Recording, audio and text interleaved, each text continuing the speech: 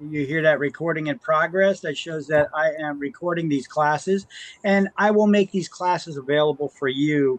I will put them on a private YouTube channel, and I'll share the link. I'll start one link. Is a playlist, and I will share that with you. So if you guys ever want to get a review or recap on something we've already gone over, um, you could do that. A lot of students tend to like that for their real refresher. In case you didn't get something right the first time, and you didn't ask questions or whatever, you could go back later. By the way, in class, if I explain something and you didn't get it, tell me you didn't get it so that we can so we could explain it and you fully understand everything before we move on to the next thing. Nothing in this class is rocket science, but it is a lot of information to go over, mostly terms and definitions, but there are some laws and there's a little bit of math. And, um, you know, uh, if there's ever anything that we go over and you didn't understand, just let me know and I'll try to explain it in a different way so that you guys do get it. Because that's my job. My job is teacher. So teacher teaches, make sure that students understand. Students take notes and review them and study them so that they could then pass. Okay. So my job is to explain it to you in a way that you understand it. And if I've done that, I've done my job. Now it's on you to do the hard work of remembering it all, and then they're going to ask you, questions in weirdly worded ways to try to, I don't know if I should say trying to confuse you, but that doesn't make it exactly straightforward, so, but that's state exams for you. And, if you understand this information, you will be able to figure it out. It's not that crazy. So don't get freaked out. All right. Let me get started here. So we'll start off with here. I'll throw up the slideshow. You guys will see the slideshow here up on screen. There's just a couple of videos that I have spread out on our website, probably on most of the pages of the website, where I explain how to sign up for class. You guys already accomplished that, but then what to do afterwards, after you've passed. And I'll also send you this information and the video again uh, in when you finish the course. So there's another one. It's a 47-minute video explaining what to do upon completion of your class. So it's perfectly clear everything you need to do. Take the school exam, uh, take the state exam, get fingerprinted, how to go about these things, finding a broker, affiliating with a broker, sending a broker's check or money order to the state treasurer of New Jersey for $160 to get your license for the first time, which is usually good for 2 years. Depending when you get it. Everybody's license comes up for renewal at the same time, June 30th of odd numbered years. Okay. So let's see. Don't forget to like our Facebook page. Look at that, facebook.com/Career Path Academy. I do have a few giveaways I'm going to be giving, like laser tape measures and, Amazon Fire TV sticks and things like that. Sure, I'm trying to bribe you to like us, but there's nothing wrong with that, right? You guys don't mind if you get some free crap just for liking it? Okay. So just periodically, I just pick names out of a hat of people who liked our pages and stuff that still are up there liking our pages. And then I'll give away free stuff at random. So I'll be in touch with you. Okay. So that's that. All right, on average, our students do pretty good. Here's our averages from 2025. Since we're not that far into 2026 yet, I still got the averages up there. About 84% of our students get a score of 92 or higher. That's pretty good. And they take about an hour and 40 minutes on average to take and pass the school exam. You get 4 hours to take and pass the school exam. You get 4 hours to take and pass a state exam. There's 110 questions on each exam. Passing score is 70%. That means you could get 33 questions wrong and still pass with a 70. Okay. Just going over all the basics here first. Yeah, here's my real estate license for the school for educating, teaching. Okay, here's the one for the school. All right. Uh, all right, let's go over some of the basics here. Welcome from the director, which, by the way, I'm the director here too. So, you guys are also benefiting from a very small class here. I usually don't hold classes unless I got at least 6 people. So, you know, I don't know what it was. It's just a slowdown right now, but you guys are benefiting from a very small class. So I didn't want to push you guys off anymore. So we're gonna push through with the class anyway here. So class must be paid in full, and that'll be verified later on before your exams are processed. Okay, I usually check them before I put you into the system, but not always. So, but before, if you take this course, pass the exam, I'll go through it, make sure everybody's paid in full. Uh, so that your information can be processed. Let's see, if you've been convicted of a felony or crimes of theft, the conspiracy to defraud, things of that nature, in the last 5 years, well, you can still take this class. You just won't be able to get your real estate license. Okay, so keep that in mind. If you're one of those protesters that were out there, you know, doing the calls and smashing windows and robbing stores, well, you ain't getting your real estate license if you got caught. Okay, you're going to have to hold off on that for a while. Yeah, stuff comes back and it bites you in the butt sometimes. Okay, students have 6 months to initially complete this class. That is generous amount of time. How long is this class going to take you guys? The day class, full time? Anybody 10 days. recall? Yep, 10 days, 2 weeks. Okay, Monday to Friday for 2 weeks. So 6 months is a generous amount of time, but we give that in case, you know, something happens, you know, piano falls out of the sky, hits you, and you go to the hospital, whatever the excuse is, fill it in there. You get 6 months to come back, finish the class, and it'll still count towards your credits towards getting your license. And if you should go over that for whatever reason, we allow you a one-time extension for another 6 months, but it's going to cost $100 to extend it out to 1 year from your original start date to complete the classes and pass the school exam. You have not completed your education requirement simply for sitting in class. You know, you have to take and pass a school exam too. All right. You must be present for at least 80% of the class time. If you miss more than 15 hours, you're going to have to make up some of that time. So for that, for us, that's 2 days. You can miss 2 days without having to make anything up, but you could get the content through these recorded classes that I'm recording here. Okay, so if you miss less than 15 hours, well, you don't need to make it up, but you can make up the content you missed because you're still going to need it to answer questions on exams, right?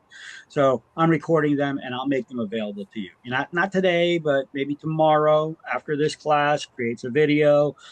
Then I upload it and I'll share that link with you.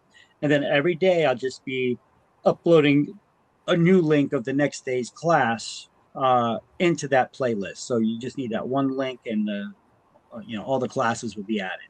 When I sent you an email, I sent you guys 2 emails: one for the Zoom to join this class, another one for class links and recordings and miscellaneous stuff, you know, study guides and all kinds of stuff like that, tips. And in there, you could see links from some other classes as well. Now, students may extend their certification, like I said, one time additional for an additional 6 months, one time for an additional $100. Past that, if you need to come back to school, you're going to need to pay again. Although we do have a second chance program for students up to 18 months where they could get it at a discounted rate still. All right, now students must be present for, like I said, at least 80% of the class time. If you're bouncing in and out of class, or you don't have your videos on, or you're not answering questions, and I don't know if you're there or not, then you need to be focused on this class and your education, okay? So if you want to get credit for this class, okay? Hear me, George? All right. Bouncing in and out of class will not count towards your attendance here, basically. So students must answer random attendance polls just to make sure that you're there as well. Here, I'll give you an example. I'm going to throw out the beginning of class attendance poll. All you got to do is click on the word present there, and it'll go away, and it'll count. Okay.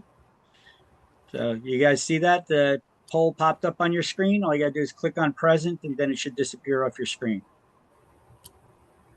Did both of you get that? Yeah. Yeah. Yes. Okay, there you go. Okay, I see that you both answered it. What about George? You gonna answer that? George, George, where are you, George? George. All right.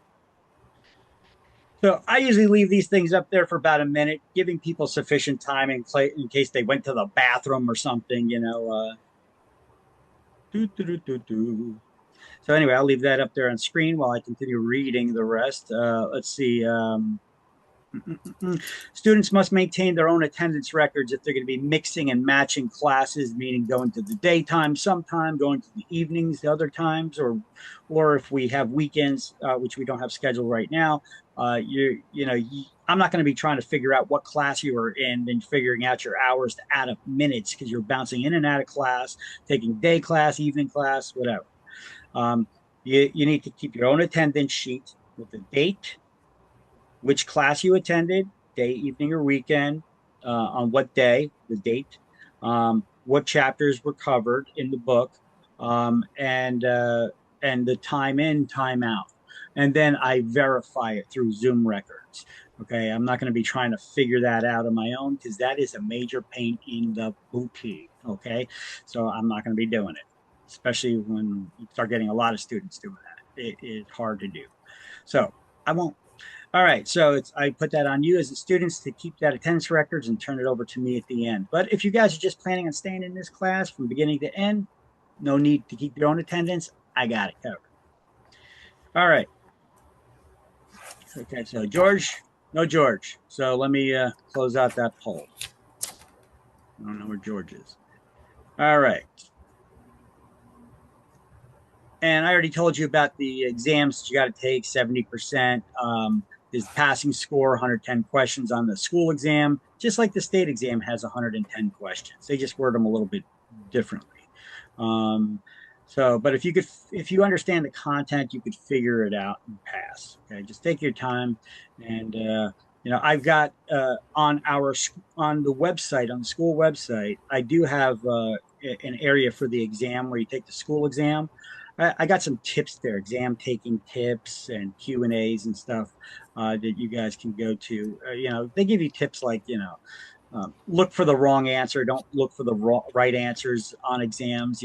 Try to do process of elimination. It's the best way to come to the right decision because sometimes they have one answer that may look like it's right and then another that's a better option. So try to do process of elimination. All right. Now, the Real Estate Commission, those are the people who give you your license, okay, that monitor you. They're a division of the Department of Banking and Insurance here in New Jersey. So the Real Estate Commission, they give us our licenses, they monitor our activities. If people file complaints with the state, that's who they file a complaint with. And the Real Estate Commission investigates, okay? So the Real Estate Commission, they're a big deal to us. Okay, and they're a division within the Department of Banking and Insurance. And according to the REC rules, we'll call them the REC for short instead of the Real Estate Commission, right, from here on out. So according to the REC rules, they want us to tell you this: a year is a year is a year. What does that mean? It means not a day more. You have 1 year from the day that you complete your education requirement, finishing 75-hour course and passing the school exam. You have 1 year from that day to take and pass a state exam, get fingerprinted, affiliate with a broker, and send that $160 into the state to activate your license for the first time. Okay. You have 1 year to get all of that done, not just 1 year to pass the state exam. Okay. Now, we get people all the time that they're like, oh, can you call up the Real Estate Commission or the testing center? They need you to enter me to give me more time because I just missed it by a day. No, you didn't. You needed to pass that exam. You need to get fingerprinted. You need to affiliate with a broker. There's a lot that needs to go on. And these are the Real Estate Commission's rules, not mine. So I'm not going to be trying to call up, bend backwards, and look stupid because they tell me you should know the rules. Okay, so I've done it before for students. I'm not doing it again because I look like an idiot when I do it. Okay, so trying to advocate for you, I look stupid because I should know the rules. So I'm not going to do that. So Anyway, so a year's a year to get your real estate license, and you got to do all those things, and that's what I have listed here in this slide. Okay. Now, your instructor, whether it's me or say I'm sick and someone needs to sub for me or something, but generally I will be your instructor throughout this whole course. Um, Instructors will never have students reading from a book in class. Okay, boring. We'll go through the book. I'll have screenshots here. There will be highlights on things. Guys, highlight it on your own. Don't wait for me to tell you to highlight it. Or if there's notes there, take the notes. Don't wait for me to tell you to do it. Okay. I'm gonna go through the slides and I'm going to explain them to you. And you take whatever notes or highlights you want. Um, of course, not everything is going to be needed for the exam, but you're studying for two exams there too.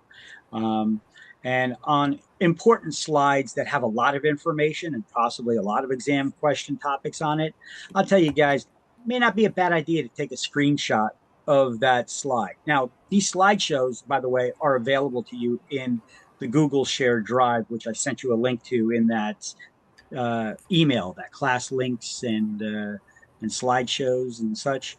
Um, all these slides are going to be available to you as well. But when we're going through class, I could point out the one or two slides that you need to, that are important. So you could then copy them over into your notebook. So highlighters, pretty good idea to have a Sharpie that don't smudge, one of these thick babies. You probably need two of them in my class because we do a lot of highlighting here. Now, highlighting is not the only way that we teach. I explain things to you so that you understand them because sometimes the book explains stuff in a way that is not so clear and to the point, and laws change. So sometimes these laws that are already in these books need to be changed. We're waiting for the next edition of this book to come out already because so many laws have already changed since it's been published, and this is the latest version.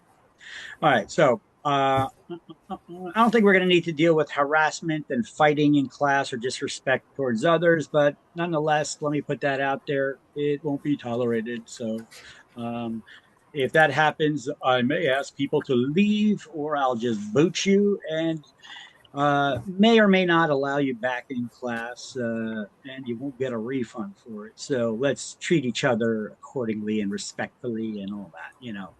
Um, since we got to be on camera, try to be fully clothed, try not to smoke weed or get drunk in class. I know you're in the comfort of your own home, but you'd be surprised what some people do. Lounging on their bed some mornings, hey, I got up late, so you're there in your robe and your robe is all open. We don't need to see that, okay? So come on, try to treat it like you're in a classroom. I'm sure none of you are going to be doing that, but I've had instances of this stuff before. So, okay. Um, any complaints? Positive, constructive criticism, negative complaints, even though they come to me, the director, and I'm the one teaching this class. Hey, I will not hold it against you. I take criticism very well.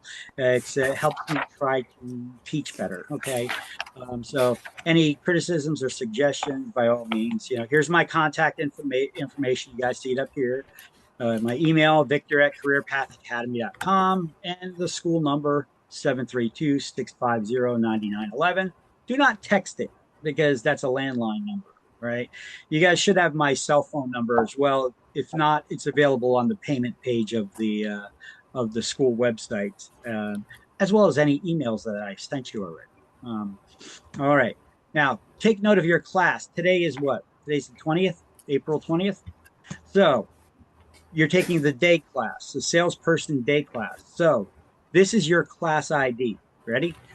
SPD, salesperson day dash today's date 04 20 2026.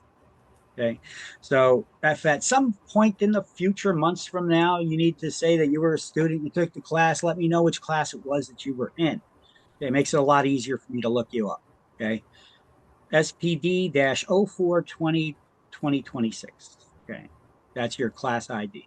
And if it was a week evening class, it would start with SPE for evening. And if it was a weekend class, it would start with SPW, followed by the class start date. All right. Boom, boom, boom. Okay, here's the Real Estate Commission's disclosures they want us to give to you. Uh, just know that, you know, don't be a recent criminal anyway in order to get your license here. So before making your commitment to enroll in real estate pre-licensing course, you should be aware of the following information. The law in New Jersey requires all applicants for licensure as a real estate salesperson or broker to possess good character, trustworthiness, honesty, and integrity, according to NJSA, that's New Jersey statutes, 4515-9. Now, anytime you see NJSA 4515 or just 4515, that is New Jersey's real estate law. Real estate laws always begin with 4515. And the way that you would say this is Title 45, Chapter 15 of the law. Okay. And then it'll be followed by a dash and numbers or letters or what have you. Now, to enforce this requirement, all applicants for licensure must submit to a criminal history record check. In addition, presuming you successfully complete the course, at the time you take the state license exam, you'll be asked to provide responses to certain screening questions. Yeah, like, are you currently, were you ever arrested of a felony? Or are you currently under indictment? Are you behind on child support more than 6 months? Things of that nature, you know. The questions are related to the statutory qualifications to receive a real estate license. Among these, the candidates being over the age of 18. We're all over 18 here? Yes. Just need to check. Okay. Yes. All right. And have a high school diploma or its equivalent, like a GED, okay, in order to get your real estate license. If you don't have a GED, you're going to need to get one before you do. And I do have resources on our website of how you can go get that for free. Now, the statutory qualifications also include an absence of any convictions of forgery, burglary, robbery, theft, or any other like offense, other than shoplifting, criminal conspiracy to defraud, or any other like offense in the last 5 years. Because if you've done that recently, then if somebody gives you a keys to the house, what's to say that you're not going to rob them? Yeah, you know. So they want to make sure they're putting a license in the hands of people who are trustworthy and are not going to be robbing their clients or doing financial crimes and such like that. You get it? All right. So, as was noted above, the law also provides that an applicant for a real estate license has to establish their general good character, honesty, trustworthiness, and integrity. Thus, convictions for shoplifting or other offenses, or convictions for the offenses specified in the statutes that occurred more than 5 years ago, well, they believe in second chances and redemption. People are young and dumb and do stupid stuff, but then they turn their lives around, find Jesus, and all's well in their life. You know what I'm saying? So they're just they do give second chances. If it was more than 5 years ago, you show you got remorse and you made it all right, and then they may give you a real estate license. Okay, depending on what it was and how long ago it was, and if you do have remorse and whatnot. Now, the consequently, the commission considers the date and the nature of all convictions, just like I explained. All right. So the purpose of this notice is to let you know whether you qualify to get a license or not. And if you're not sure, you could always call the real estate investigators at this number, 609-292-7272 at the Real Estate Commission. That's the investigations department between 8:30 a.m. and 4:30 p.m. But I wouldn't wait till the last minute because it's the government. Sometimes they check out early.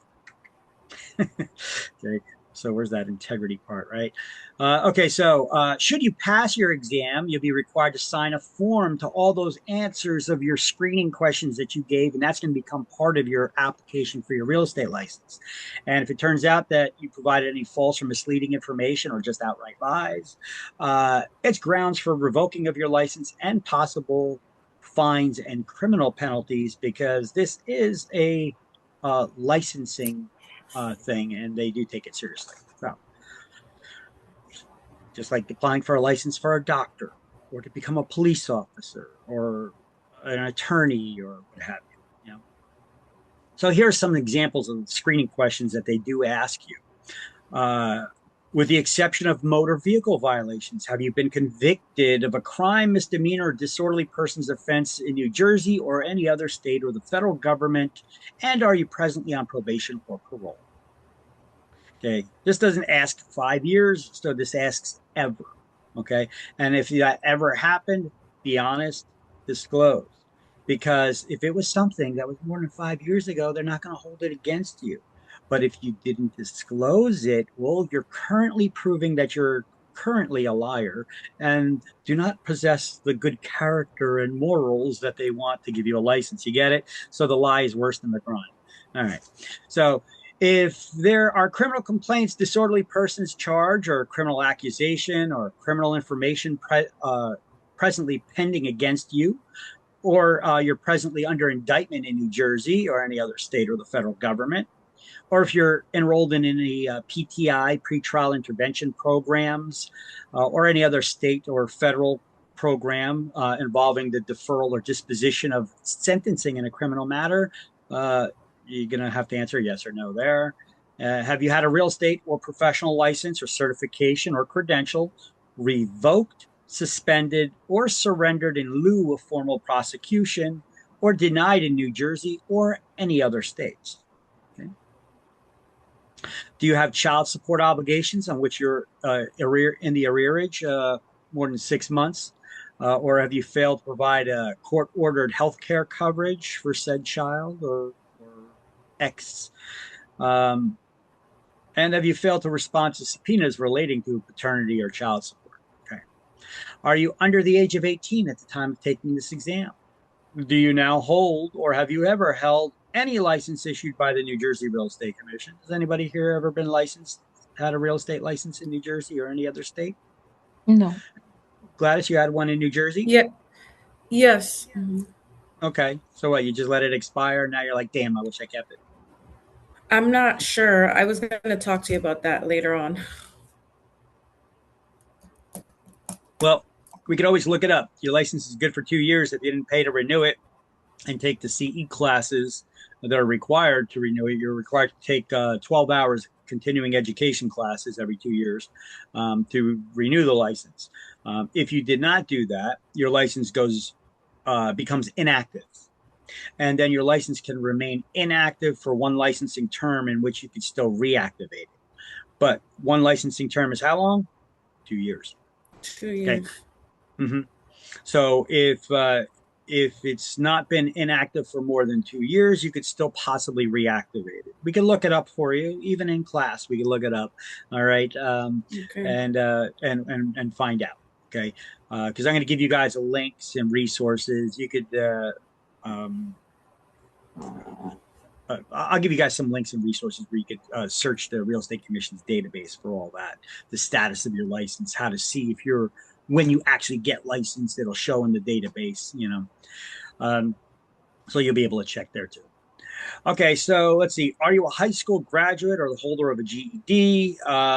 Do you currently hold a real estate license issued in another state? All right. And I will periodically have these types of screenshots that I'll throw up on screen in between that went over that's related to the things we just discussed. Here's just an example from the Real Estate Commission's disciplinary actions page on their website.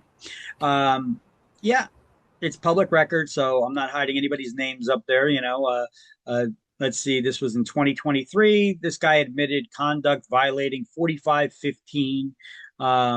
In that he falsely responded to questions on the qualifying questionnaire with the renewal of his license, that he procured a license by fraud, misrepresentation, or deceit, by misrepresenting the status of his court-ordered child support obligation, and he engaged in conduct demonstrating unworthiness for licensure, a violation of this code, and therefore he's ineligible for any license issued by the commission until such time there's no arrearage. He gets caught up on his child support, and he has to pay a $1,500 fine for lying on that application. See, they don't mess around. All right, and here's a bunch more. I used to cross out the names, but then I realized, hey, you know what? Everybody's it's public record anyway, and this guy's name is somewhere down here anyway. Ronald something. I think that's Ronald. Anyway, what did he do? Felony tax evasion, which constitutes conduct demonstrating unworthiness, incompetency, bad faith, and dishonesty. Failure to notify the real estate commission within 30 days of his guilty plea for his conviction. Um, and his license was on a probationary period. So by failure to disclose that felony tax evasion, to disclose that he had voluntarily surrendered his insurance producer's license on the real estate qualifying questionnaires. Um, his license is revoked, and he got a $10,000 fine. See, just examples. I just keep throwing them out there, just to show people that they can find out, and they do find out. Okay, so pre-licensing course. Let's see. When you there's a PSI. That's the one. That's the company that gives us the state exam. They're also when we need to take their 12 hours of continuing education classes every 2 years. They also have a link where we go to that. It gets submitted to them. They have the database that they maintain so that we can make sure that we have enough credits, okay, as we take those classes. Because those CE classes will get into them. You can take 1 hour a class here, an hour there. It could be online. It could be with different people. You know, it doesn't have to be one 12-hour class. All right. So they have a guidebook here, a handbook, which all this stuff is on our website, and I believe it's in the email I sent you too. But either way, if it's not, I could click it and share that link with you. Whoop, it'll open. It'll open. There we go. Just had to refresh it. Where is it? Oh, they moved it somewhere. Let me click on that link again in the slideshow. Oh, you guys are still seeing the slideshow. By the way, if I'm ever talking about something that you do not see on your screen, let me know because that means I'm probably in a web browser and I didn't share it with you. I got to switch. I often have a lot of screens open with different stuff and I got to share it with you. Each one, I got to switch the screen. Okay. So just give me a heads up if you don't see it. I just want to find out why this is not popping up. Nope. Let me look it up here. Real estate and New Jersey. I'll share with you on screen what I'm doing here.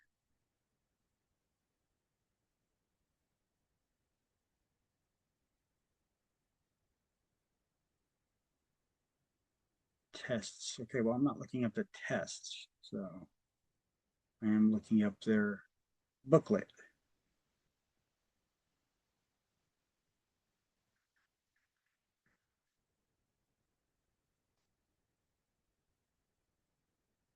Okay, so here is actually the direct link. I'll share that with you guys to PSI's store. They have practice exams. You could sign up with them for free, and some of them you got to pay for. They try to sell you that stuff. But on the same page, you also have links, available tests, check for available exam dates, general information, frequently asked questions. I had a link Excuse up me. there. Yeah, Is this for the practice for the CE, or this is for like the test at practice. the end of the school? This is practice for the state exam after you pass the school exam. Oh, PSI is the company that gives the state exam. Okay. okay. Thank Uh, you. but I had that booklet. They have a booklet for us. I'm just trying to find where that booklet is because I had a link here. Apparently, they're moving stuff around on their website. A retake fee. Yeah. And with the state exam, you got to pay for each attempt at the state exam. I believe it's currently $38.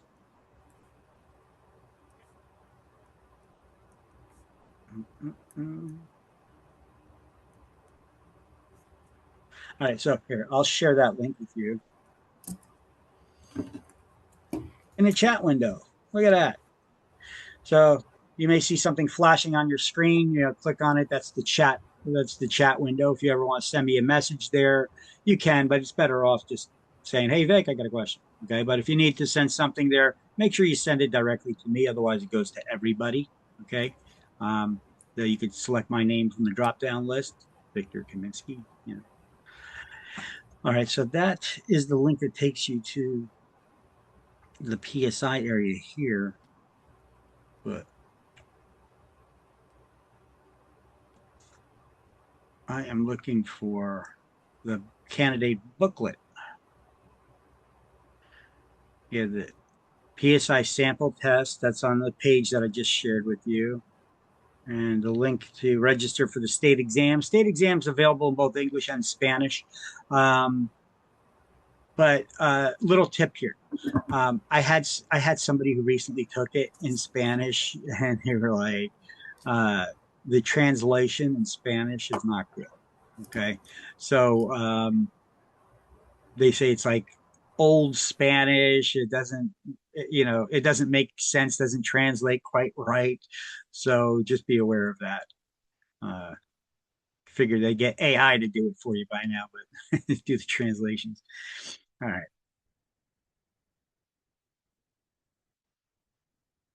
I just want to get that link to that PSI test booklet. I do have it in our Google Drive, by the way. I give you a link to our shared Google Drive, and you guys are. Let me open up my email here. You can see this is the email I sent you guys. Class shared drive and recordings. You have a first link there to the shared Google Drive. All right, which basically takes you.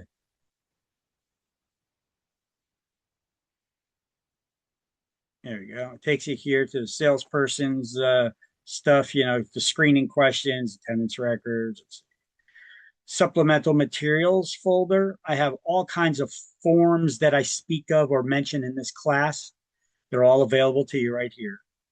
I have, there's one document somewhere in here about your sample independent contractor agreement, interview questions. It's a whole host of interview questions when interviewing brokers that you should ask, maybe take with you. And the book has some too.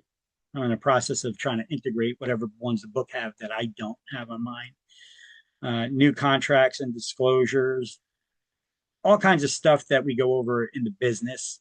I just make them available there as samples for you. Okay. Um, Then we have slideshows and links used in class that'll be updated regularly. These are the slideshows that I'm using for this presentation. I have a boatload of chapter quizzes for students that you can do on your own time. Okay, the 17E that's coming from the 17th edition book, and then I have also the ones here from this 18th edition book. Okay, these are additional quizzes. There are quizzes at the end of each chapter in this book. These are different.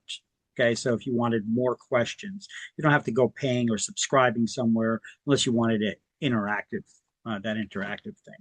And here's another sample 85 question sample exam directly from PSI from a book I got a while ago, making that available to you. There's some audio reviews. They're a bit older, but most of the information is still the same in them. So they're pretty good still to study if you like listening. Uh, all right, if we go in here. Oh, wait. Actually, I said that PSI supplemental materials. So PSI's booklet should be right here. Here we go. PSI test booklet. 1/1/2024. Should be an updated one in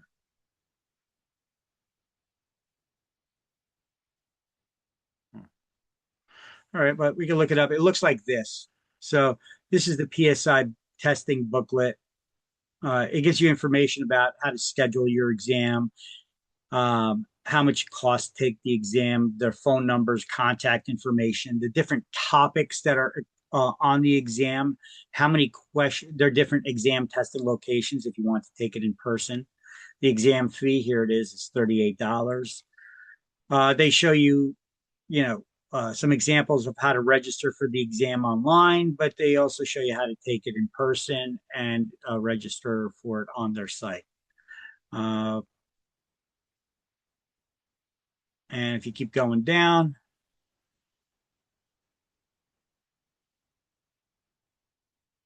there you go. They show you for salesperson exam, 110 questions. You got to get 70%. You get 4 hours to take it.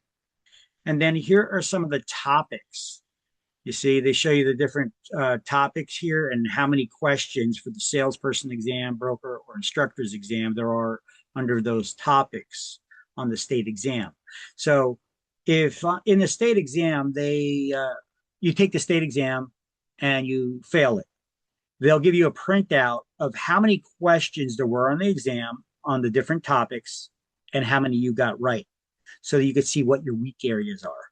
Okay. And then you could go back, you could look, see, okay, valuation topic, what is that? What covers that? And you can see all these subtopics under it. So I actually gave a better breakdown pertaining to this book, so you know exactly what chapters to go and study. And that is in a class links Word document in this shared Google Drive as well. So if we back out, see where the slideshow links used in class, you could see new class links and notes.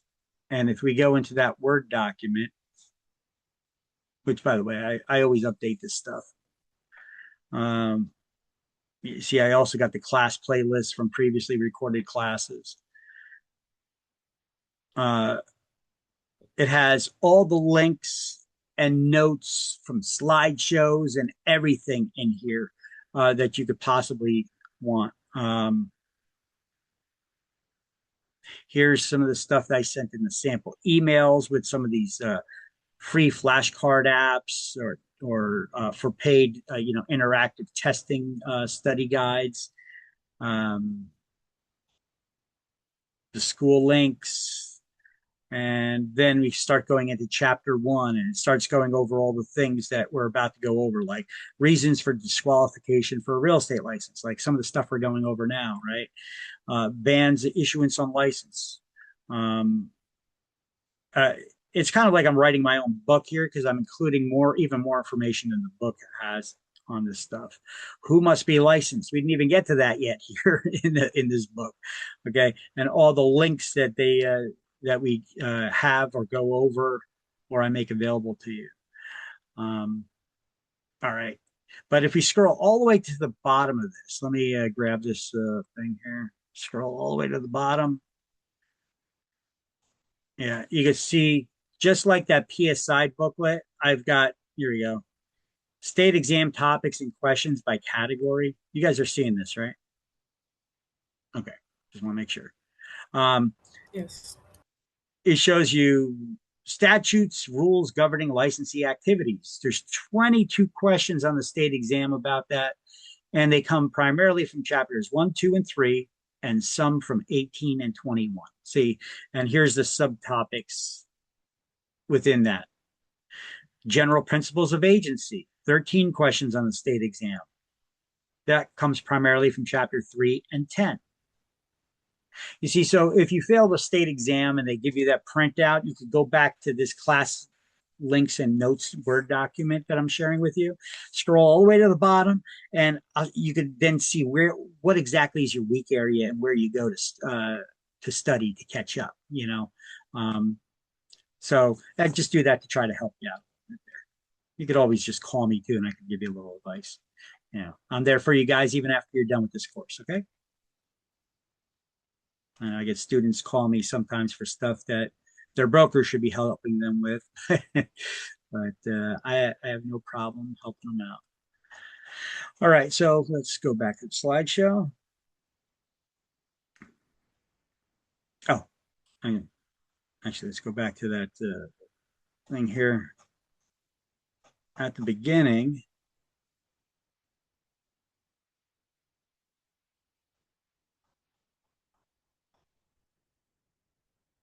Sorry, I'm trying to get all the way down to the bottom again, see if there's that link see if I have a different link there to get to to get to this. No, it looks like it's the same link I have in the slideshow. Test bulletins. Okay. That bulletin is in the shared Google Drive, though. I showed you guys, but I'm going to try to find another one here because for some reason this link does not work anymore. They changed it on their website. So let's go to the shared Google Drive. close this out. There we go. I'll get to that. I'll get to that information and I will share it with you. That bulletin, PSI bulletin. It's in slideshow and links last file. Yeah, that same one. It's just Yeah, it's there. It's it in Word opens. format. Yeah.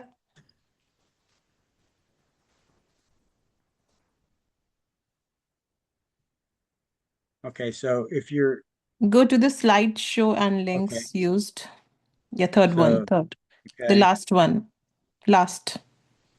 Oh, state exam questions by category. Okay, that's the same. That's the same thing. That's all the way at the bottom of the class links and notes, where I scrolled all the way down to the bottom.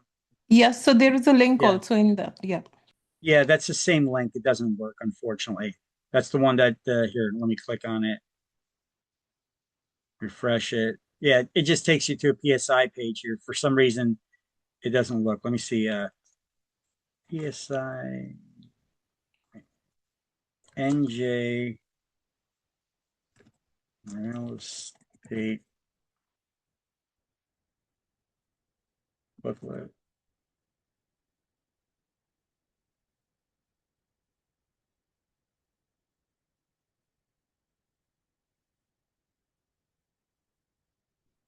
Or they call it bulletin.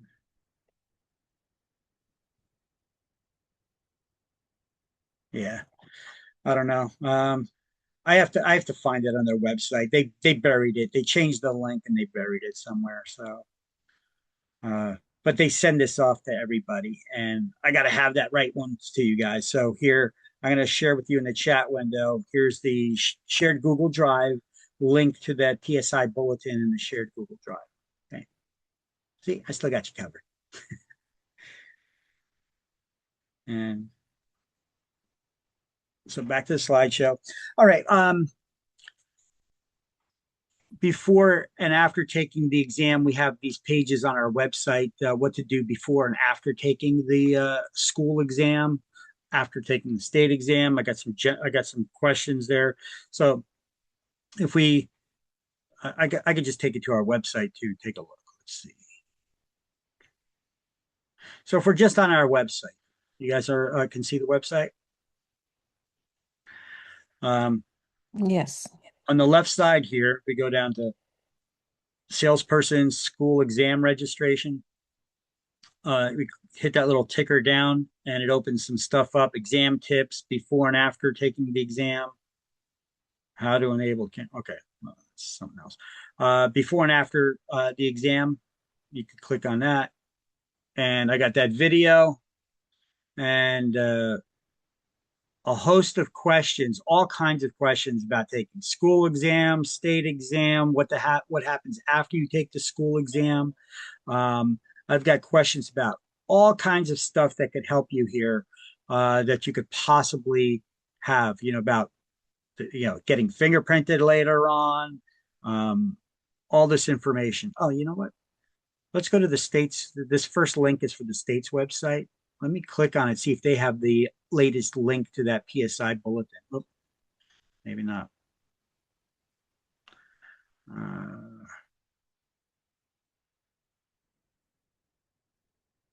Here is that one for the, oh, here we go. Here's the state's link. Okay. So the state will take us here and administered by PSI Services. They usually have a link here to their bulletin on their website.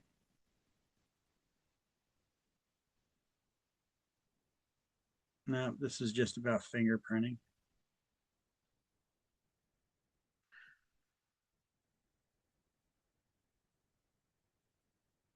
Universal fingerprinting form, appointment scheduling. Okay.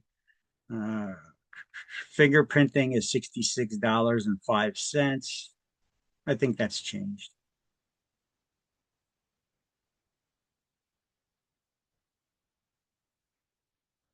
All right. So either way, it doesn't look like the PSI has that here. I'll have to find it on their website, that bulletin. But once again, I see someone just entered the class, so let me give the link again to this. This is the PSI bulletin about how to schedule and for the state exam after you've completed your education requirements here. Okay, so let's get done with this, close this stuff out, and go back to the slideshow.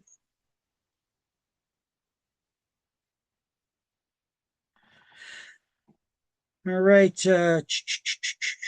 So we were just talking a little bit about fingerprinting. So here you could see there's a code you got to enter in, but instead I shared with you guys a link that has that code built right into the link, so you don't need to remember it when you schedule your fingerprinting. Okay.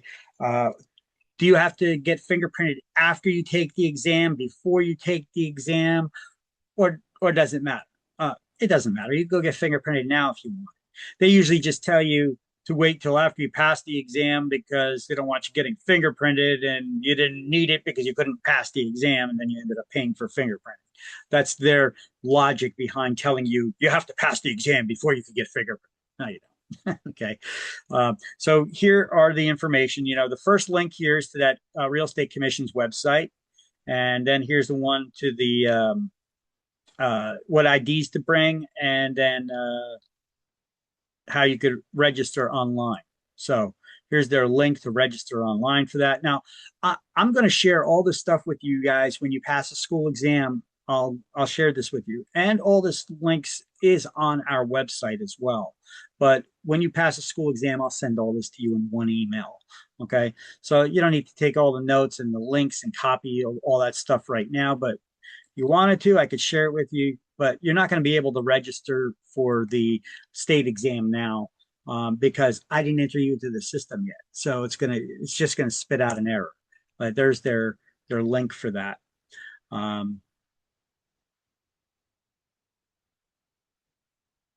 Yeah, and it takes you here. Yeah, schedule appointments. What do I need to bring to enrollment?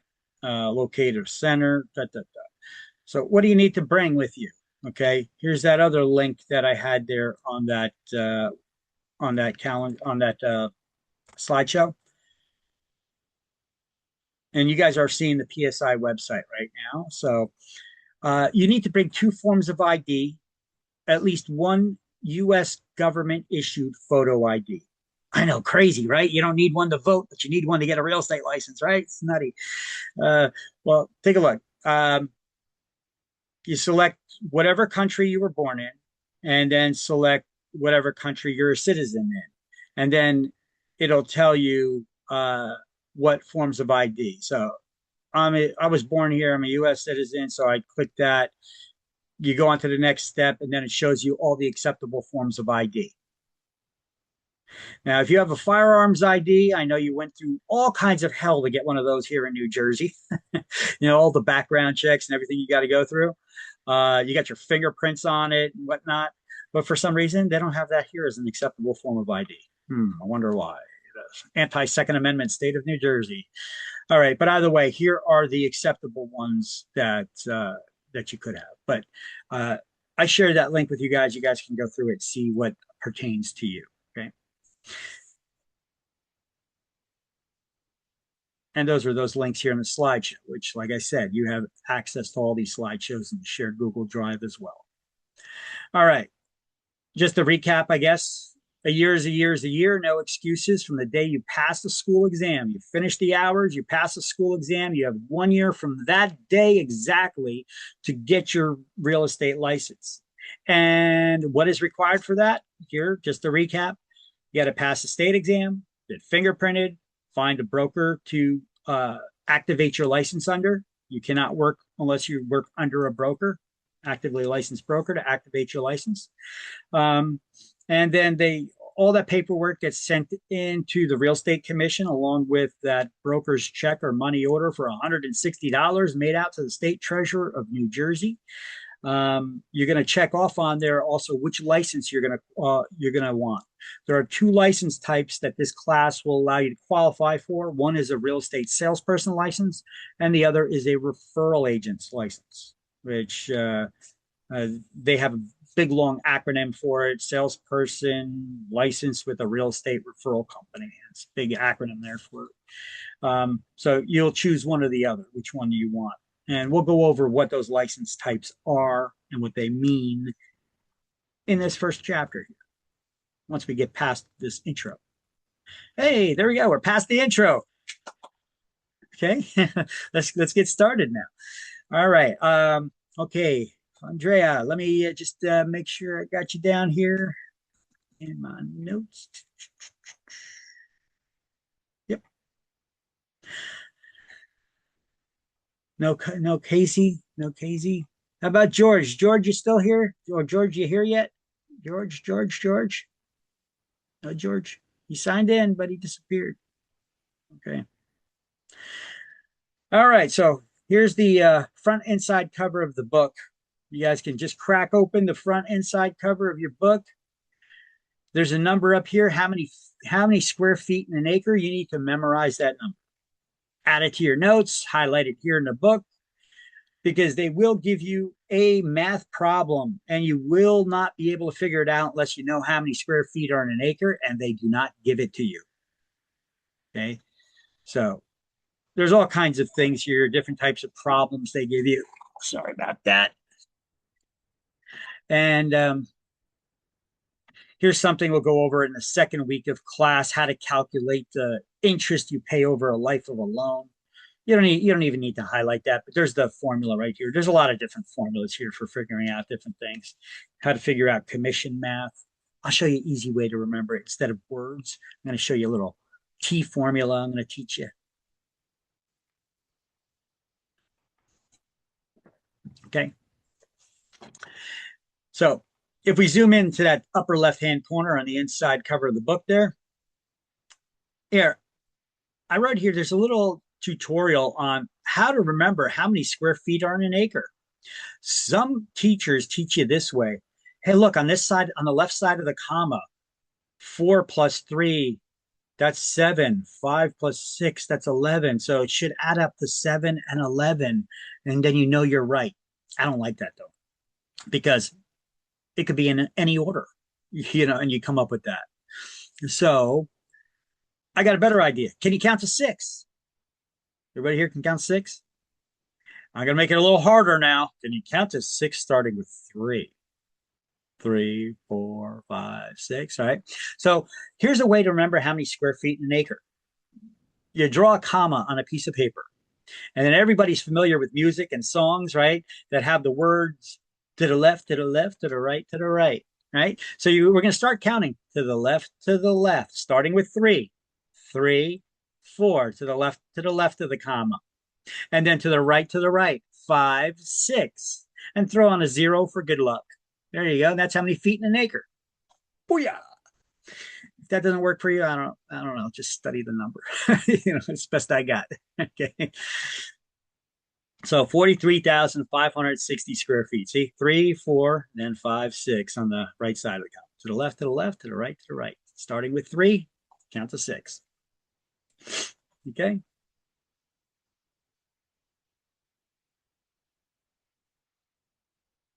All right.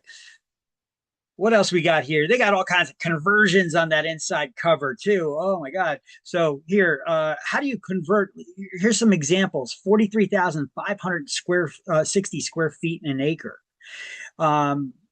So if you have 25,000 square foot lot, how many acres do you have? Well, you just take 25,000 and divide it by how many feet in an acre. And it shows you got a little bit more than a half an acre, 0.57 acres there. Okay, that's how they do the math on it. I'll show you an easier way to do it. I mean, the math is the same. It's just a formula where you draw it out. It's a T, and I'll show you. To change acreage into square footage, if you've got 1.3 acres, how much square foot are in your lot? Well, multiply that by how many feet in an acre, and there you go. Same thing if they say you got a 3-acre lot. How many square feet you got in a 3-acre lot? Times it by how many square feet are in an acre, 43,560. See why it's important to know this number? Because if you don't know it, you're not going to get the answers right. And it could be a simple question, simple math problem. but you need to memorize that, how many square feet in an acre, otherwise you're not going to get it. Okay. All right. Measuring feet, inches. Okay, moving I on. have a question. I have a Sure, question. Are we sure. allowed to use a calculator to come up with our answer or no? You are. You are. Yeah, I know. I suck at math too, but I know the formulas and I know how to use a calculator. So it's Okay. easy. Yeah, it makes Okay. life easier, right? Okay. But Yes. you can't use your cell phone to do it. Okay. No, calculator is fine. Okay, it has to be a plain Jane calculator, not an advanced real estate calculator or anything. Just something simple like a calculator like this. Okay, Okay. no Okay. no memories or scientific formulations or real estate calculations. I got a real estate calculator somewhere around here. It has to be a regular plain calculator or the one right on the computer. Okay, So as long as we remember the formula, the calculator can help us. Awesome. you Thank got it. you. Thank you. All right. So, that inside cover of the book also gives you some of these calculations, and I broke them down here. They got an explanation in the book. I wrote down a breakdown of this explanation, though. So, if you have a square or a rectangle, this is stuff a lot of people learned early on, but a lot of people aren't good with math too, and they get freaked out by it. So I'm going to assume nobody knows anything about math. So let's learn a little bit here. I like to teach from scratch. So if you got a square or a rectangle, the opposite side is the same length. Okay, so if this is 4 feet on this side, then this side is 4 feet. If this is 6 feet, then that side's 6 feet. So whether you're measuring a room or you're measuring the size of a lot, uh, and it's pretty easy to figure out. If they have equal sides here on the other side, all you got to do is multiply the height or the width by the length, and you'll get the total area of that room or lot. Okay. So width times length equals area. To compute the amount of a triangle, tri has three angles here. Okay. If we were to move this and put it up here, hey, that's half a square or half a rectangle. So it works the same way. If you draw an imaginary line here and here to turn it into a square or a rectangle, you just multiply one side by the other to get the total and then divide it in half. It's half a square or rectangle. That's how you get the total area of a triangle. And let's see, if you want to get the cubic capacity of something, that means all the space in the room, like the height of the room as well.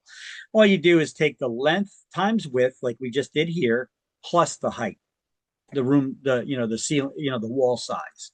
Okay, that's like if you, I don't know, measuring for paint or something. Okay, now a trapezoid, you're probably not going to get this on exams, but a trapezoid is just doesn't have the angles that are the same. So the opposite sides are, the height may be the same, but the angles aren't. So it's a little bit more difficult for a lot of people to try to figure it out, but it's not that difficult. All you got to do is add up the two opposite sides, right? So here, like we see 5 plus 3, that gives you 8. And then you divide that by 2, that gives you 4. And then you times it by the heights. So 4 times 6 is 24. That gives you the square feet of a trapezoid. So we'll give a couple examples. I think I made a couple of interactive math slides actually at the end of this slideshow for this chapter that we could go over. So I'm trying to really customize these slideshows. These are nothing resembling what the book manufacturer gave. Okay, you'll see that as we get through this course here. I have screenshots with the highlights. I've got interactive slides. So how do you calculate your commission? You guys think you know how to calculate your commission? That's a question I ask people all the time. They're like, yeah, I can figure out my commission, no problem. But the way they ask the questions on exam, it's not so straightforward. Okay, I'll give you an example and you'll see. A lot of people in class usually get it wrong, and it seems like on the surface it's a simple question, And they give this on state exam this way because they word it in a weird way. All right, but either way, let's basically just look at how you calculate commissions regularly. Okay, if you want to know what your commission is, you just take the sale price of the property and times it by the percentage, the rate of commission that you were charging, right? And that gives you your commission. Or to figure out what the sale price is when you have the commission and the rate, well, you just divide it. And the same thing if you're trying to figure out what rate was charged to the customer, well, you take the commission, divide it by the sales price. Now, that's a pain in the neck to try to remember it because that's a lot of words there. I'm a visual person. I don't know about you guys. Are you guys visual learning people? I am, you know. So I kind of like a little graphic. Okay, I like the KISS concept. You guys ever hear that? Keep it simple, stupid. I want to know, yeah, dumb it down for me. I want it to be simple, stupid. Don't make me think in order to figure things out. And so here's a little graphic I made. It looks like a T, right? And here's a division symbol and a multiplication symbol. So if you're missing one, but you have the other two of these components, you could figure out the missing component. The small number always goes up top, a large number goes on one side, and a percentage or rate on the other. Well, for whatever it is that we're trying to figure out, okay? And here's the rules for how this T formula works. TGIF does not mean thank God it's Friday. It means the top number up here, top of the T, goes in the calculator first, and then divide by whichever other number you have. Or if you're missing the top number, you multiply across. So you divide down, multiply across to find the missing figure. Now let's make it make a little more sense. What is the small, large, or number, or the percentage or rate? Well, here's a bunch of examples of different problems you could figure out using this T formula I put together for you. Oh, that's a horrible picture of me down below there. I gotta get some AI to fix that up and make it pretty a little bit, prettier it up. Okay, so if you're trying to figure out your commission amount, so number 1, 1, and 1, these are the numbers you need to have on the top and bottom of the T to figure out your commission, right? And you multiply down, you multiply across or divide down to figure out the missing component. Or if you're trying to calculate interest or the net income or cap rates or market value. If you're trying to figure out profits and loss, or you're trying to figure out taxes, assessed values, tax rates, this shows you how to figure that out. Okay, so if you guys want to snap a picture of this slide, this is a pretty good guide for math, for learning the things that the T formula can figure out for you. And the T formula, it's a magical little tool here, because when you get these long-winded questions on exams, you're trying to figure out, okay, how do I figure this out? And you're just punching numbers in a calculator at random. But if you got the T formula and you know that that could be applied to this problem, you could just read the question and then just put the small number on top, large number or percentage on one of the bottom sides there, and you can figure it out like this. Here's the problem that we get. So here's those rules and instructions on the left, and here's the problem here on the right that I'm already filling in the numbers for you. This is how you get a question on exam. If you charge a seller 6% commission and the total commission collected was $21,600, how much did the property sell for? Okay, so cover the T formula and see how, looking at it, how your mind is reacting right now. You got to read the question like 4 times, right? Or draw the T formula. Let's see, commission, what are we trying to figure out? How much the property sold for? Is that a larger number or smaller number than what your commission is? That would be larger. Right. I guess the property amount would be the largest number that we have, right? Okay, so that's the one that goes on the bottom here, and that's the one we're trying to figure out, because the small number goes up top. So now we can just take the small number from here, put it on top, and the percentage or rate down the bottom. So 6%, if you convert it into a whole number, it's 0.06. You guys know how to do that? You just cross out the percent sign and go 2 decimal points to the left, and then it becomes 0.06. If you want to convert a whole number to a percentage, you just go 2 decimal points to the right and then put a percent sign there. Okay, that's the way you convert those things.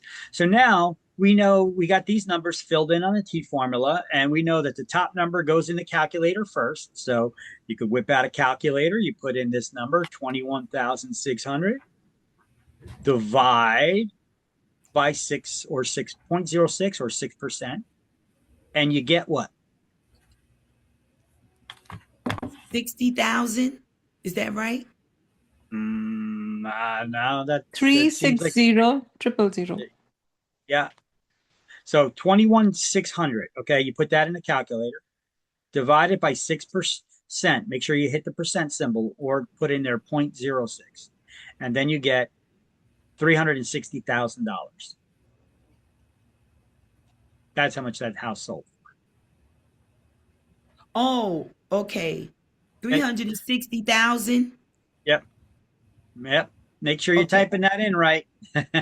Right. You don't want to know the formula and how to figure things out, then mistype it in the calculator. Make sure the calculator's taking your readings. All right. Now let's word this same problem. I have a question. Can you go back to something? Sure. The TGIF, I missed it. I was trying to write. It's right here on the left. Right. TGIF, top number goes in the calculator first. So whatever this top number is, you type into the calculator first when you have a missing number like you had here, right? We were trying to figure out how much the sale price of this house was. So we put the top number in the calculator first, TGIF, and then you divide down. So then you hit divide and hit 6%, this percent symbol, or 0.06. That's all that happens when you hit the percent symbol on your calculator. It converts it to a whole number, 0.06. And then you should get 360,000. Okay. I just missed that TGIF. Sure. I was still stuck on something else. Well, you got it right there. All right. So let's ask the same question in a different way. If a house sold for $360,000 and the agent charged 6% commission, how much would the total commission be? Well, the house sold sale price, that's larger than the commission, so that goes down the bottom. That's a large number, right? Remember, I told you a large number goes on the bottom, and the percentage or rate goes on the bottom as well. So then we just multiply across 360 times 6% to get the large number up, the small number up top, which is your commission. 21.6, right? Everybody getting that? Okay. Is this a helpful tool? Makes it a little bit easier, makes it a little more visual of how to plug the numbers in instead of just like trying to randomly put numbers in there, hit divide, multiply or whatever, and see if it matches up to one of the multiple choice answer options. Right? I know that's a lot of people do that on exams. Don't do that. I'm giving you the tool, and you got a calculator, so it makes it a lot easier. Okay, here's another way they could ask it. If a house sold for $360,000 and the commission collected was $21,600, oh, this is a hard one. A lot of people can't get this one. What was the rate of commission the licensee charged to sell the home? Now, it's not that hard because I gave you the T formula. Made it a lot easier. It's right? 6%, right? Small number, large number, you're trying to figure out the percent. You divide down to figure out the missing component. And you get what? 6%. It's the same thing. Right? Yep. 6%. 6%, same thing, right? See, so that T formula is actually very helpful. It makes life a lot easier, right? So once again, here's that slide with all the different types of math problems. We just figured out the one with the commission. So for you match 1, 1, and 1. That's for figuring out whether you're trying to figure out the commission rate, the sales price, or the commission amount. Okay, as long as you have 2 of the 3 components, you can figure out the missing one for any of these things if you're trying to figure them out. Okay, so now you know how to do it. Okay, so if you haven't yet, you may want to take a screenshot of this. You could, if you have a Windows computer, you could just type in SN and on your search bar on the bottom, it should bring up the snippet tool. It's a free screenshot tool that you can take screenshots It's a lot easier than taking pictures with your cell phone camera, but you can also take pictures with your cell phone camera, but it may come out a little bit grainy looking because of the frequency of the screen. Okay, messes with your camera a little bit, but you could still get a screenshot. You may want to turn it sideways to get a clearer shot if it doesn't come out good when you're taking it straight. All right. And that's pretty good notes. Okay. So here on that other side, that inside cover of the book, we had these teaching you other things. Pity. We're just talking about mortgage stuff. We're going to be talking about that next week. So we're not going to get into that right now. How to calculate interest over the life of a loan. If you wanted to highlight that, you could highlight that, but I'm going to give you a better formula for that. It's the same formula, but a better explanation of the formula next week when we get to it. Okay. All right. So chapter 1, let's get started in that, shall we? Now, in the book, I still have not done this, but I've been meaning to. In the book, before we get to the first page of chapter 1, we've got the table of contents. It shows you the unit numbers. They used to call them chapters. I don't know why they changed them to units, but it shows you all the different topics covered in each chapter or unit. And then we have an introduction to the book, how to get started in real estate, the role of this pre-licensing class, how to pass a state exam, and a little description about this job. That's a little description because there's a lot to this job. How to affiliate with the broker and take training classes, questions to ask your broker, and once you get started. Okay. These are not a bad read on your own time. Okay. You may want to read those things on your own time. Okay. To go over them. At some point, I think I'm going to add them to the slideshow, but they take a lot of time really to go over. You guys could just read this on your own. It's not really prevalent to the class itself anyway. So let's move to chapter 1. Okay. You all excited? Ready to get your license? Get working again? All right, here we go. At the end of this chapter, you're going to be able to describe the different classes of New Jersey real estate licenses, including the qualifications for and exemptions from licensure. We're going to explain licensing procedures for New Jersey residents and those that live out of state that are trying to get a New Jersey license. And we're going to learn about what the heck is a rental referral agency towards the end of this chapter. All right. So let's start off with page 1. Who needs to have a real estate license? I could see several questions coming out of this on your exams. Remember, you're taking 2 exams. I'm preparing you for, and 110 questions on each one. So this is why we go through a lot of content in this class. So anyone who takes part in a real estate transaction in New Jersey for another person for a fee, commission, or other valuable consideration has to have a license. So that's one thing to highlight all in its own or take notes on. And then the next thing is the state of New Jersey created real estate licensing regulations to protect the general public from unscrupulous brokers and salespeople. Hopefully you guys will have some scruples, right? That's a fun word, right? Scruples. Rolls off your tongue. Scruples. All right. So what is the purpose of licensing laws and regulations? We just highlighted a sentence on it. To protect the public from unscrupulous brokers and salespeople. Yep. And hopefully that's not going to be you, because hopefully you'll have scruples, right? Scruples. And who needs to have a license? I'm probably, that very first sentence, we're probably going to have questions in this course that I'm going to be like, go back to that very first sentence in this book. And this is the sentence I'm referring to. Who needs to have a real estate license? Because I know that one thing, especially when we get people that were involved in property management. Oh, I work for a property manager. I've been doing property management for years. I get people in class like this all the time. And you don't need to have a real estate license. I'm like, really? You don't? No, because I work for the owner. He doesn't have to have a real estate license to sell or rent his own property. And I say, you're right. He doesn't. However, when you are helping him, and that's in exchange for something of value, you need to have a real estate license. So even though the property owner doesn't need to, and you're working for him, you need to, because it says anyone who takes part in a real estate transaction in New Jersey for another person for a fee, commission, or other valuable consideration, you need to have a license. What if you're helping your sister sell a house? Are you charging her? If you're charging her, you need to have a real estate license. Okay, that's the way it works. Doesn't matter who it is. All right.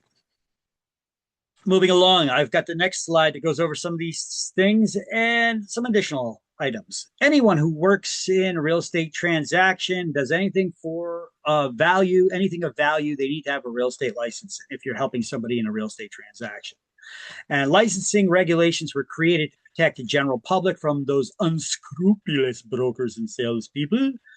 And the Real Estate Commission licenses have been required since 1921.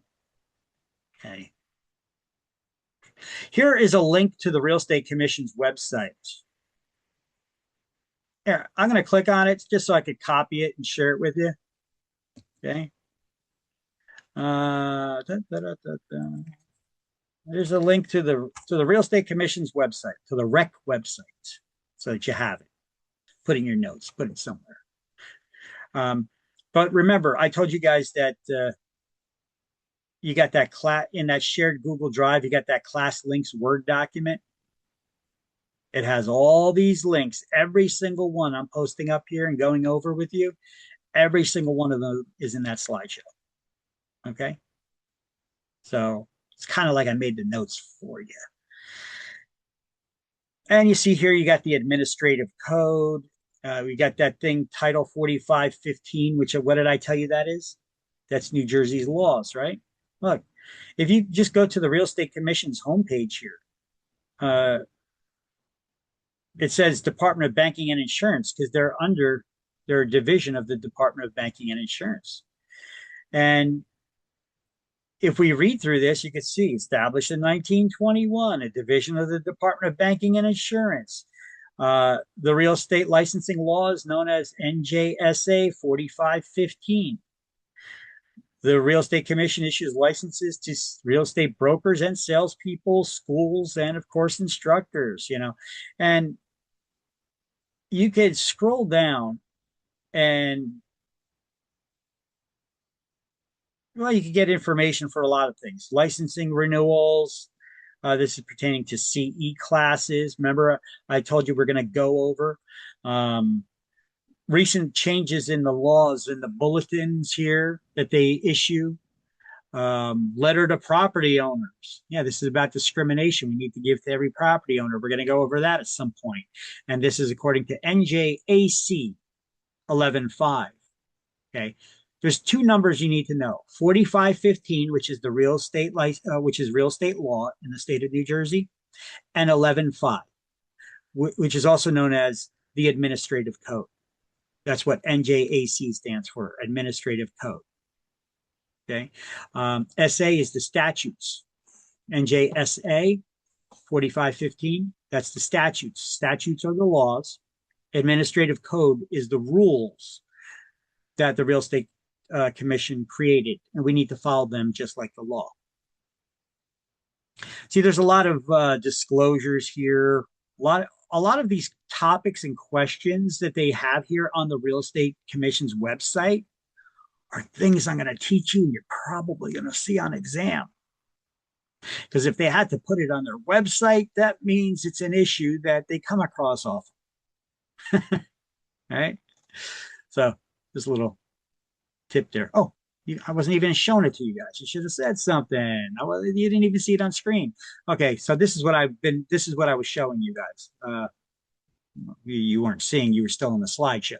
Okay, so this is the Real Estate Commission's website. You see Department of Banking and Insurance. Remember, if I'm saying something and you're not seeing what I'm talking about, tell me. Okay. And you see there's the guides here inside. By the way, online licensing services, if you click on that one, I know Gladys, you want to look it up. Well, you could search by name, your information here. Oh, this is just a search. Yeah, we should be able to look this up. Let me take a look. I'll put my name in there. Lewinsky Victor. Nah, this isn't the one. Well, it could. This is a way to quickly pull up your license number and which companies you're affiliated with. Shows that I'm a pre-licensing instructor. I'm also licensed with Jersey Brokers and Quality Reload. Those are my two real estate brokerages. Okay, but I've got a better link. I got a better link for that that I'll bring up. Okay, so licenses are governed by the Real Estate Licensing Act, known as NJSA. SA stands for the statutes. 4515. Another way to read that is Title 45, Chapter 15. You see the 45:15? That's pronounced Title 45, Chapter 15 of the law. And this is, the laws are printed in the back of the book on page 465 if you wanted to look at them and see the legalese language. Or you could go to New Jersey Legislature website and look it up. And here's a link to that New Jersey Legislature website. There's also the regulations created by the Real Estate Commission that are known as 11.5 or Title 11, Chapter 5, also known as the Administrative Code. And you could find that here on LexisNexis. They're a legal website under NJ Code. And they're also printed in the back of the book on page 512. But keep in mind, these things have been updated already because there's been some changes in the law.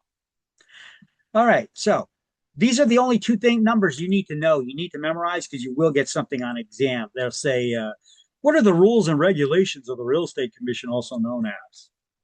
You could say Title 11, Chapter 5, or you could say the Administrative Code. Okay, but they'll give you a bunch of multiple choice answer options. 11.5, 11.45, 45.10, or 45.5, 11.5. 45.15, and you need to know which one is which. Yes. Okay, so okay, sorry. So both of these are going to be on the exam, the Administrative Code and the Real Estate License Act.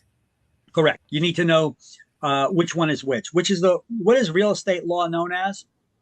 They could say 4515, or they could say New Jersey statutes. That would also be a correct answer, New Jersey statutes? Yes, because you see NJSA, that's New Jersey statutes, okay? But to be technical, which statute? That's 4515. Usually 4515 is has the letters in front of it, NJSA, 4515. Okay. And then those. So who creates the laws? The statutes are the laws. So that's the Real Estate Licensing Act. Those are the laws of New Jersey pertaining to real estate. Who creates laws? Come on, just give me a general dumbed down answer of who creates laws. Don't get all technical. Government. Okay. Be more specific. Politicians. Politicians. There you go. Politicians create the laws. Do politicians know everything about real estate? Not necessarily. Probably not. No. Yeah. But they created a framework of the law. And then they created something called the Real Estate Commission, which is a division of the Department of Banking and Insurance. And they gave them powers to create further rules. And we need to follow them because they, the laws that the politicians created is known as 4515, the statutes, the Real Estate Licensing Act.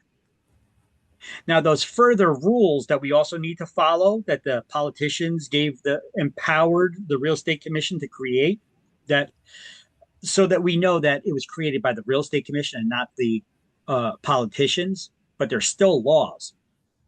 It's known as 11.5 or the Administrative Code.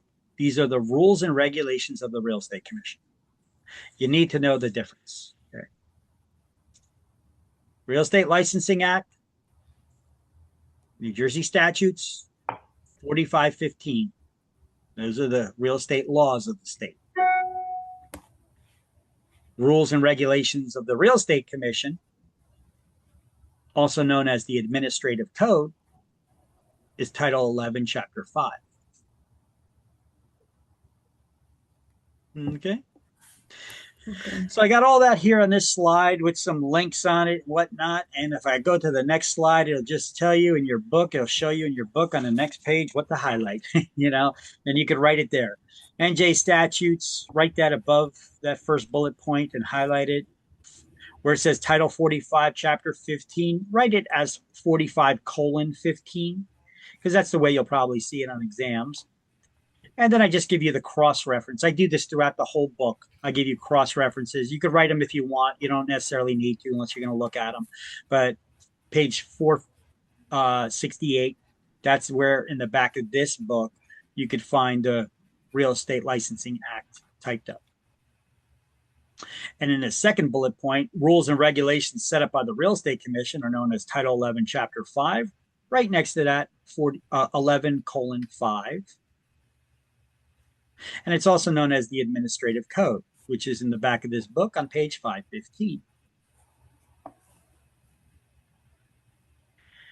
If you ever want the latest version, you could use that link I gave you on the previous slide to LexisNexis, or you could pay the Real Estate Commission $10 and they will mail you a printed copy of it, which always changes.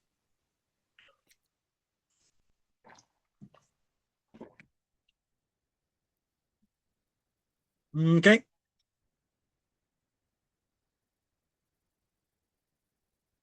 So I'll always ask you this too. I'll be like, everybody got it? You good?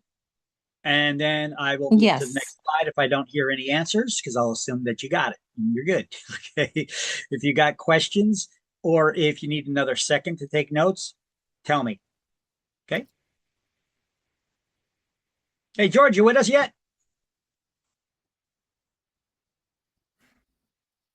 It's not. Okay. So who must be licensed? You know, I told you I got these screenshots throughout this slideshow here of people who got in trouble. Here's a guy who just decided, I'm going to make my own property management company because I want to be in the real estate business. But he didn't bother getting that license like you guys are doing. Okay. So he just created a bunch of fancy names for his companies, you know, and then went into the business of property management. And whatever he did, he screwed somebody over and they got mad and they filed a complaint. The Real Estate Commission became aware this guy's operating a business without a license, without a broker's license, without a salesperson license even. So they ordered him to cease and desist from engaging in all unlicensed real estate activities. And then he also had to pay restitution to, I guess, a client for $300. That was all over $300, got him in trouble like that. And he had to pay a $10,000 fine on top of it for running these unlicensed entities. Look at that. All right, what did this lady do? Diana Penn, a real estate broker in Passaic. What did she do? Oh, this is from 2013. Okay, so she had a business where she employed persons who were engaged in real estate brokerage activities without real estate licenses. Said that they were acting as leasing agents or leasing consultants or whatever fancy name that doesn't sound like a license type. But the duties included showing rental properties to prospective tenants, completing rental paperwork and lease agreements that were not done by people that require a real estate license. So she was ordered to complete the 30-hour brokerage course on office management to retake it again. That will not count towards her credits for her CE classes for license renewal. And she got a $2,000 fine because as a broker, she should know better. All right. So how many people on the real estate commission? There are 8. 5 are real estate brokers who have been licensed as real estate brokers for at least 10 years. 2 people chosen from the general public, and 1 appointed by the state government, the governor. Whoever the governor is, they appoint that person. Usually when the governor changes, they do as well. Ah, look at this. Got a little hand symbol. Apparently, when you go up like this with your hand, it puts a hand symbol up there. So I got a hand symbol up there for myself. Is this from the exam? It possibly is. I know it used to be. So I'm teaching it to you because it could possibly be. There's 8 members. Oh, 8, 5, not 10. Correct. 5 are brokers who have been licensed as brokers for 10 years. 2 people chosen from the general public. I don't know the process of that. I know one of them is an attorney. Not sure about the other one. And then somebody's appointed by the governor. And they all serve 3-year terms by their appointments, but any of them can be fired at any time and replaced by the governor, because the governor is the boss in New Jersey, right? So they all serve 3-year terms. So if you want to highlight it there in the book, you could go to page 2 and then highlight that there in the under real estate commission title in the center of that page.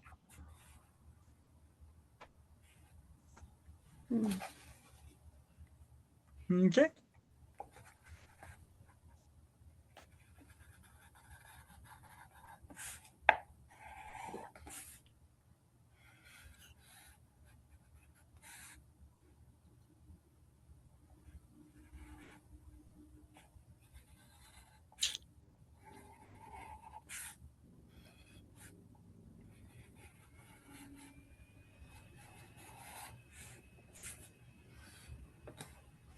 Everybody good? Everybody got it? Yep. Need more time? No? Okay. All set. Oh my God, what is this? This looks like a mess. What did I do to this page? Well, hold on a second. Let me see something real quick. Yeah. That is a mess. But you don't need to take those notes just quite yet. What I'm going to do is I'm going to copy that slide.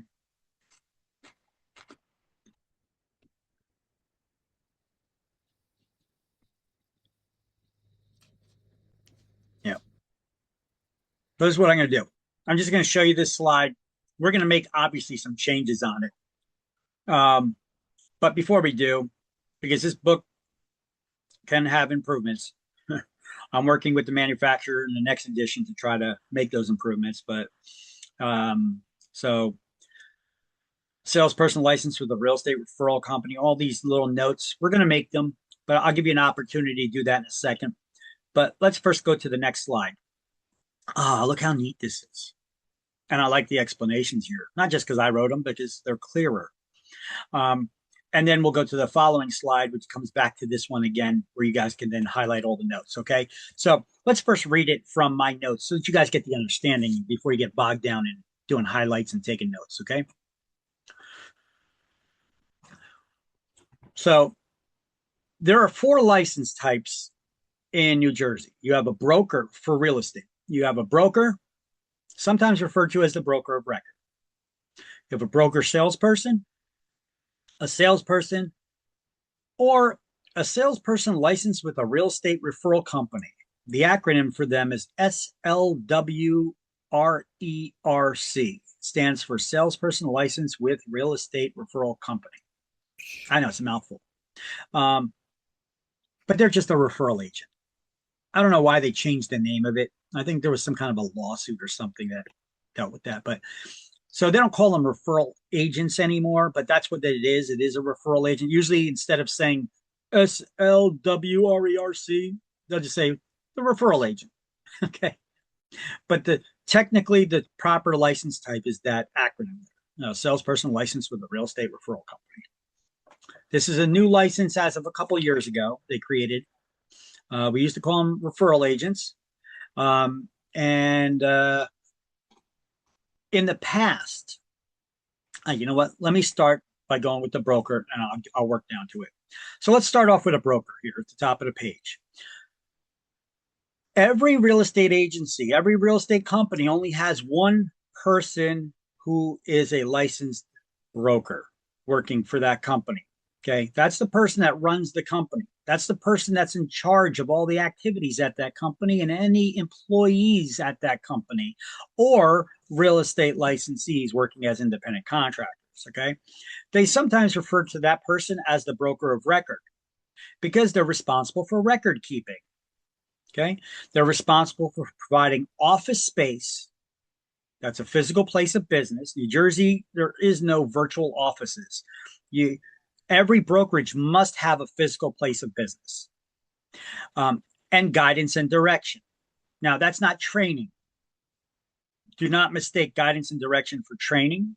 That guidance and direction is the broker's job is to make sure you don't break the laws. You don't violate the Real Estate Commission's rules, which we call, what do we call that? The Real Estate Commission's rules? The administrative code. The administrative code, right? Title 11, Chapter 5.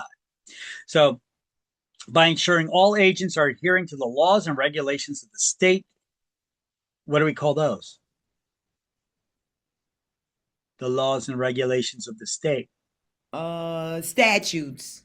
The New Jersey statutes or Title Title 45. 4515. Chapter 15. 4515. There you go. See, I'm going to do this every now and then.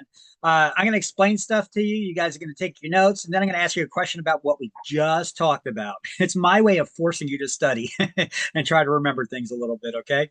Trying to help you along there. So you're welcome.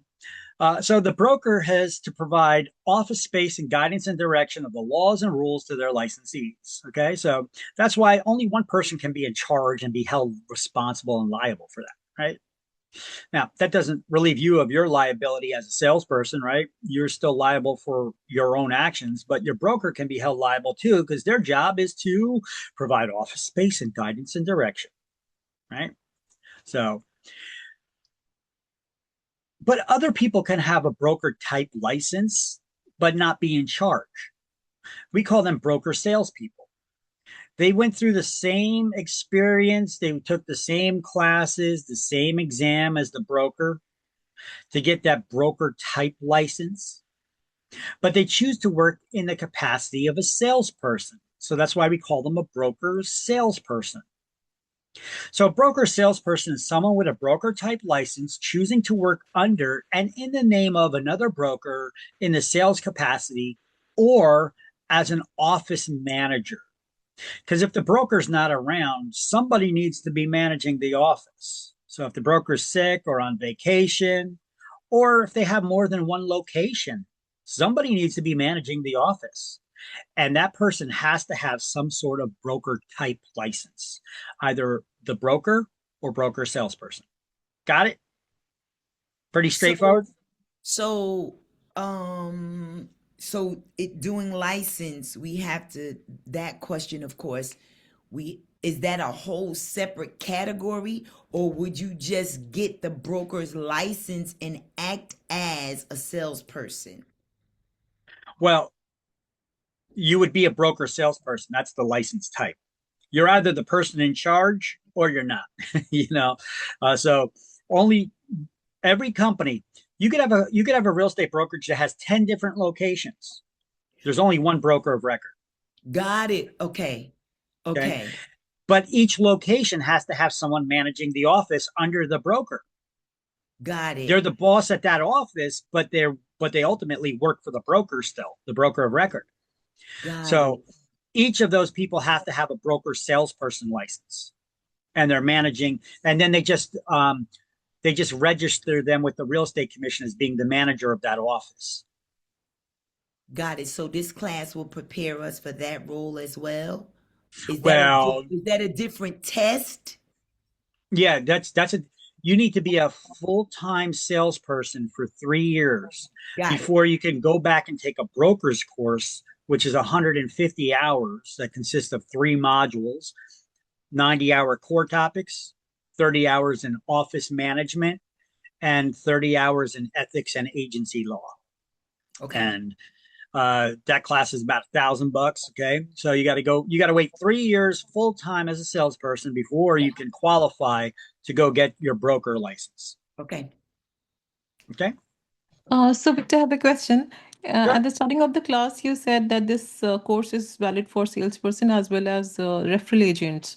So we are planning for salesperson. So in case do we have to give exam for referral agents separately, or how does it work? It's same exam.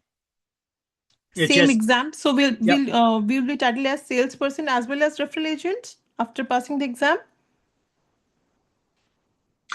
You will have to select which license type you want to get, salesperson or referral agent. So, okay, so I qualified for salesperson. I cleared the state exam for salesperson. Now, how will I become the referral agent? Can I be both at the same time, or? Well, like I said, when you take the state exam, you select if you want to become a referral agent or a salesperson. But hold on, I think you're getting a little confused. So let's first go over those next ones and then see if you have questions still. Okay. See if we clear it up for you. Okay. Sure. So a salesperson, what is a salesperson? That's what you guys are here for, most likely, right? You work under and in the name of one New Jersey broker. You can only work for one New Jersey broker at a time. Now, you can be licensed in multiple states under a different broker in each state, but in New Jersey, you can only work under one broker, and that broker is going to be the one responsible for all your actions as well to make sure you're following the rules. Now, they're your sponsoring broker, and you can only be paid by that broker that you work for. A salesperson can work directly with clients and customers and can send referrals to their broker or other agencies. So as a salesperson, you can send referrals and do referral business without needing a separate referral agent license.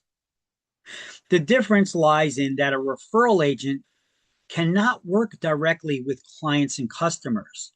They can only send referrals. They can't be showing properties or taking listings or writing contracts. All a referral agent can do is refer business prospects to their broker. And their broker would then assign them to work with an agent in their office or across the country with another agency.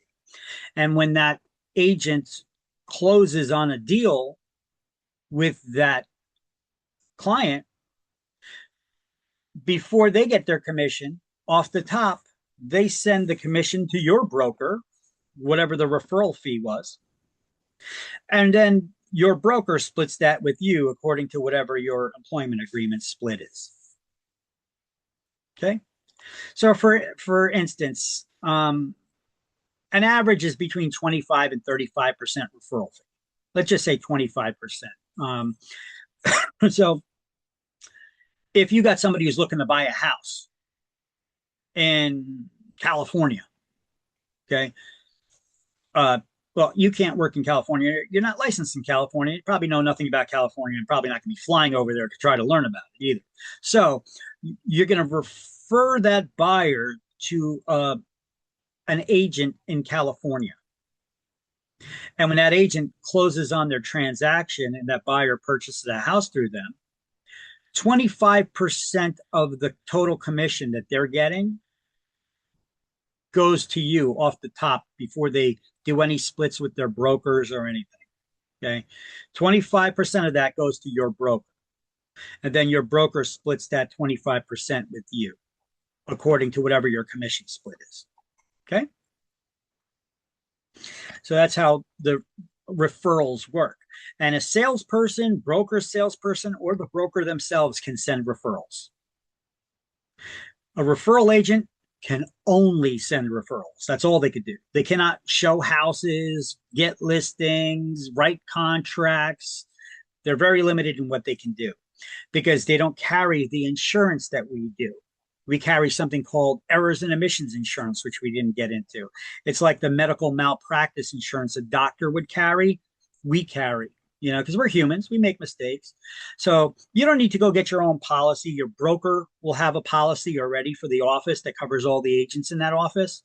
They'll just add your name to that policy and bill you.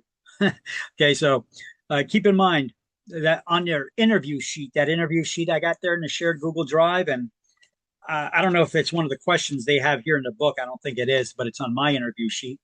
Is you ask the brokers, how much do you charge for errors and omissions insurance? And do I need to pay for it all up front?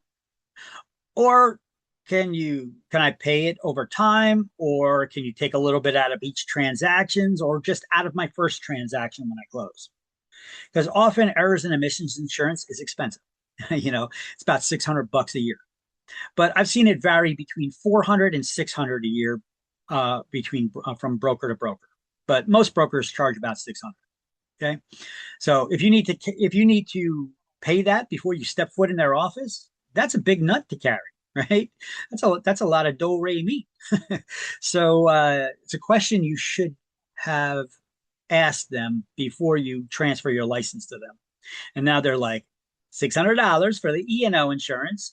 Oh, now you need to become a member of the Realtors Association. Now you need to become a member of the MLS. And this is all before you do any work. So hundreds and hundreds of dollars going to this and to that, before you ever do your first transaction. Okay. These are the tools you need the memberships you need, and the insurance coverage you need. So is your broker going to charge you for it all at once? Or can they take it out of your first transaction? They cannot legally pay it for you. Okay. Broker cannot say, hey, we pay for the errors and omissions insurance for our agents. Because if they do, they can no longer call you an independent contractor. You are now an employee. But most real estate agents are not employees. They are independent contractors. You know the difference between an independent contractor and an employee? Independent contractors are responsible for providing their own, paying for their own memberships and insurances and all that, having their own tools and paying their own taxes. So when your broker pays you your commission from a transaction you closed, they don't deduct unemployment insurance, Social Security taxes, and all that other stuff. You get the full gross pay. Remember, you guys got paychecks before, right? And in those paychecks, you got all these deductions. Then you're like, damn, where'd my pay go? Yeah. Well, working as a real estate agent, they don't do any of those deductions. You get the full pay. So don't go spend all that money in one place, because at the end of the year, come tax time, you're going to need to pay it. So put some money to the side to pay the tax man, pay the, for the unemployment, the Social Security, all your taxes and stuff. Okay. Now, how much? Well, discuss that with your tax professional, because I don't know what your income scale is and all that stuff. And I'm not a tax man anyway. So discuss that with your own accountants, how much you should put aside of that. Okay. But I would say between 15 and 20%, somewhere in there, in that range, but it depends on your financial situation, your income. Okay. So a referral agent is also known as a SLWRERC, which stands for salesperson licensed with a real estate referral company. Now, this is a new type of brokerage license that required to sponsor licensees of referral agents. Okay, so in the past, for the company itself, there was only a real estate brokerage license. And your brokers can hang your license as a salesperson or a referral agent or a broker salesperson. Now, if you're a referral agent, you can no longer hang your license with a typical real estate brokerage. That brokerage company has to have a different license type called a referral company. Okay, so referral agents can only affiliate their licenses with referral companies. That's what we're explaining here. So referral agents are restricted from working directly with the public. They can only refer business prospects, which we call leads, to their brokers. Then the referral agent can only be licensed under an agency licensed as a referral company, not a traditional full service brokerage. Only a referral company. And those referral agents are exempt from taking CE classes to renew their licenses as well. All of the other licensees, broker salespersons, and salespersons, need to complete 12 hours of continuing education classes every 2 years before they can renew their licenses. Referral agents are exempt from that requirement. They don't need to take any CE to renew their license. They just pay the fee for the renewal. Okay. Now, if you notice, what are the 4 license types we just went over? Broker, broker salesperson, salesperson, and referral agent, aka salesperson licensed with a real estate referral company, right? You notice I didn't say realtor, because realtor or realtor associate is not a license type.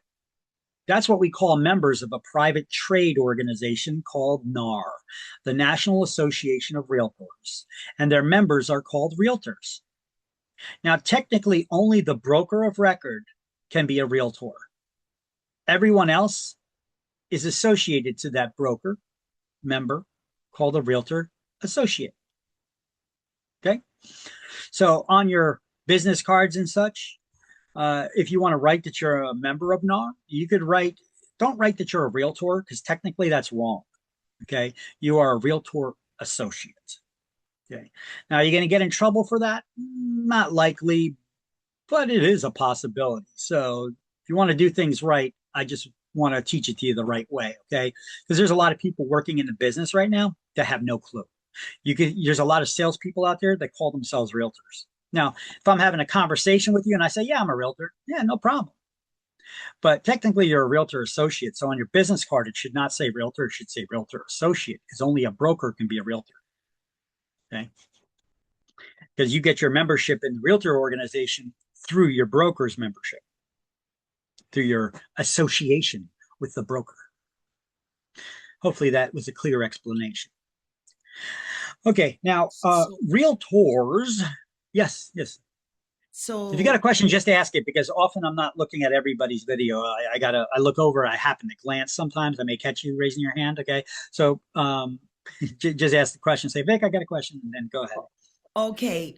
So the qualifications to be in NAR is what? A fee, or is that another test, or what is the qualifications to be in the National Association?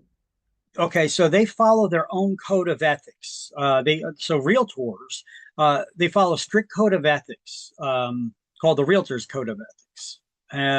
So you need to take their code of ethics training class and pay a fee. Okay, now you're going to join whatever local realtors association your broker is a member of. Okay. And then they're going to sign you up for the state association and the national association. Okay. So you're going to be a member of 3 different associations of realtors. Okay. A local, state, which is New Jersey Realtors, and NAR, the National Association of Realtors. Okay. Each one comes with different benefits. Okay. Local one, you get classes, training classes and such, and other kinds of benefits like that. State has all kinds of things available for you, which we'll go over in this class. I'm not going to go run down that whole list right now, but there's all kinds of tools, the electronic contract form systems, legal diaries, and all kinds of other resources for us. And then you have NAR, National Association of Realtors, and they have all kinds of additional training stuff, but you got to be careful about training. But the training, statistics, guides and information that we could put on our website or share with our clients and customers. There's affinity programs where you could get, you want to buy a laptop. They got discount programs to Dell and other companies like that. You want to buy or lease a car, you could get discounts, discounts on group health insurance and stuff like that. but keep in mind, if you're a good salesperson, you could probably get better discounts than they give you just by negotiating on your own. Okay. So, if you can't negotiate, well, hopefully you'll learn how to negotiate by working in the business. But, I found that going to car dealerships, worst experience ever. Buying or leasing a vehicle, by the way, from a new car dealer, worst experience ever. But you'll learn how to negotiate. And if you could negotiate good, you could probably get a better deal than they offer, through those affinity programs. All right. So you have to take that Realtors Code of Ethics training class within 45 days of your paying for your membership and joining. Okay. And you need to retake it every 3 years. Okay. It used to be every 4 years. They called it the quadrennial training every 4 years. And then they changed it to every 2 years. And then they changed it to every 3 years now. They're bouncing around. I guess they can't decide themselves what they want to do. So either way, you got to take it every 3 years now. You can take that online or pay like $10 or $15 and take it in person at the local thing and just attend an event and boom, you're done. Okay. Or you can watch this couple-hour class online and answer. It's a slideshow. It's self-paced. You can take it online on the Realtor website, and you'd be done with it. Okay, so technically only a broker can be a realtor, and all other agents associated with the membership under that broker would be Realtor Associates. Okay. So are the number of years for realtor is important for exam to remember? No. Keep in mind, your membership with NAR, even though they have their own rules for their members to follow, they have nothing to do with state licensing. You see how I wrote that here and I underlined it? National Association of Realtors has nothing to do with state licensing.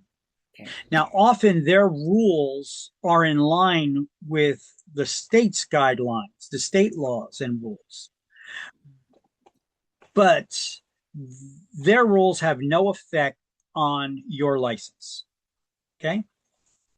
Are you required to become a member of NAR? No.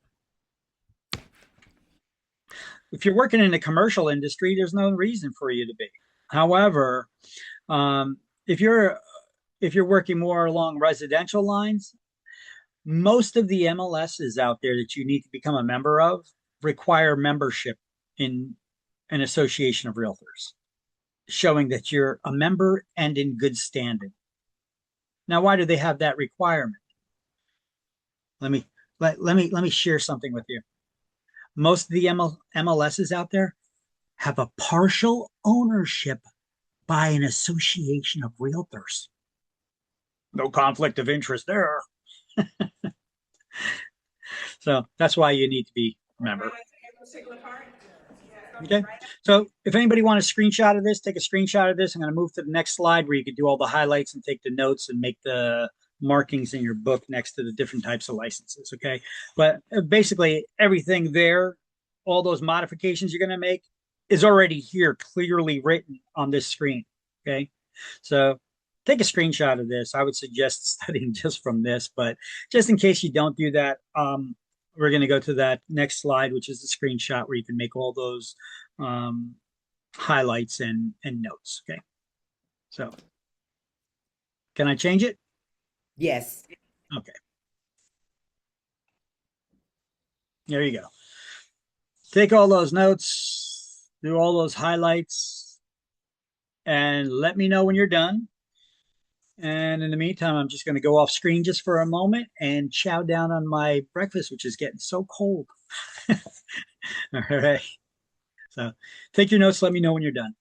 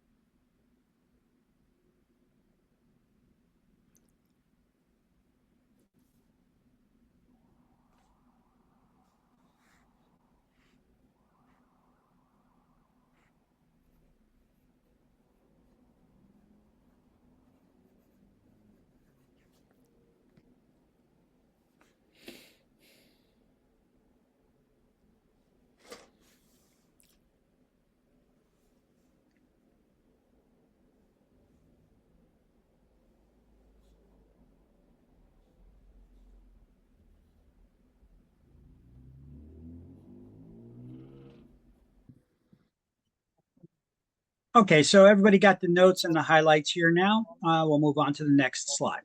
So like I said, there are two real estate brokerage types out there now. We always had the traditional real estate brokerage company for hanging real estate licenses, affiliating your license with a broker to activate it. However, referral agents now need to and can only activate their license and associate it with a referral company. So there's a new type of real estate license for the real estate brokerage called a referral company. So licensees with referral licenses have to hang them and associate them with referral companies. And even if you guys get your license initially as a salesperson, at any time, do not give up your license. You could actually convert your license type to a salesperson, or from a salesperson to a referral agent, or from a referral agent to a salesperson. Now, of course, anytime you do anything with the state, there's a fee involved. So I believe it's like $25 or $50 to change your license type. Okay, so there is some sort of a fee involved with that. The exact fees I'll have on the slides when we get to it here. But just to let you know that you can do that. So don't give up your real estate license. If you got your salesperson license, and then whatever career you're doing now before that, if you get this fantastic job offer you can't pass up, hey, do it. And then don't give up your real estate license, though, because you may still have people, friends, family, coworkers, someone you're going to come across that may still want to buy or sell. Convert your license to a referral agent so that you don't have to pay all the E&O insurance and realtor dues and MLS fees, but you could still keep your realtor license active, or your realtor license, your salesperson license active as a referral agent. Okay, and then you can convert back at any time in the future if you wanted to. Okay. So how much does it cost to initially get or renew your license? Now, I know these slides are not exactly going in sync with the book at this point right now, because I like to keep, since we're talking about licensing, I like to keep all that stuff together. So I have these slides here with page numbers on them where the content, like this stuff is on page 7. Here's stuff on page 2 and 7. So I just like to have the story in line because it's easier to teach you this, when we're talking about licenses, keep all the stuff together rather than bouncing, all over. So how much does it cost to initially get your license? Well, salespeople and referral agents, it's $160. Remember, I told you after you pass a state exam, get fingerprinted, you send that paperwork into the state with $160. Well, $100 is for your license. $50 goes to an FBI background check that they do, and then $10 goes to something called the guarantee fund. And when you renew your license, the only thing you pay for is the license fee, the $100. You don't need to pay for background checks and more money into the guarantee fund unless it ever went low. And we'll go over at the end of this chapter what the guarantee fund is for. Now, brokers and broker salespeople, everything's double. So it's $270 they need to pay. Their license is $200. Same fee for the FBI background check, but they pay $20 to the guarantee fund. Okay. So when salespeople and referral agents renew their licenses, they pay $100. And when brokers and broker salespeople do, it's $200.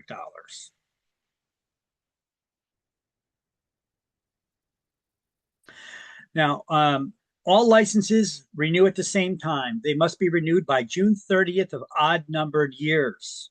Okay. And if they're not renewed by June 30th, your license becomes inactive.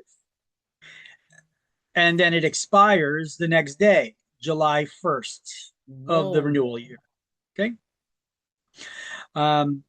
Inactive licenses can remain inactive, but you could still reactivate them anytime within the next term. And how long is a term, licensing term? 2 years. Everybody's license renews June 30th, odd numbered years. We are now in 2026. That's an even numbered year. So 2027 licenses will come up for renewal again. Could we Okay? look mine up at some point to see? Sure. Actually, I'll have that link coming up. It'll be coming up soon, and then we can look it up. Okay. It'll be coming up in one of the slides soon here. I could also just go to a browser. I'll look it up now really quick for you. There's a domain names. I buy domain names, and I often point them to these things to make them easier to get to. There's one that I created called NJ Real Estate License Search, .com, and it'll point you to the Real Estate Commission's website's licensing search page, like I just did here. You see, it says NJ Real Estate License Search.com. There's also another one I have. It's like NJRE. It's a abbreviated one, but I don't even remember it. But I'll show you all those links later on. This one's easier to remember. But what if I don't know your reference number? Reference number. Okay. My license should be hanging with you. What? Okay. Last name? Martinez.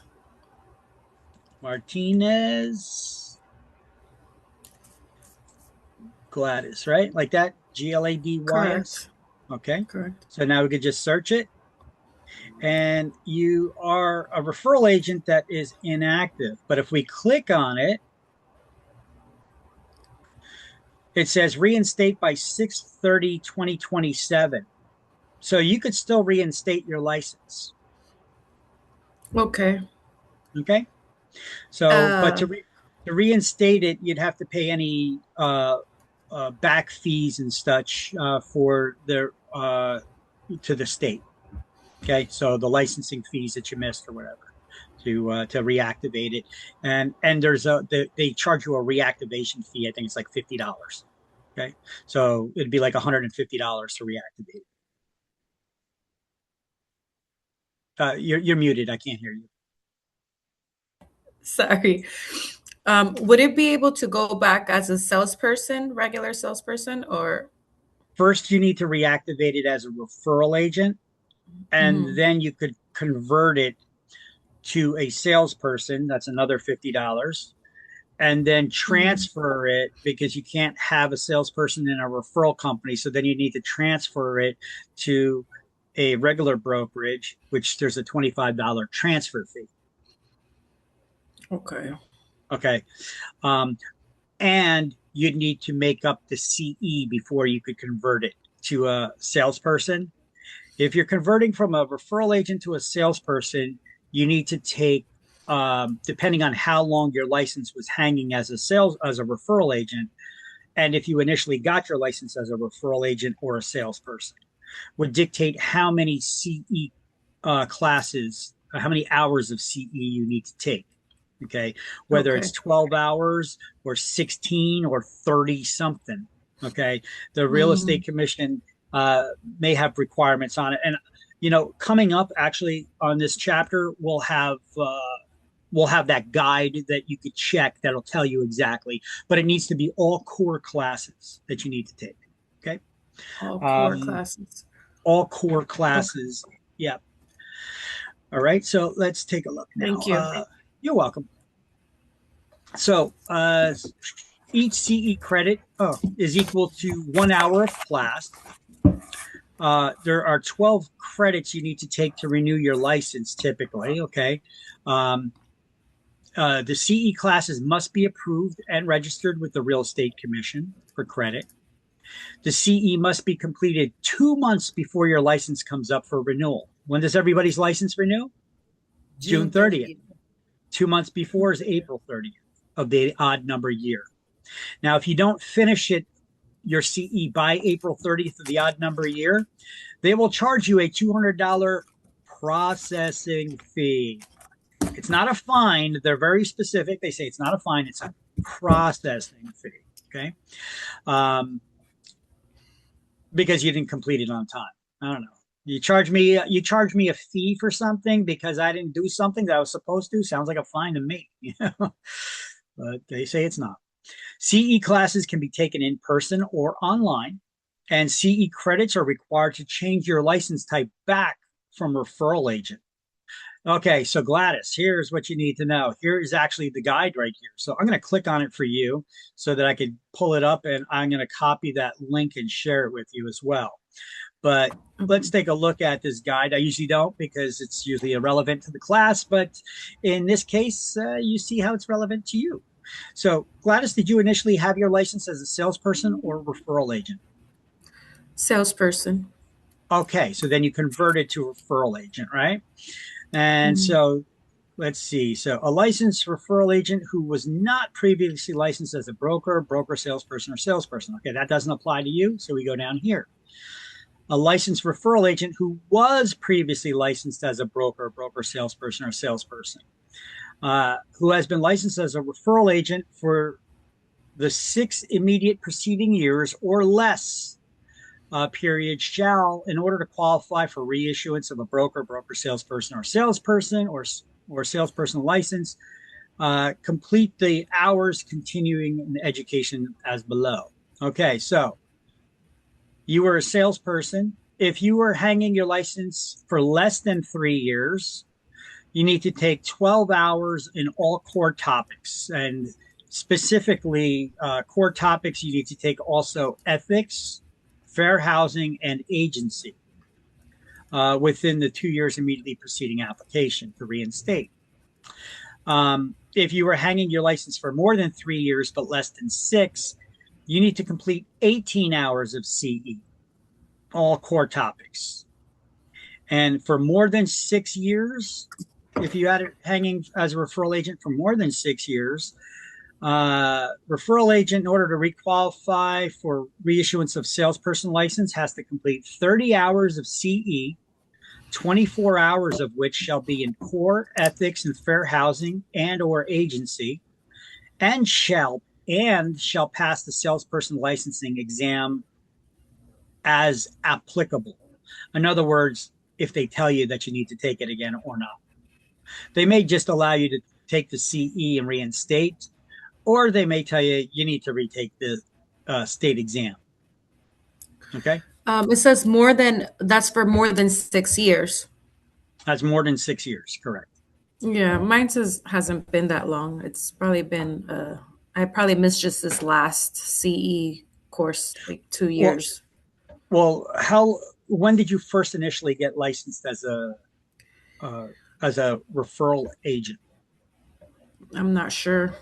Yeah, see that's what you need to check with the real estate commission on that to find out when you first got licensed as a referral agent, so that you can then determine that. Let me see if I still got that screen open for you though. Oh. There you go.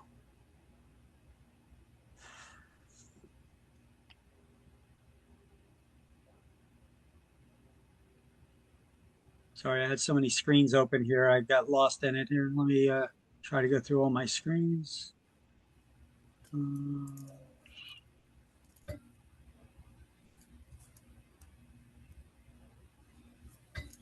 Yeah, here it is.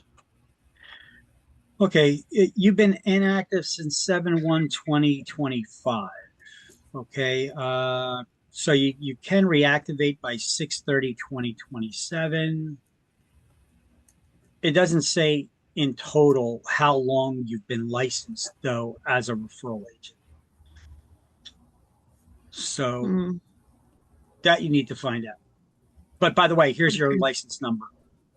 If you want to write it down, that's your license number. Okay, thank you. Here, I'll send it to you in the chat window. So I would have to call the real estate commission, tell them that you want to reinstate your license, and then convert it to a salesperson. Ask them what you need to do. They'll tell you exactly how much CE and everything. They'll look you up, okay? and they have a little more information than is available right here. Okay. Let me. Thank Okay. you. But that's the route to go. That's the route to go. Let me see.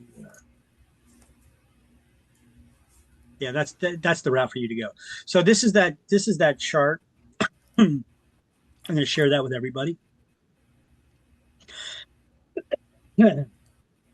CE chart, reactivate license. Okay. So I sent that to everybody in the chat window there. All right. Now, here's the breakdown of CE. 12 hours of CE of approved classes are required to renew your license. Now, the breakdown is you have to take 6 credits in core topics.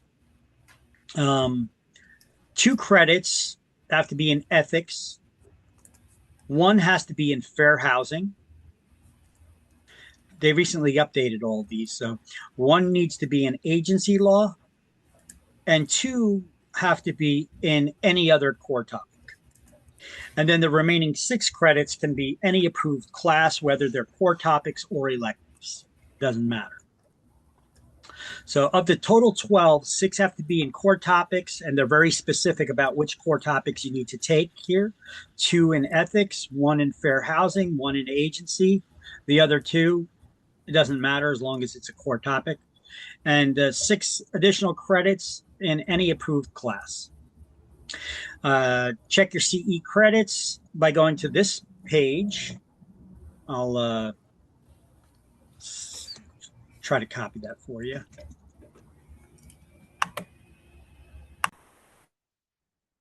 Here is where you could always check your CE credits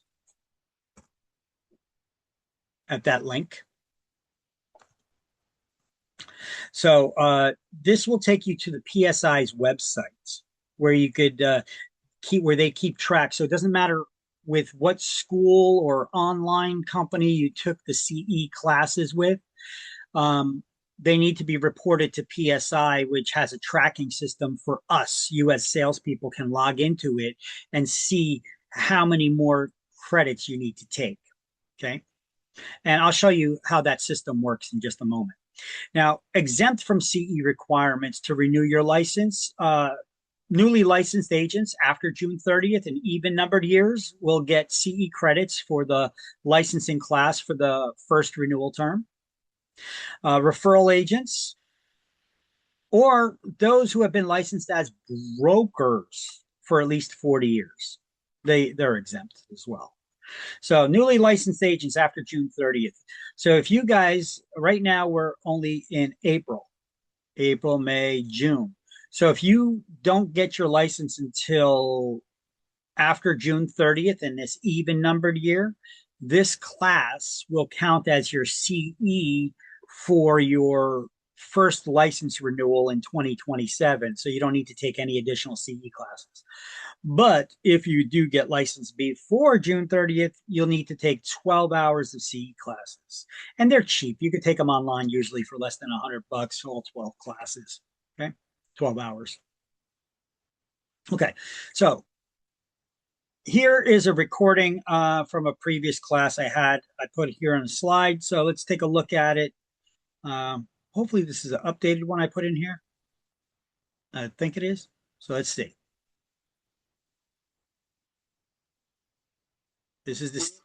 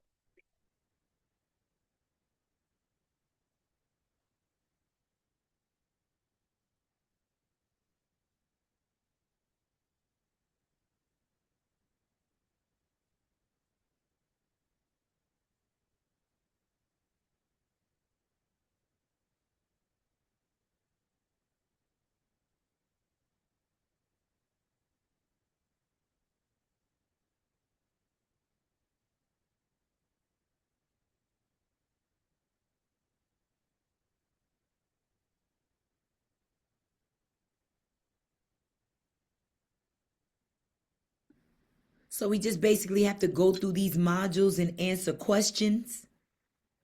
Yeah.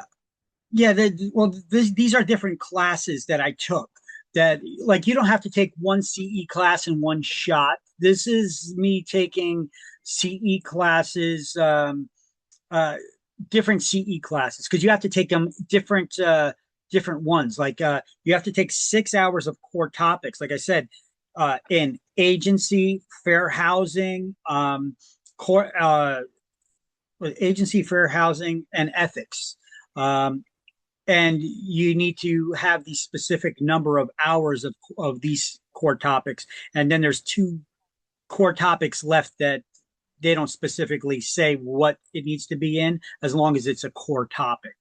So, like, so this system just tracks the fact that you sat took in those classes. Yes, because if you look at how I showed it in the current season, those lines were not green; it was all white. So it shows I didn't take anything yet. And as you complete these classes and they get reported into this system, that line will start filling in with green and telling you how many more hours left of what classes you need to complete. Right. But what I'm saying is you have to sit in the class, but do you have to answer questions? Like you have to take a test while you're depends. in the class?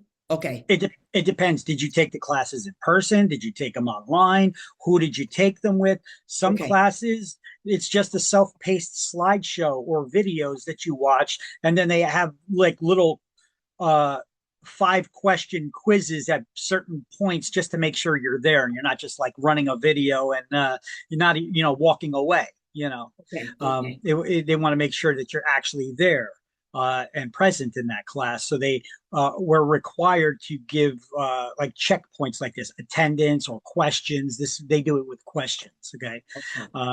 And that's how they keep track. Okay. Thank you.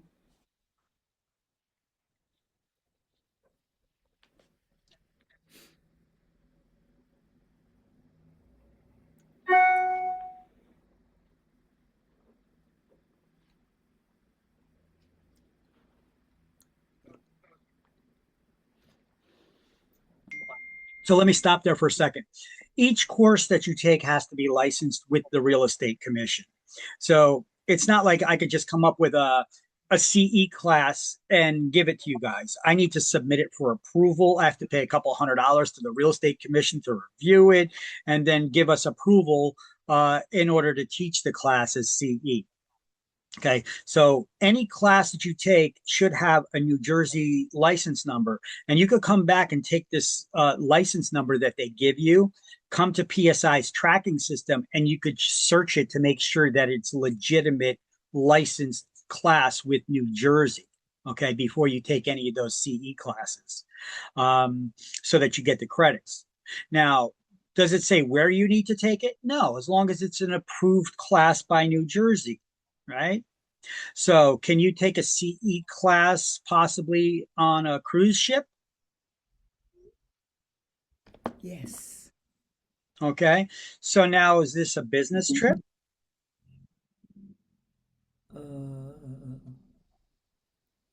Are you taking this cruise to take those CE classes?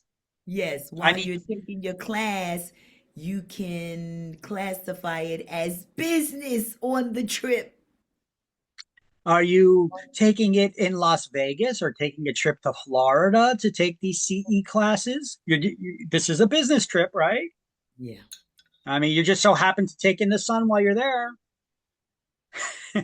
Okay. Now your hotel, your travel, your meals, all tax deductible now. Not your liquor bill. or if you bring a significant other with you, you can't deduct their part of the trip, only yours, because this is your business trip. You follow? Yes. My disclosure: consult with your tax professionals about what you could deduct on your taxes. Blah, blah, blah, blah, blah, blah. Okay. But yeah, this is not just for rich people, guys. If you are a independent contractor, you have to keep track of your expenses, right? this class that you paid for, is this a business venture? Whether you get your real estate license or not, it's a business venture, right? If you don't get your real estate license, it's a failed business venture, but nonetheless, it's a business venture. You could write it off on your taxes, right? So if you do get your real estate license, boom, still a business venture. You could write it off on your taxes. The fee you pay for the licensing, the fee you pay for the exam, the fee you pay for the fingerprinting, right? Tax deductible. Any CE classes you take, tax deductible. You know, if you take them somewhere at an exotic location, the business trip, right? Your intent matters there. Talk to your tax professional about that. Tax deductible, right? So, are you guys in need of a new cell phone? Is it time to update and upgrade your cell phones to the latest and greatest devices out there? Are you going to use it for business?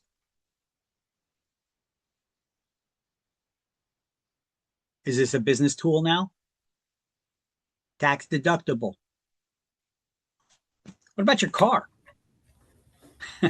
Now, cars can get a little tricky. If you buy a new car, it has to, larger assets like that need to be depreciated over a period of years. I think it's 7 years for a car. Don't quote me on that. Talk to your tax professional about that. So whatever the fee is that you bought that new car for, if it's used only for business purposes, it's 100% deductible. Divide the fee by 7 years, and all the insurance, gas, everything's maintenance, everything's deductible on it. But if you use it for both business and personal, well, there's a way that you could track it for the IRS to report it, and you could deduct a portion of it. What's the percentage of it that you use for business versus personal use? You know, they know that you're going to use it for entertainment, for going out shopping and all that stuff. And that's not deductible. So you have to track your time that it's used for business versus personal, and then you could deduct a percentage of the wear and tear, the new tires, the oil changes, the gas, the insurance, the percentage of the fee to buy or lease the vehicle. Okay? Leasing is usually 100% deductible in the year that you pay it. So this is why you see a lot of independent contractors, they don't buy vehicles, they just lease them because they just totally write it off.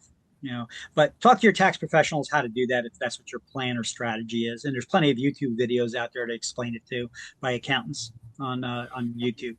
But either way, just want to get you guys into the idea now that you're going to be independent contractors, self-employed for taxation purposes. So therefore, keep track of your expenses, your business expenses, right? Like this class, like the testing, like the licensing, etc., etc., etc. It's all tax deductible. Okay. So let's continue watching this video.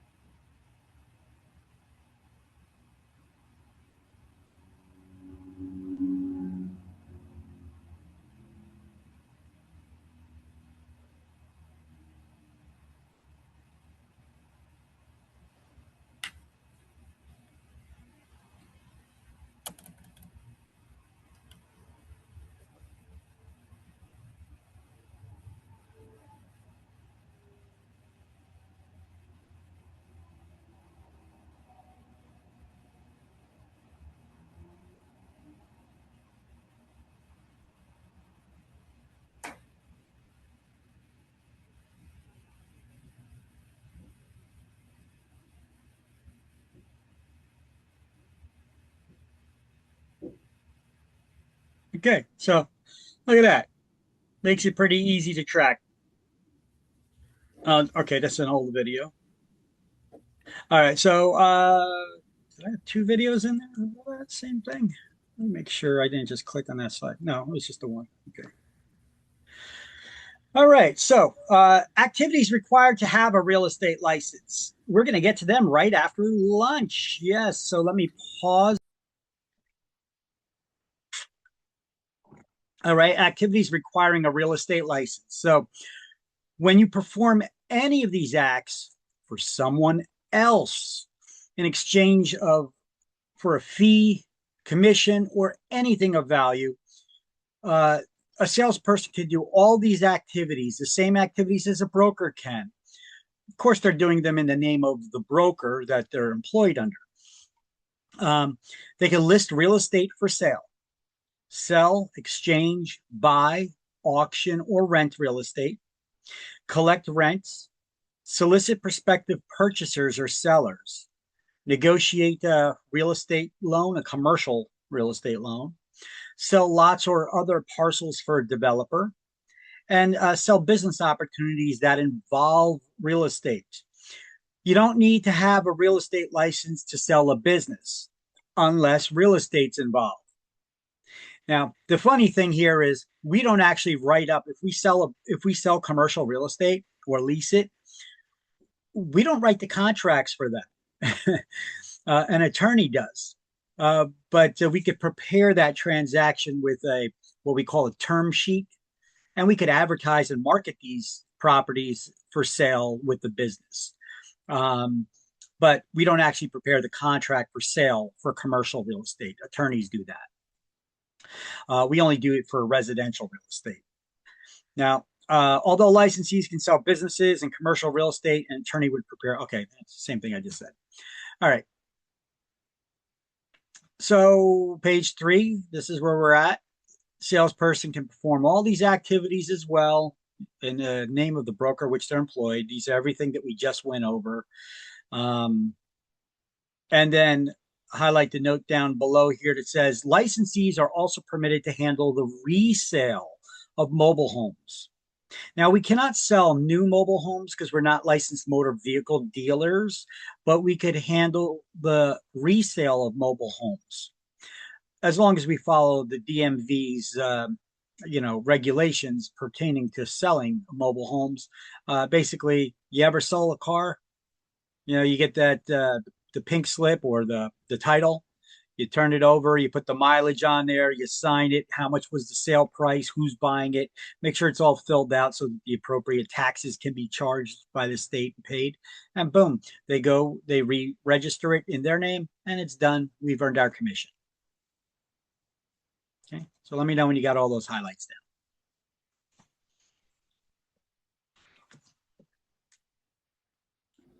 Got it. All right.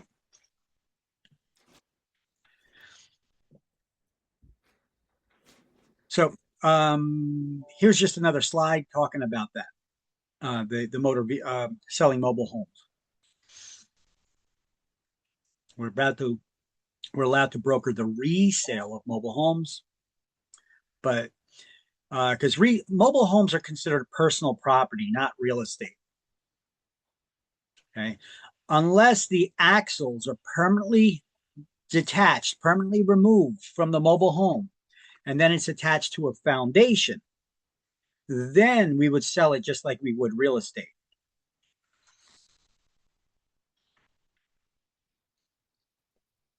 So here are some exemptions. A real estate for when you don't need a real estate license.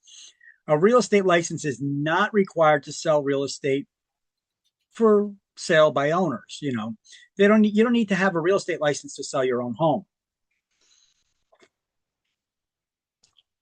Attorneys, executors, executrix, trustees, receivers, administrators, legal guardians, or others handling real estate under the order of a court also do not need to have real estate license to sell real estate because they're doing it under the order of a court or by appointment. Now, banks and trust companies, they don't need to have a real estate license for selling properties that they own. Okay.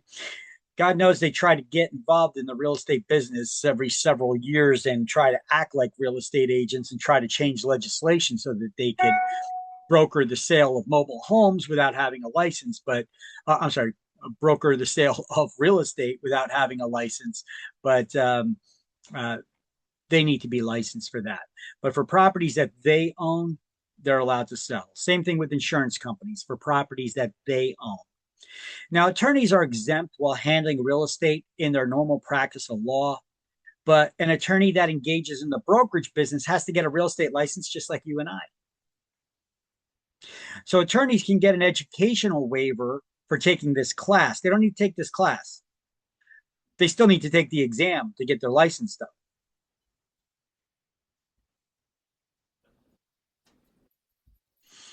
So let's do the highlights now for that stuff. We just went over this.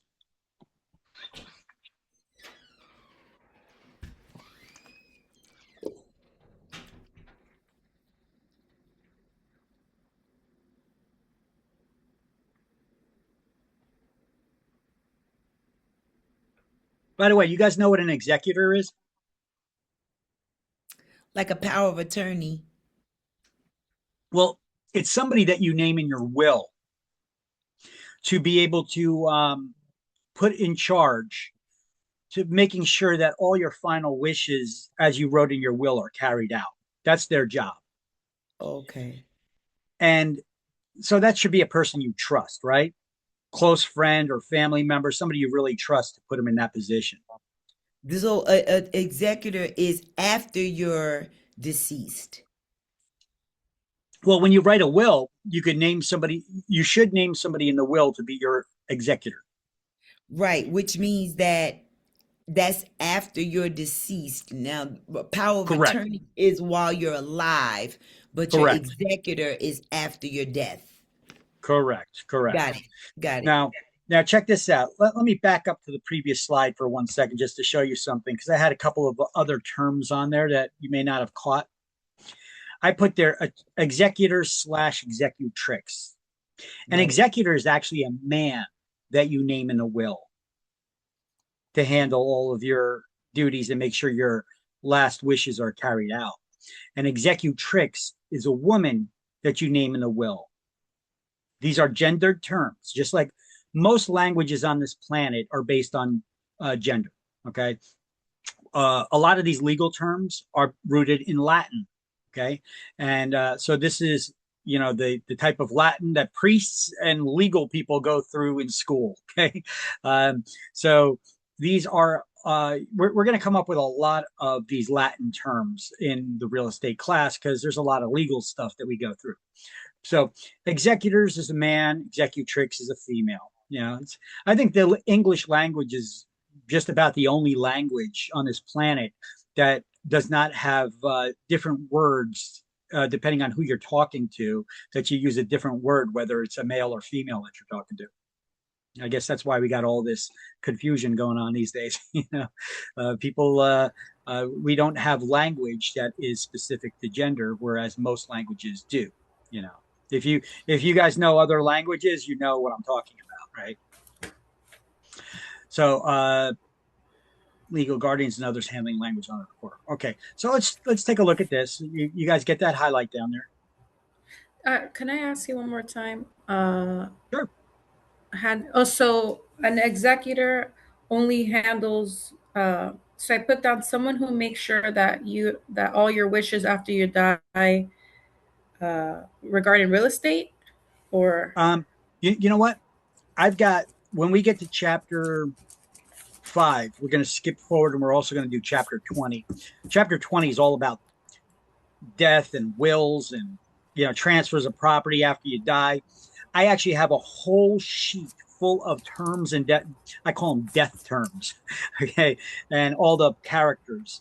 So an executor is basically executor or executrix is somebody that you name in your will that you trust to make sure all your final wishes are carried out. Now, if you fail to name somebody as an executor or an executrix in your will, the court will appoint somebody to take on those duties. And they are called an administrator. So that's what an administrator is. It's somebody appointed by the court to make sure that all your final wishes are carried out. Okay.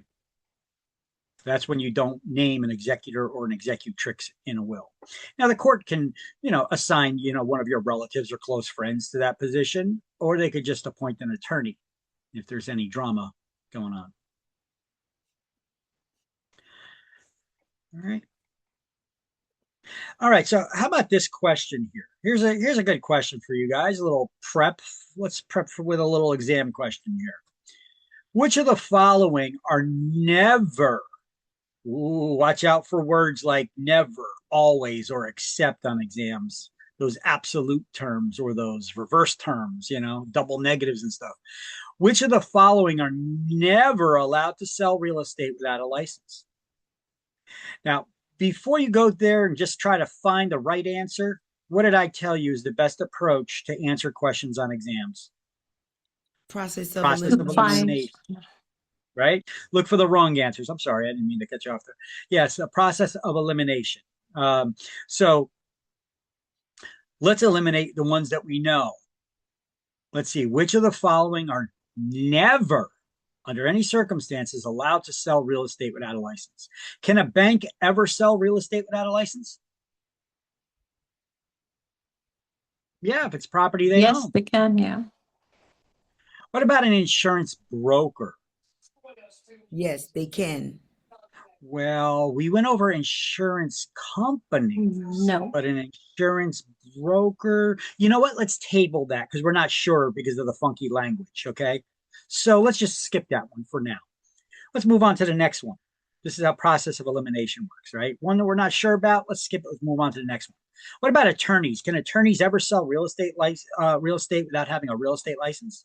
Yes. Yes, when acting under their normal practice of law, right? What about property owners? FSBOs, can they sell their own property without a license? Yes, they can. So just by default, we know B is the right answer. See how process of elimination can get us that right answer? And we're not even sure why yet, but I do, and I'm going to explain it. Why is insurance brokers the right answer? Because it's not the insurance company, it's a person that works for the insurance company, a broker. A broker is not just allowed to sell people's real estate. The company can sell the real estate that they own, but an insurance broker is not allowed to do that. Okay, you need to be licensed as an insurance, as a real estate salesperson. All right. Payments for services. Salespeople cannot pay anyone and can only be paid by their broker under which they're licensed, right? Who can you pay? Nobody. Who can you be paid by? Only your broker. Now, if you study that and that's all you remember and you keep it simple, stupid, doesn't matter what kind of twisted question and long-winded question they give you, you'll be able to come to the answer here. Right? Because exams like to do that. They like to give you these long-winded questions and to confuse you. But if you just stick to this simple stuff and then just ask yourself a question about the question, what the hell is this question asking of me? Okay, who can I pay? Well, nobody. Who can I be paid by? Well, only my broker. So let's see what this long-winded question is asking of me. Break down the question to easy, asking questions about the question, you could understand what it's asking of you, and then you could use your knowledge and answer it in a simple way. Now, to collect a commission, it's illegal for anyone to share any portion of a commission with someone who does not have a real estate license. You must be licensed at the time that the service is performed. So none of you are working with people now showing houses or listing homes, right? And finder's fees, also known as kickbacks, is money or gifts that are given to unlicensed persons who refer us business, buyers or sellers. That's forbidden. It's illegal. Okay. If that's the case, you could tell that person, if you say you got a friend that says, hey, listen, I got somebody's looking to sell a house, just throw a little something my way when you close on the deal. Okay. You're putting your license at risk. Now, I don't know how the Real Estate Commission could find out, but it's possible. And if it does come out and it does happen, you could be fined tens of thousands of dollars or lose your license, right? Is it worth the risk? No. So why don't you tell your friend, you know what? I can't pay commissions to anyone, but my broker can. And if you go to Career Path Academy, we could get you licensed over there in a jiffy. Yeah, a little shameless marketing never hurt anyone, right? And then you could become a referral agent and you could earn those fees legally. Otherwise, it's actually illegal for anybody to pay you. Now you giving your friend money in exchange for a lead, is the likelihood that you're going to get caught? I don't know, but I do know there's instances where people did get caught. How? I don't know. But you can see it on the disciplinary actions page on the Real Estate Commission's site. And they got caught. People get fined or lose their license or get their licenses suspended. It costs them way more than the total commission would have. It ain't worth it. The juice ain't worth the squeeze, by the way. That's a metric by which I measure all my important decisions on. I ask myself, is the juice worth the squeeze on this? And you guys can form your own answers on that. All right. So let's see this. Brokers can only pay or share a commission with who? Okay, so U.S. salespeople can pay nobody. Who can you be paid by? Only your broker. Who can your broker pay, though? Well, any of their licensees. That covers all the license types, right? They could pay another broker. Like when they give a referral fee, they pay it out to that broker, then that broker pays their agents, right? Or they could pay rebates to a buyer. We could give buyers rebates. Have anybody ever heard of those buyers rebates when buying a house? Yeah, because most agents don't want to give up their commission. But we actually could give buyers rebates, but only if your broker allows it. And it's very strict rules that you need to follow. Okay. We could only give a rebate to a purchaser of a primary residence. That's the main house you live in. Like, say you got a main house and then you got a vacation home or something, or rental properties.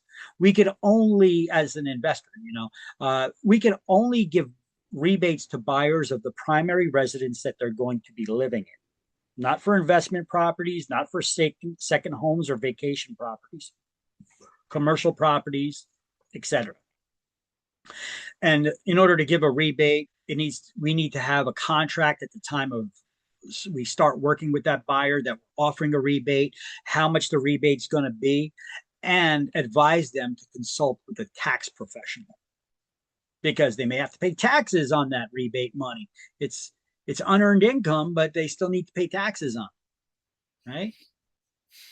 So we'll get into those details of how to offer rebates later, but I gave you the full rundown of it, basically here. Okay, but basically, what did you get out of this slide? Who can you pay? Nobody. Who can you be paid by?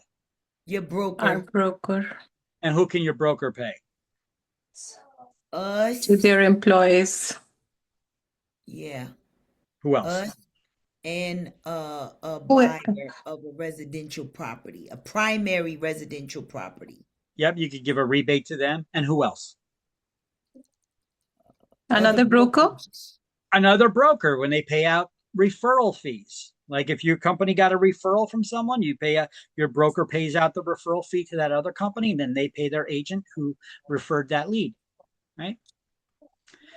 Okay, so here we go. I had all my notes there in the previous page, but here are those notes in the book. I'll put a highlighted box around it, and I just highlighted several lines in here, or you could just have a highlighted box around the whole thing. It's illegal for anyone to share any portion of a commission without a real estate license. Salespeople can only receive compensation from their employing broker. Selling broker to rebate part of the commission to the buyer in the form of a credit or check at closing. At closing for buyer rebates, we don't actually pay them. The closing agent who's doing the closing of the real estate would actually cut the check out to the buyer as a rebate, which will be a direct deduction from our commission before we split it with the broker. Okay, so before we get our company's commission check at the closing table, they deduct it from that. All right. And then this last section here, which is on page 4, it's not all on one page here anymore. It's on page 4 at the top.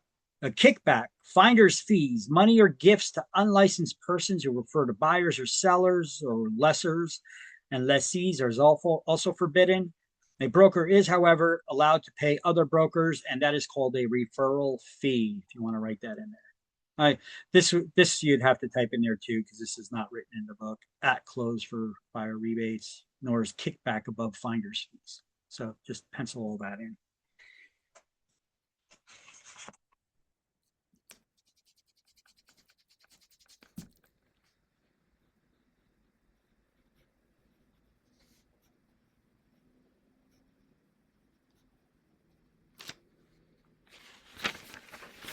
Okay. Yes, done. Okay. So payments for services. Here's an example where some agents got in trouble for that. This one, Linda O'Connell, she accepted a commission as a salesperson from someone other than her employing broker. So she had to complete an additional 3 hours of CE that won't count towards her CE requirement for her license renewal, and had to pay a $2,500 fine. So I guess the juice wasn't worth the squeeze on that one, huh? Or how about this guy, Raymond Rice? He collected commission from someone other than his employing broker.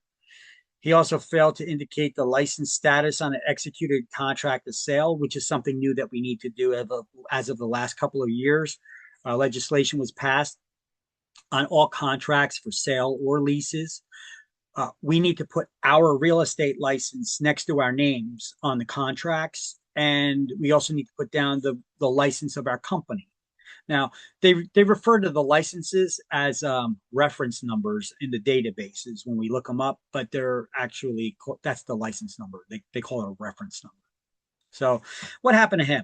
He got suspended for 3 months from the date of issuance of the order, and then had to complete an additional 6 hours of CE. That's not going to count towards his license renewal, in ethics and agency, and he got a $3,000 fine. So you see, everybody doesn't get the same exact fine or penalty. It varies, I guess, depending on the situation. Okay, so buyer's rebate exception. So this you could highlight. Instead of me reading all of that, I'm going to read my simpler explanation down at the bottom here. When offering a rebate to a buyer of a primary residence, there must be an agreement in writing from the onset of the relationship that you're offering a rebate and how much that rebate will be. The rebate must be in the form of a credit or check at closing. That's a direct deduction from the commission before it's paid to the brokerage at closing.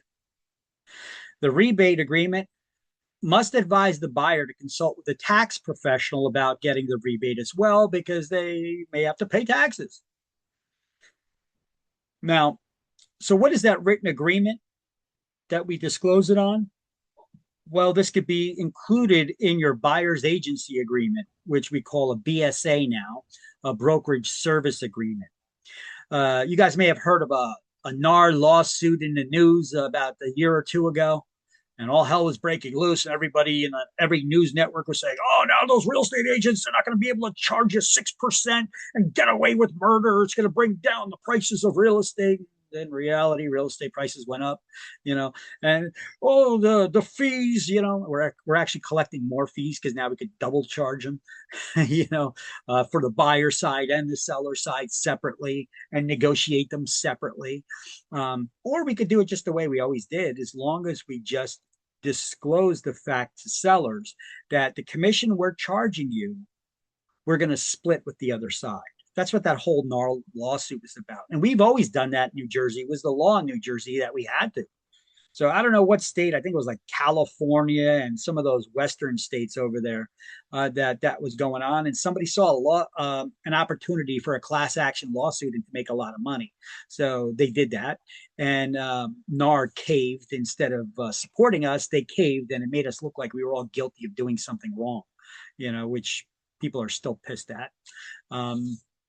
But we didn't. So now, as a requirement of this, as an end result, brokerage service agreements, we need to enter into a brokerage service agreement with anybody that we work with. Okay. Before it was always optional. Now it's mandatory. Okay. And it discusses who's paying the commission and if it can be split with the other side, how much the commission is, etc. In the past, it was always paid by the seller, and the seller's commission was split. We shared it with the buyer. We call that broker cooperation. Okay. If another outside agency brought a buyer, we'd split the commission with them. Okay. And then they'd split that with their broker. So commissions were always split 4 ways. Between the two sides of the transaction, whoever brought the buyer, whoever brought the seller. The seller and buyer, and then between those two brokers and their agents. Okay. And if you're lucky enough, you could be the listing agent who also found the buyer. And so you get both sides of the transaction. Twice the money, one deal. All right. So there's the breakdown. That's what that new document's called. Okay. I can move on? Yes. All right. What are the activities that an unlicensed assistant can and cannot do? Well, an unlicensed, because the book didn't, I just got this highlighted here. You could put it in a box or just draw underline. In my opinion, the book manufacturer should have put it in like a shaded box as a title for this section. Otherwise, it looks like one big run-on list, right? What can an unlicensed assistant or secretary do, and what may they not do? We need to know this because you will get a question on exam about it. They could show property. An unlicensed assistant or secretary may not show property. They also may not answer any questions about listed property. If you ever called up a real estate company trying to inquire about buying or renting a property, and you're just asking if it's available, if the person answering the phone was giving you the runaround, they couldn't even tell you that if it was available, let alone how many bedrooms and bathrooms and what the price was. It's because they didn't have a real estate license, and it would have been illegal for them to give you that information because it requires a licensed person to give that information. That's like a doctor giving medical advice or an attorney giving legal advice. We could only give explanations about real estate for sale or lease if you have a real estate license. Okay, same concept. So they may not make cold calls seeking prospects, calling people out of the blue that never expressed an interest in real estate, to sell their house or buy or rent. And you just randomly call people seeing if they're looking to buy or sell a home. Okay. In hot markets, sometimes real estate agents were doing this in the past, but with everybody being on the do not call list these days, it's not as common thing, but you still may get solicitation calls to your houses, right? But I remember when the real estate market started booming, I think it was between, I think that started about 2001 to 2006. And that's when the bubble started to burst in the real estate market. But prices were skyrocketing up insanely because of, some actions of politicians. Let's just say they're well-meaning or well-intentioned, but they backfired. And they caused the real estate prices to inflate tremendously until the bubble burst. Now, when this happened during that period where property prices were skyrocketing, you could have 1 year to the next, your property value went up $100,000 in value. So we were doing cold calls to people saying, hey, did you know that your home could be worth more than $100,000 than it was last year? And if you sell it now, you could cash out. And some people went for it. Other people were like, well, where am I going to move? I'm going to have to pay something more elsewhere. I'm not going anywhere. So it's a lot of, I tell you what, when you do cold calling, you learn to deal with rejection very well. You got to go through a lot of calls with people hanging up on you, telling you to go F yourself, all that stuff, but you do get a sale every now and then, and it was worth it. So, I put a little asterisk next to this one. You cannot discuss or explain a contract with anyone outside the brokerage firm.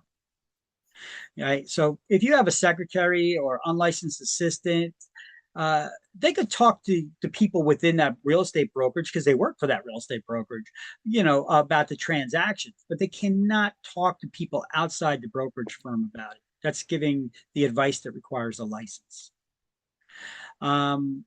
Make telephone calls for rent collections. Can't do that without a license.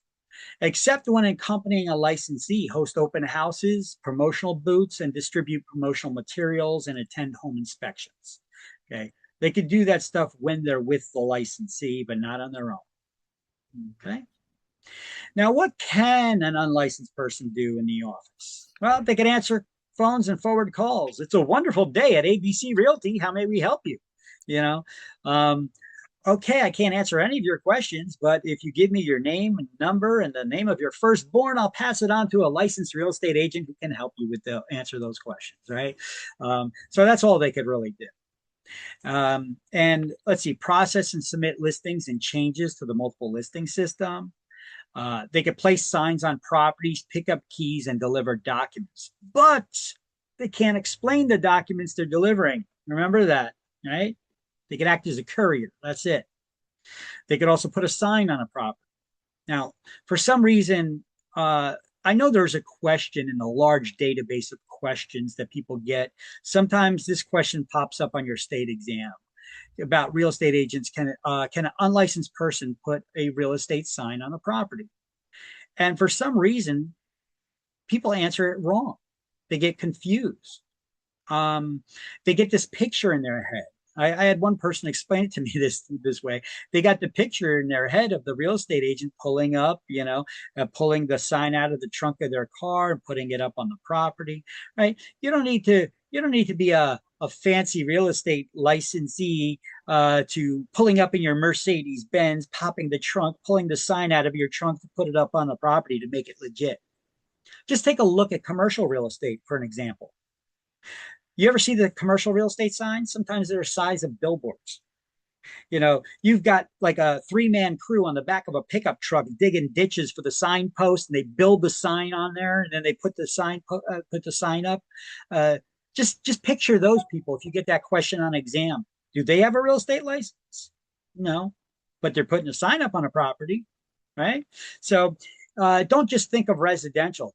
Think more widely of commercial, and you can get that image in your head, and then you'll answer that question right. Okay, schedule appointments for showing listed properties. Yeah, we get secretaries do that all the time for us. Set up files and track and secure documents. Only under the direction of a licensee have keys made for company listings, writing and placing ads, typing contracts and forms, and ordering items or inspections, preparing flyers and promotional materials, only under the supervision of a licensee, though. Keep records of deposits and earnest monies, security deposits and rent. Yeah, they could do the accounting in the back office, right? The broker needs to oversee that, though. Follow up on loan applications or compute commission checks. Yeah, secretarial staff in the back office often calculate what the commission check is that an agent's to be paid, but they don't give it to the agent. They got to give that to the broker. The broker's got to review it and then sign it. Okay. This is just another slide going over that same stuff. Okay. What happened here? Unaccompanied access to a property without a licensee present. Oh, you cannot have unlicensed people showing properties.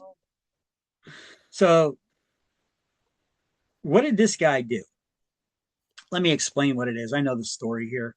What happened was this guy had a client with under contract to buy a property. Okay. Shortly before the property, they do the final walkthrough. But that agent had another appointment to go to, so he left the unlicensed person there in the house, unaccompanied, allowed them to do the final walkthrough on their own. Well, that buyer does not own the property yet. So because that agent left that unlicensed person there in that property before they became the owner of it, well, he violated the Real Estate Commission's rules and the law. Because under New Jersey statutes, by providing access codes, maybe security alarm codes, to the buyer of a property, leaving her unattended at the property prior to the closing of the title, and according to what's 11.5? Administrative code. Yeah. That's the administrative code, the Real Estate Commission's rules. By failing to deal fairly with all parties in the transaction, not looking out for the owner's property, even though you don't represent them, you still need to, you get access, you get the keys and lockbox access to get into someone's house. You got to look out for it. You can't abuse it, right? You can't just let anybody in off the street. So within 6 months of the issuance of this, yeah. I'm sorry. I thought the administrative code was different from 45 chapter 15. It is. 4515 is the statutes. It's a law. But here, right below that, you see on the screen, we have NJAC. That's the administrative code, 11.5. Okay. So those are the rules and regulations of the Real Estate Commission, the administrative code. Okay. Okay. Thank you. You're welcome. So this person had to complete some CE that they didn't get credit for towards their license renewal, and they got a fine as well. So there you go. Don't allow people unaccompanied access into a property, or give them the codes or the keys to go on their own. All right. What does it take to get your license? I'm sure you guys did this research before you ever signed up for a class, but we went over it at the beginning, and I guess we're going to go over it again, because they'll probably ask you questions about it. You got to be 18 years of age or older to get a salesperson or referral agent's license. Prove a high school education or its equivalent, like a GED. Now, I don't need to know that you got a high school diploma or not, and I don't need to see it, and neither does the Real Estate Commission. But if they have suspicion to believe that you lied, they may ask for proof. Okay, but you don't need to go there with your high school diploma or GED to get a real estate license, just so that you know. Okay, they're going to ask you the question, do you possess one? And only if they believe that you're lying for some reason will they ask you to present it. Now, if you don't have one, because sometimes you get people, they sign up and they get this, and they don't have a GED or a high school diploma, there's a link right here I provide for you. It's called finishyourdiploma.org. Finishyourdiploma.org. It's a place where you could get your high school diploma for free. So sometimes people, they don't know how to get a high school diploma when they're too old to go to high school now because they dropped out when they were younger. Okay. Furnish evidence of good moral character. How do you do that? You don't lie on your applications about having a high school diploma. Hey, there you go. Successfully complete your 75-hour course that you're doing right now. You guys are going to need to provide your social security numbers to me. Okay. So when you take it was optional when you enrolled in this class to fill out that section. But when you take the school exam online, you're going to need to answer a few questions, and one of them is supplying your social security number. Because if you pass the school exam, then I need to transmit that information onto the state, to PSI, the testing center. Provide documentation of citizenship or legal residence in the United States. Although a new New Jersey legislation, a bill called S2455 allows undocumented immigrants to obtain a professional license. So you no longer have to prove citizenship or legal residence, but I don't know how I asked the Real Estate Commission about this, and they said they don't know either. But our politicians in New Jersey passed this law that allows undocumented immigrants to get professional licenses. Now, how does that apply when they do background checks and talking about whether they broke laws or anything like that? I don't know. I don't know how that applies. I'm guessing that this one they would overlook, but I'm not exactly sure how that goes. So even if New Jersey does give you a professional license, we as a school cannot guarantee that you will get a license, because our politicians pass these laws. I don't know in reality how they work. The Real Estate Commission couldn't tell me how they work either. They just said that there's a law that allows it. You know, if you're here illegally, you could get a professional license to cut hair, to become a doctor or an attorney or a real estate agent or what have you. Okay, so it is possible. And then pass a state exam. Okay, so that you would go to psiexams.com/NJRE in order to register for that after I enter you into their system. So basically, when you pass a school exam, I will enter your information into PSI system. Their system will generate an email that they'll send to you within 24 hours of me uploading your information, saying, congratulations, you've completed your education requirement. You can now go to psiexams.com and register for the state exam. Okay. And then you go there, pay the fee, select if you're going to take it in person or remotely through your computer. If you take it remotely, you got to have your webcam on and the audio on. Okay. Let me see. Nobody can be in the room with you. You can't talk to anybody. Can't reference a cell phone. You got to put your camera around the room so they can make sure there's no books or cheat sheets or anything like that. You know. All right. Fingerprinting. You got to get fingerprinted. You do that through Identico. It doesn't matter if you have some top security job somewhere and you just had background checks on you.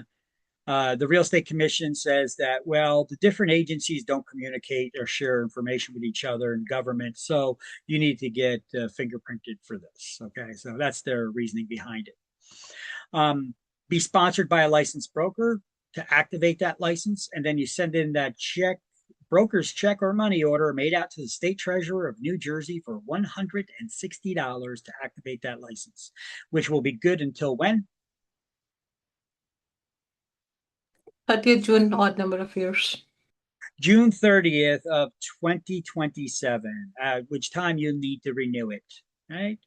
And depending if you got your license before or after June 30th of this year, will determine whether you also need to complete CE classes or not. Okay. So here it is in the book. The only thing the book missed was fingerprinting. They forgot to write that. And that's important because you ain't getting your license if you don't.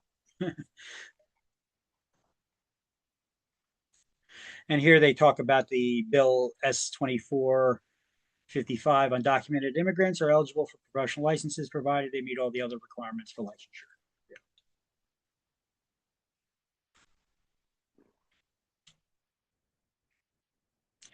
All right. Now, what does it take to get a broker's license?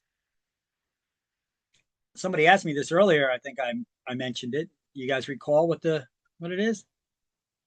Well, you have to be a full-time salesperson for 3 years. 3 years, yeah. Mm-hmm. And then you could apply to take the broker's class.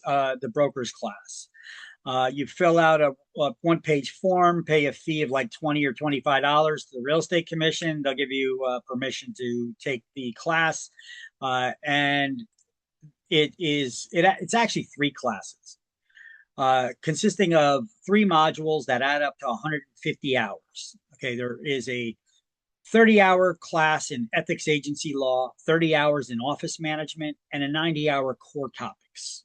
Adds up to 150 hours. Now, what is full time? Nobody's asked me that. I mean, when you work as a real estate agent, are you checking in on a time clock or something? How do they know that you've been working full time or not? I guess you would report to your broker. You'd report what? The time that you spend maybe showing properties or okay. Nah. It's 40 hours a week. It is 40 hours a week, but how do they know that you work full time or not for those 3 years?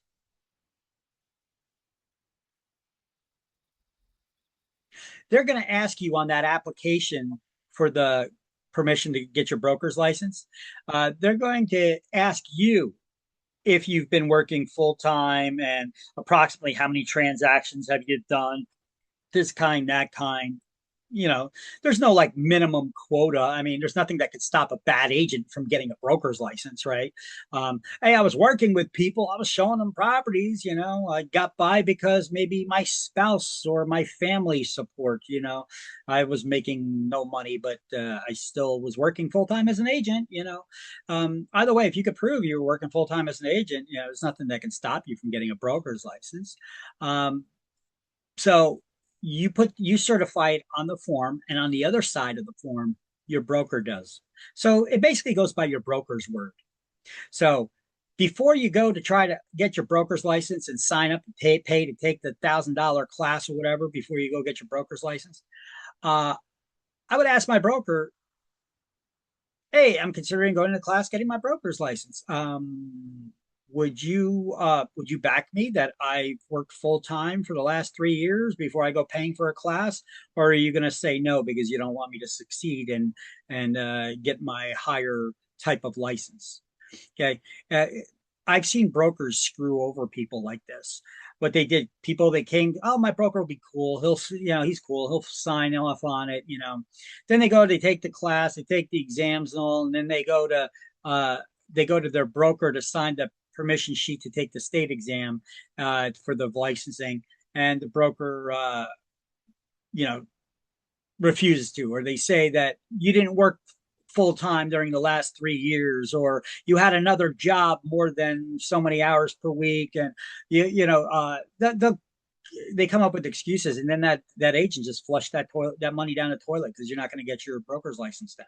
Some brokers unfortunately do this because they think the agent's going to open up their own brokerage and now start recruiting all the agents from their office to join theirs, which sometimes happens, which is why many brokers, unfortunately, it's many, but not a vast majority. But there's a lot of brokers out there that may try to screw you over that way because they think you're going to try to steal their agents and move your own brokerage.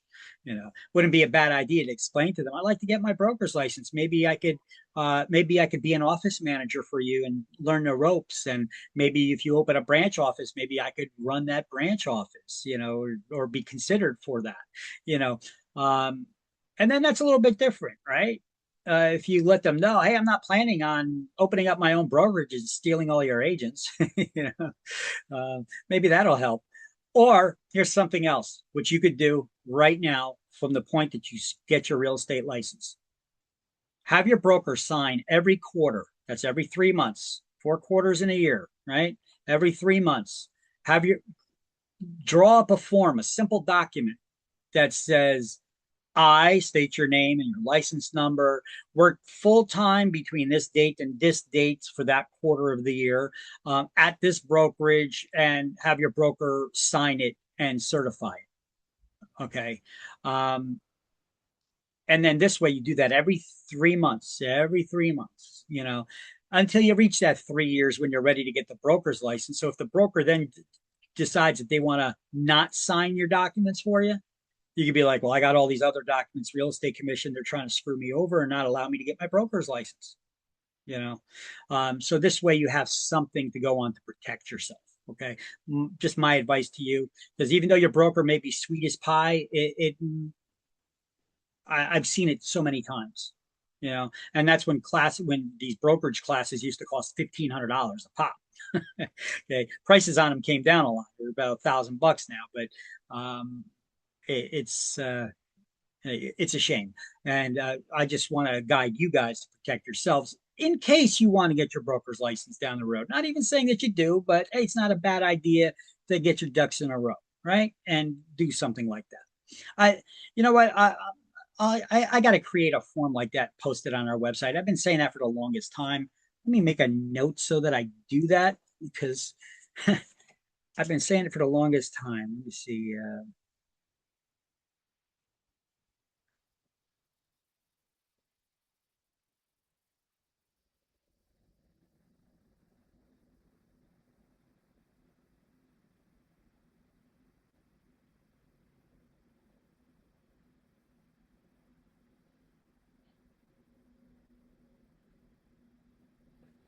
All right. So I made a little note. I'm going to make a form like that. I'll post it on our website so that you guys could have access to that too.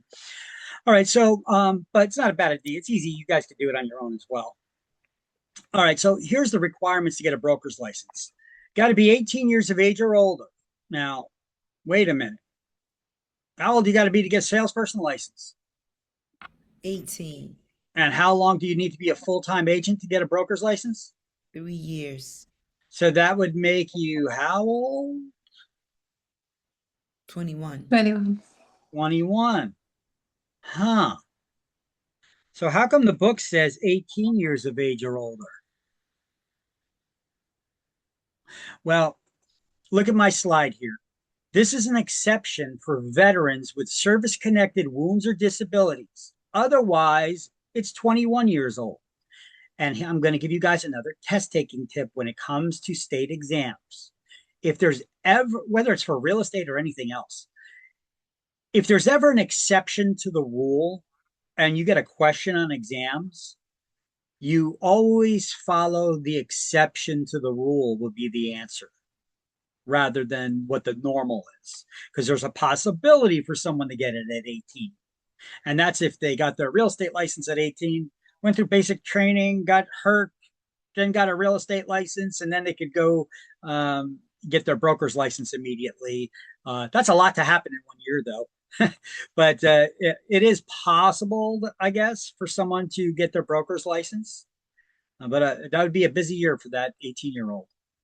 Now, when taking state exams, always follow the exception rather than the rule. You have to prove you got a high school equivalent or GED, furnish good moral evidence of character, just like with a salesperson license, to serve 3 years full time. Now, on page 6 and 16, I'm going to show you on the next slide what to highlight as far as what is full time. There's two definitions for full time. One is for a salesperson trying to obtain their broker's license, and the other is for supervising licensee who now has their broker's license. What is full-time for them? So you may get either or both questions on exam. So I'm going to give you those answers on another slide. It's going to be on page 6 and 16 where you'll be highlighting them too. So it's coming up. Now, successfully complete that 150-hour broker's course, disclose your social security number again, get fingerprinted again, and then pass the state exam. Okay, so here in the book, you could write that down, I guess, on page 5, next to 18 years of age or older, that this is an exemption for disabled veterans with service-connected wounds or disabilities. Otherwise, it's 21 years old. You could write that next to have served 3 years full-time license as a salesperson. So that would be 21, right? And then I put that arrow with that explanation. Because over here it says 18. Over here it says you got to serve 3 years. It may leave one scratching their head if they're just studying the book without having that explanation, right? So now you know. And now you're going to get that question right on exams if you get it, right? Right.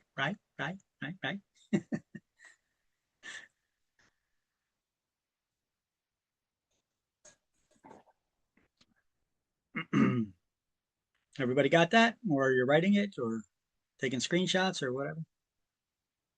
Good. Okay. Okay, here's that exception for veterans. If you've been honorably discharged with a service-connected wound or disability, you could get a waiver. You could apply for a waiver to get your license without being full-time for 3 years. Your licensing and testing fees can also be waived. Also important to understand that too. Your licensing and testing fees can also be waived. All right, let's see. Who gets an exception for the education requirement? We already spoke before about attorneys, right? They could get an exception. They don't need to get take this real estate class in order to get a real estate license, but they still need to take the exam. So they could get an exemption from this class because they got all those years of college they took to become attorneys. So they've got a little more information under their belt, right? A lot more study time than you, taking a 75-hour class, right? So they could get an exemption for that. Also, licensed brokers from another state. Someone previously licensed in New Jersey as a broker within the last 5 years. Someone who has taken say they let it expire, their license expire more than 2 years, they could go back and reinstate it as a salesperson without having to take the class over. Someone who's taken equivalent courses in college, meaning that they majored in real estate classes. New Jersey attorneys. However, they're not exempt from the 3-year full-time experience requirement if they wish to become brokers. Let me give you a little question there. Let you think a little bit. What do you think that I call attorneys who have their broker's licenses?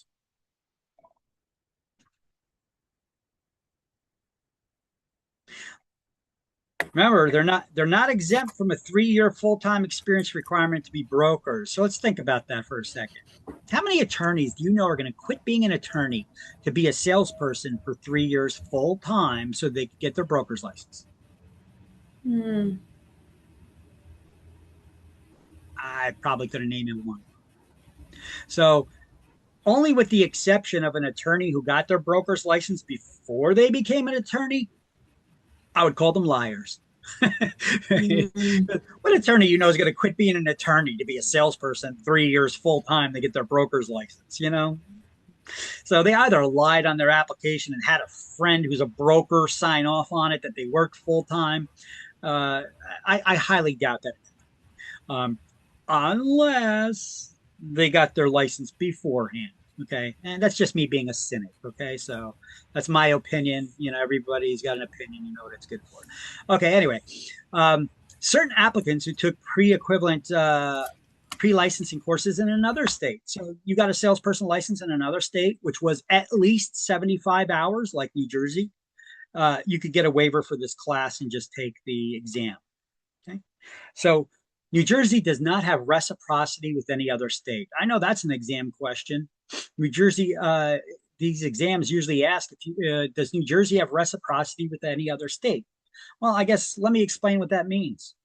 It means if you got a license in another state, you just show it to New Jersey, bam, you get a license here. They just give it to you. That doesn't happen. New Jersey doesn't have that reciprocity, that relationship with any other state. Okay. Now, New York does with Pennsylvania. So if you got a New York real estate license, you can just show it to Pennsylvania and boom, they'll give you the Pennsylvania real estate license. No exams, no nothing. Okay. So a quick way to get licensed in all 3 states, I would say take this class here, get your New Jersey license, use that completion certificate to get a waiver for taking the class in New York. Just take this New York exam, get licensed in New York. Now show your New York license to Pennsylvania. They just give it to you. That's the quickest way to do it. And the reason why I say get your license here in New Jersey is not just because I own a real estate school here. It's because New Jersey's exam is probably a lot harder than New York's is. We got all kinds of over regulations of rules and regs. Okay. For the state laws that you need to learn for New York's exam, they give you a little booklet. It's like 5 pages, to study their state laws. Okay, that are different from New Jersey. All right. So that's how you get licensed. If you have 3 state licenses, then what's the point? I mean, if I'm living here, I will not go to Pennsylvania for, selling a house or doing a deal. Some people may. Okay. Some people may. So then you have to renew every time you have to renew all the state licenses? Okay. Yes, you got to pay for each state license to renew. You got to meet all their CE requirements in each state as well. Is it a pain in the butt? Absolutely, but people do it. Okay. Listen, you got some people that do it just to have websites like FSBO.com so that you could get your listing in the MLS. for a flat fee. And then, they don't really work with you or anything. They just put your listing in the MLS and your number as a homeowner in the MLS to be the contact to set up appointments and stuff. Those companies like that, they get licensed in many states. You get people that are licensed in many, many states. And that's all they do is pretty much manage their licenses because they got a website like this that just puts your listing in an MLS. I guess that's one reason for it. But you do have some people who actually work in multiple states. Let's say they're on the borders, New Jersey, New York, Pennsylvania, tri-state area within a stone throw of each other. You may not have an interest in that, but maybe some people do. I had a girl that took my class one time. It was actually a broker's class she took. And she was licensed in all three states. She dealt with unique properties, equestrian properties. Those are basically properties for horses. These ones with horse farms and have paddocks and all this terminology that she was familiar with because she owned a horse, so she could relate to people. And horse people, I guess they have their own circles that they go in, but some of these properties that she was dealing with, she was showing me how she used a drone to do a little aerial photography of it at the early stages of drones. This was years ago already. And how the drone was looking at the property raised above, and then it came down along the white picket fence and it went along the driveway. And then a horse was curious and started following the drone, was galloping along it. And it was like cinematographic, just like it looked like a movie producer made it. And I was like, you are so lucky. That is beautiful the way it ended up turning out. I mean, how do you make a horse, follow a drone and trot along with it? It was beautiful the way she did it.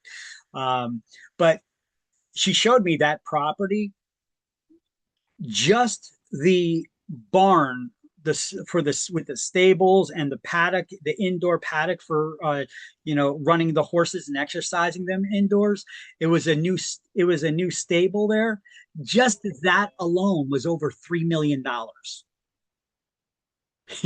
Forget about the house on the property and everything else. I mean, some of these properties expensive when it comes to horses. So she was dealing in some expensive property. So is she willing to cross over the property, state line, New York, Pennsylvania, New Jersey for that kind of scratch? I would say yes. Right. But she had a specialization. She had a reason for it. Most people, are they going to be doing that? Most people that do get licensed in multiple states, they still rarely, if ever, cross over the state line. They get familiar with the area that they know, and that's it. My brother-in-law is asking me to get licensed in Pennsylvania now that my sister lives in Pennsylvania with him, and they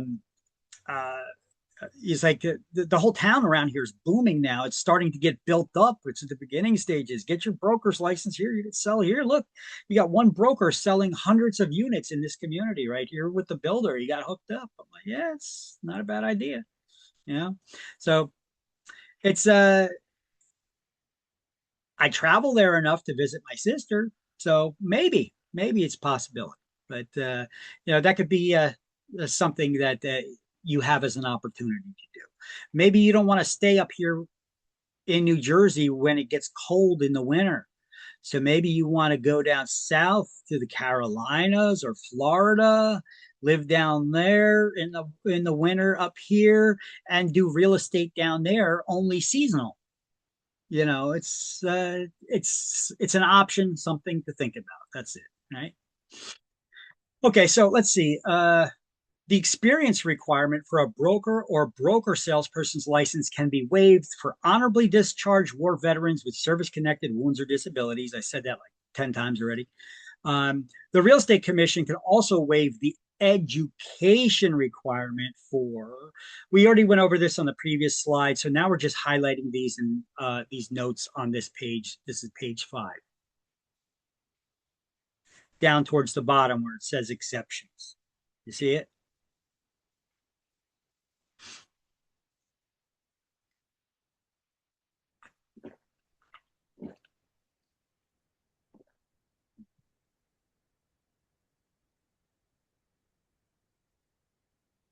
And of course, they quote the statutes here, 4515, about No license being issued to anyone convicted within the preceding 5 years of forgery, burglary, robbery, or theft other than shoplifting, criminal conspiracy to defraud, or any other like offense in which it doesn't matter your excuse. You're absolutely not going to get your real estate license for at least 5 years.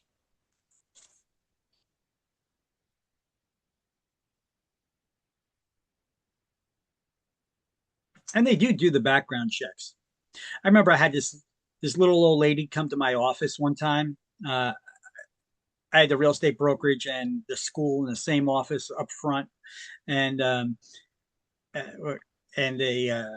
she came to me wanting to get in the real estate business, and she wanted to get her real estate license. So she's taken the classes and to get her license, and we sent it off to the state. And she did check off though that she was once arrested for something. And she's like, "Oh, but it's no big deal. It was this. I was like, yeah.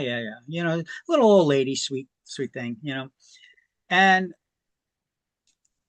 she'd be coming to the office almost every day. Is there something I could do? Kind of clean up around here? Is there something I could do? I was like, no, there's nothing really to do. You just wait until the real estate commission gets back and gives you your license, right?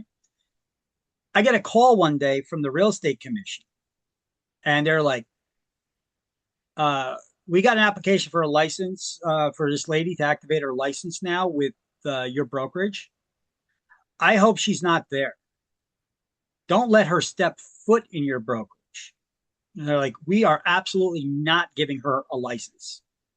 And I was like, why? What happened? I was like, she said on there she was arrested. She gave an explanation letter. She sent it in, but I didn't know what it was about. She's just like, oh, it's not a big deal. It's like a something about taxes that she didn't pay or something.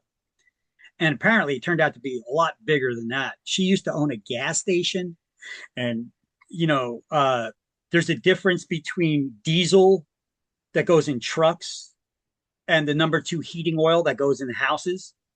The one that goes in houses actually has a pink dye added to it so that you could see the difference, right? Otherwise, it's the same exact fuel, the one that heats your house and that goes in trucks. The one with the pink dye, you don't pay taxes on because it's to heat your house. The other one, you got to pay all kinds of transportation taxes, state taxes, federal taxes, just like a gas tax, and so she was ordering heating oil and then putting it into the tanks in her gas station and selling it and doing markup for tax evasion and all kinds of it was a big grand scheme. And they said that she actually went to jail. She was in prison for several years for it. And they were like, we are absolutely not going to give her a license. And she's not going to be affiliated with any brokerage. I was like, damn, this little sweet old lady, who would have thought it, So this is why they do background checks like that. Those FBI background checks uncovered that. So I was shocked to hear it though. But anyway, stuff happens. All right, you guys got all these notes? We can move on to the next slide. All right, so New Jersey also, I guess this is a continuation from here. Unlicensed laws to criminal convictions. Okay, so sections 12.1, 19.1, and 19.2 of the law on license applications with certain criminal convictions. Licensees convicted of certain offenses and licensees indicted for certain crimes, respectively, explicitly reference offenses that qualify the defendant for the registration under the New Jersey Sex Offenders Registry law or similar law in another state or jurisdiction. A new provision, 19.3, was added to say that no provision in the real estate licensing law shall supersede the provisions of the Rehabilitated Convicted Offenders Act. With regard to NJSA, whatever, contact the New Jersey Real Estate Commission with any questions. Wow, that was vague. Did you guys understand what the hell they were saying there? All I got out of that is the Real Estate Commission cannot create laws that supersede state or other state laws pertaining to rehabilitated convicted offenders. Okay. So, can sex offenders get their real estate license in New Jersey? I hope not. They never could in the past. That would be giving the keys to a house for somebody with temptation. Yeah. So, but they say contact the real estate commission with specific questions on it. Now, I guess they came up with this rule because it's a possibility, maybe under some circumstance. In the past, they always say that sex offenders can never get a real estate license, but I don't know. Maybe they can, because New Jersey is one of those wacky states that you guys are going to be blown away when we get to chapter 4 and we talk about discrimination. You guys hear about discrimination on TV all the time. You got protesters out there all the time protesting this and that, right?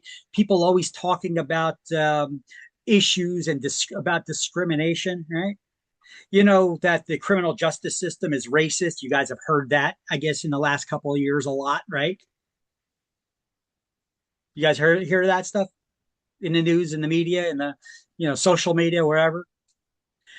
Yes. Where does that terminology come from? The criminal justice system is systemically racist. We've never heard that before until, I'd say, about 2008. Media. Yeah, like social media outlets. Yes. Yeah, you do. But where did it come from? It was manufactured by politicians. Actually, in President Obama's first term, he appointed somebody to HUD, the Department of Housing and Urban Development, to do a study, to do a report. He didn't really do a study. It was more of a report.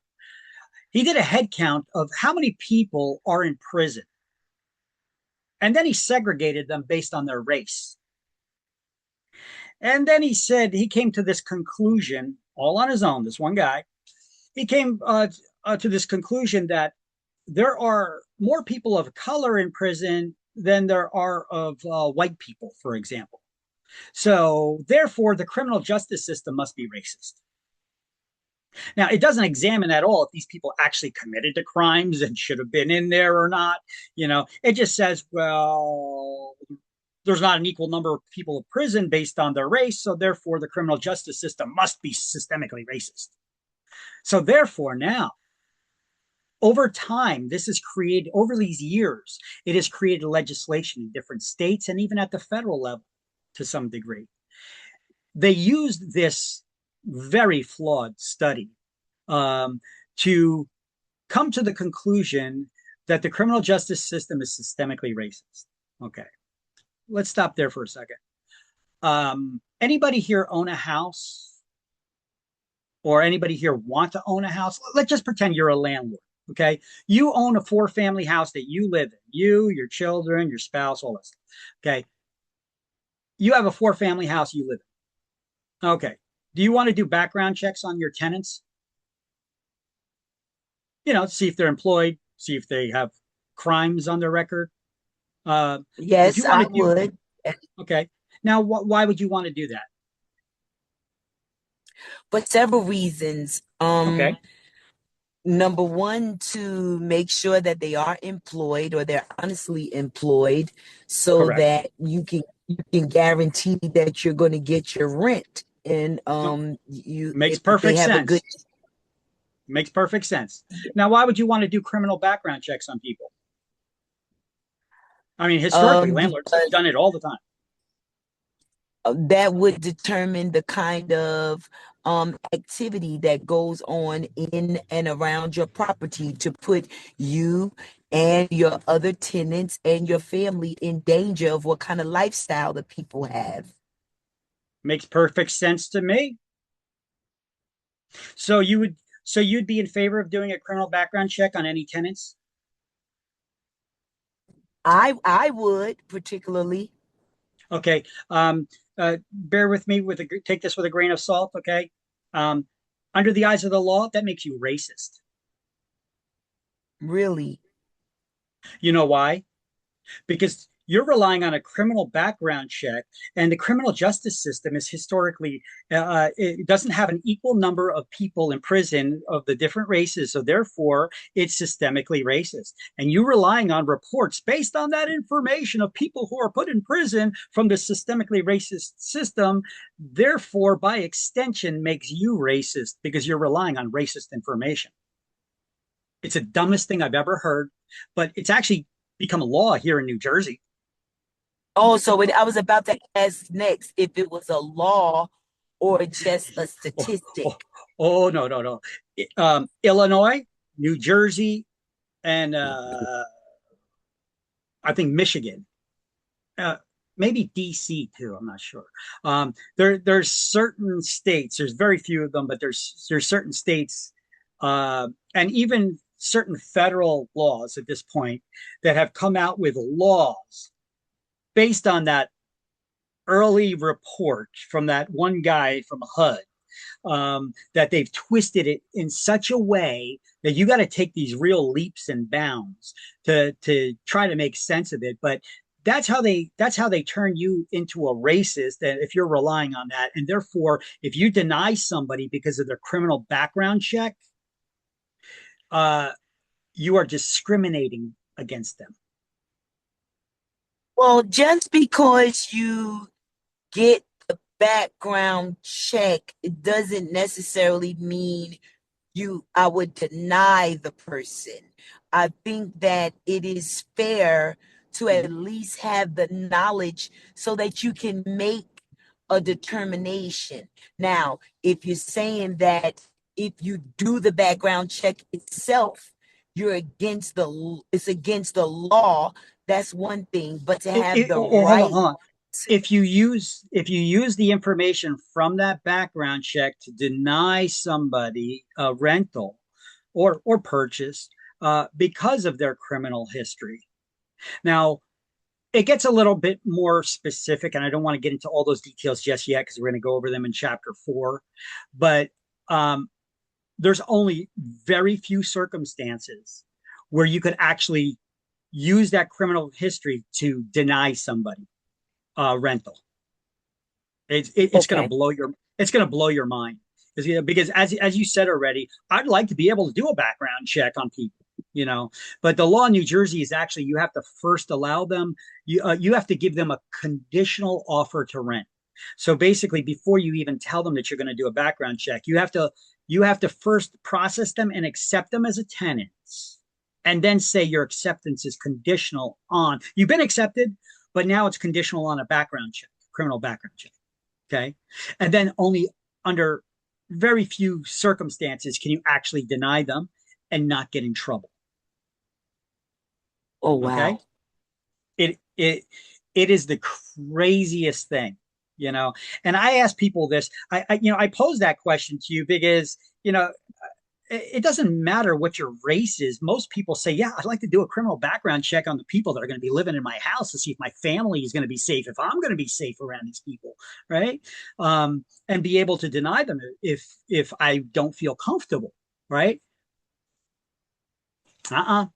Politicians have their agendas, and they push them because people were like, yeah, the criminal justice system is racist. So they went with it. They said, okay, we're going to go with that, and it made some wacky laws here in New Jersey. Okay. So we'll learn them in chapter 4. Okay. So let's move on from that right now, because that could be a deep, long conversation, and we need to get through this. All right.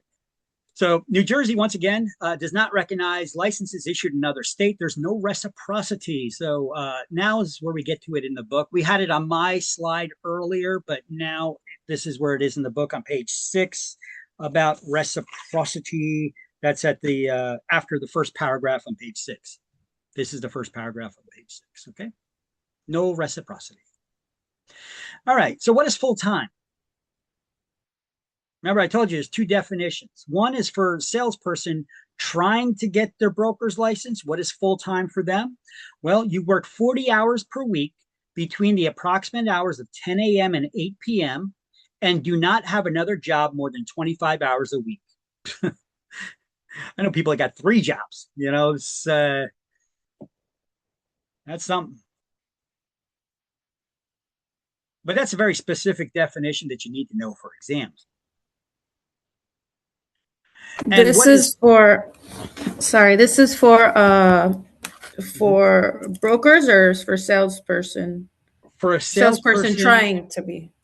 There you go. Salesperson trying to get their broker's license. This is what full-time is, because you have to be that full-time salesperson for 3 years. This is what full-time definition is.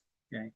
And you're not punching in on time clock. You're relying on that broker's signing off that you were there full-time. You know, and I had to deal with this, you know. When I got my broker's license, you have to have your broker sign off that you were full-time for 3 years. Now, what if you work for 2 different brokers, like you transferred your license from one broker to the other within those first 3 years, those preceding 3 years, like I did? I needed to get 2 brokers to sign that form. And both of them went against me. One of them was actually working for me because I was at a broker. I left him. I opened up my own brokerage. I didn't have a broker's license yet, but I hired a broker and I opened my own brokerage. Okay. So I guess the lady that was working for me as the broker, she thought that I was going to fire her once I got my broker's license. So she submitted my application form to the state directly when she should have given it to me to submit with the package. So the real estate commission sent it back to me and said, we don't know why she gave it to us. And they highlighted it, you know. And then my previous broker, he said that I wasn't working full time and that I had another job.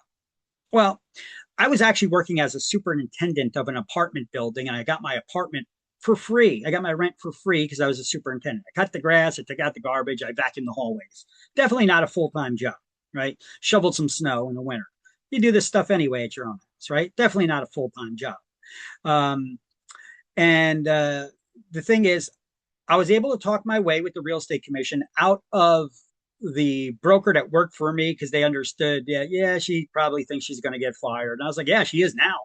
You know, for trying to screw me like that. But that wasn't my intent, you know. Now, what about my previous broker? And he said, I had another job. I had to answer that. And I said, well, just like I answered you guys, I was a superintendent. I was doing this. It was definitely not a full-time job. I didn't even get paid. And if it was a full-time job, where's my health insurance, you know? And so they said, okay, well, then just get a letter from the owner of the building that you were not a full-time employee there, and that'll be good for that. But what about him saying that you were not working full-time in real estate? I was like, well, that's pretty interesting, because at the time when I was getting my broker's license, I was married, okay? And I was married to somebody who was not a citizen. And if you guys are familiar about what you have to sponsor somebody when you're not a citizen to be here in the country. So you have to be full-time, gainfully employed and make enough money to support the 2 of you. Okay. So that was the requirement. And I had to get a letter from that broker when I worked for him.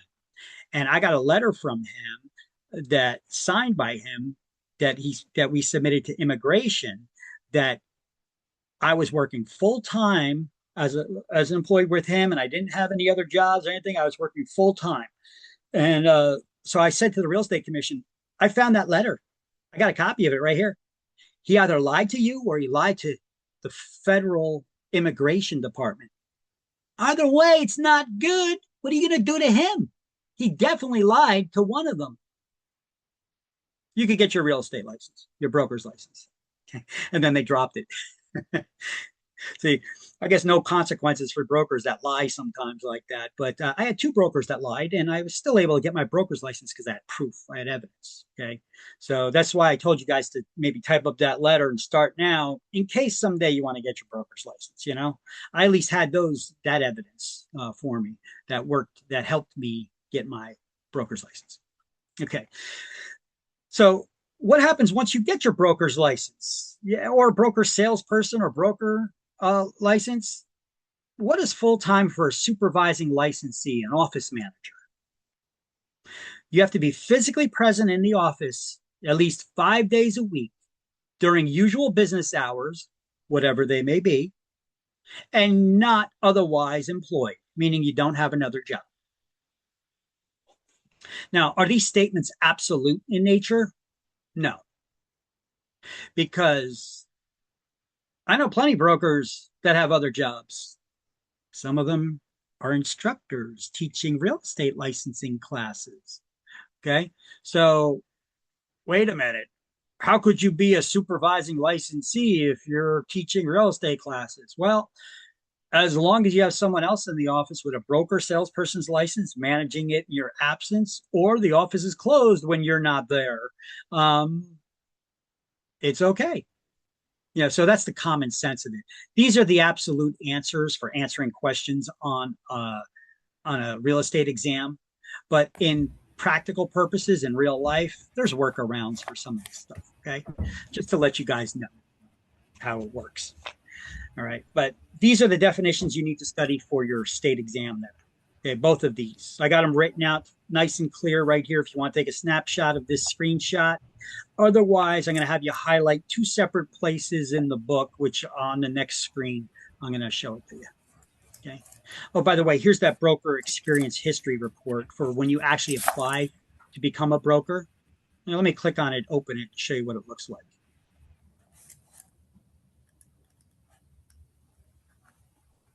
Waiting for it to open. Bear with me.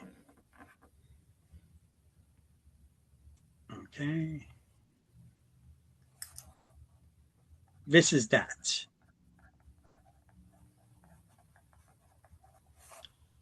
So on one, can you guys see it? Yeah, experience report for Yes. brokers application. So you got to pay a $25 fee. The first section to be completed by the applicant trying to get their broker's license. Okay.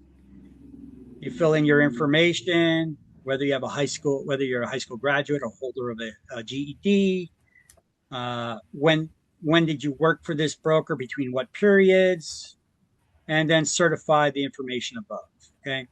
And then the reverse side of this form to be completed by the employing broker, to be returned within 5 days of receipt. So your broker, when you give this to your broker, they need to fill this form out within 5 days. They can't hold you up from preventing you from getting your broker's license. Okay. So that's that form in order to get the broker's license. Okie dokie. Let's go back to the slideshow. Where is my Zoom? Once I find my Zoom. Ooh, I got a lot of Word documents open.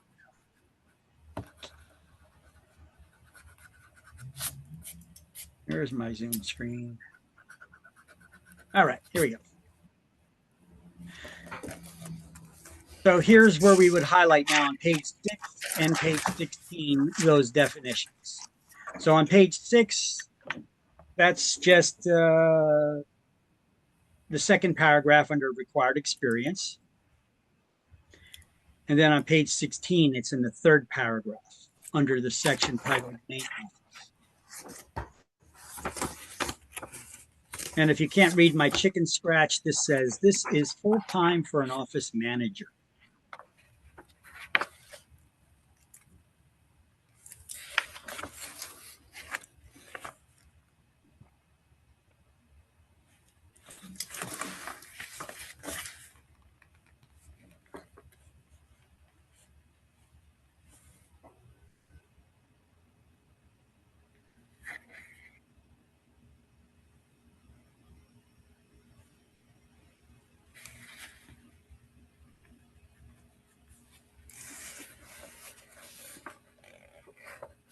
Okay, everybody got that? Page 6, and this is page 16.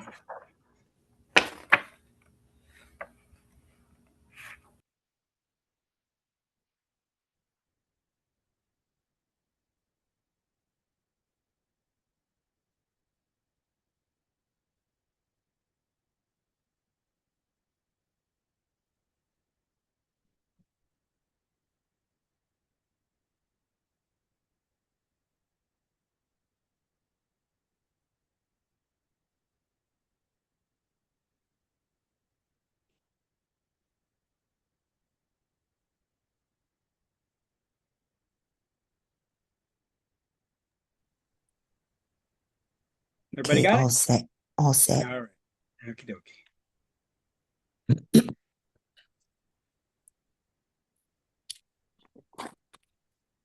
All right. Good slide. Snap a picture of it because there's a lot of exam questions based on information on this slide.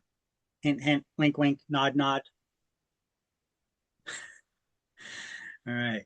So this stuff continues under bullet points, under exception heading on page 5, 6, and 7. Some stuff here is from page 16, some page 6.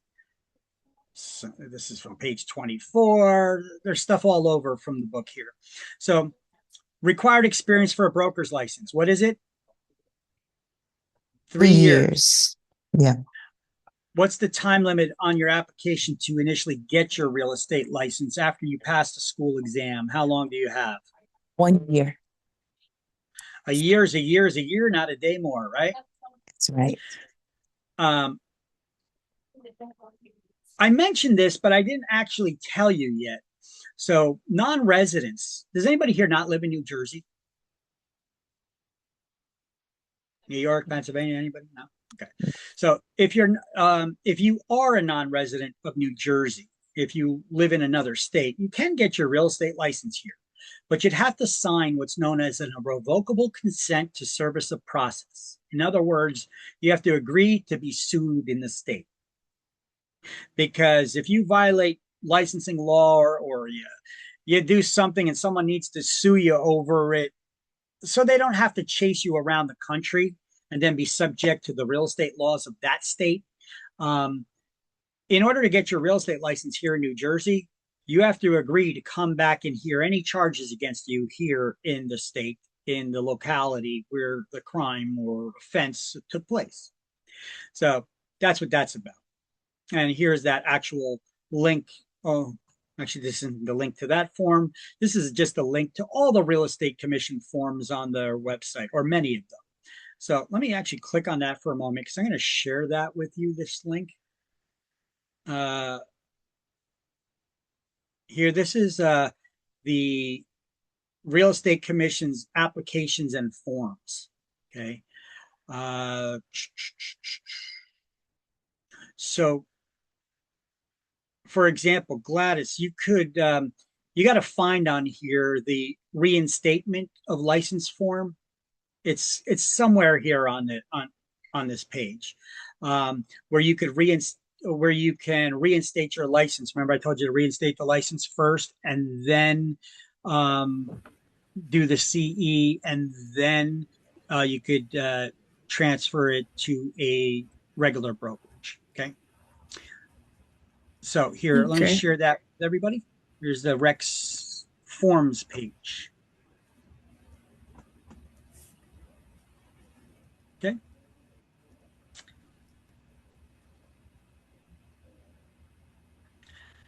All right, licensees must notify the real estate commission within 30 days of any arrest, indictment, or being charged with a crime. And if they move, update their address on file with the real estate commission.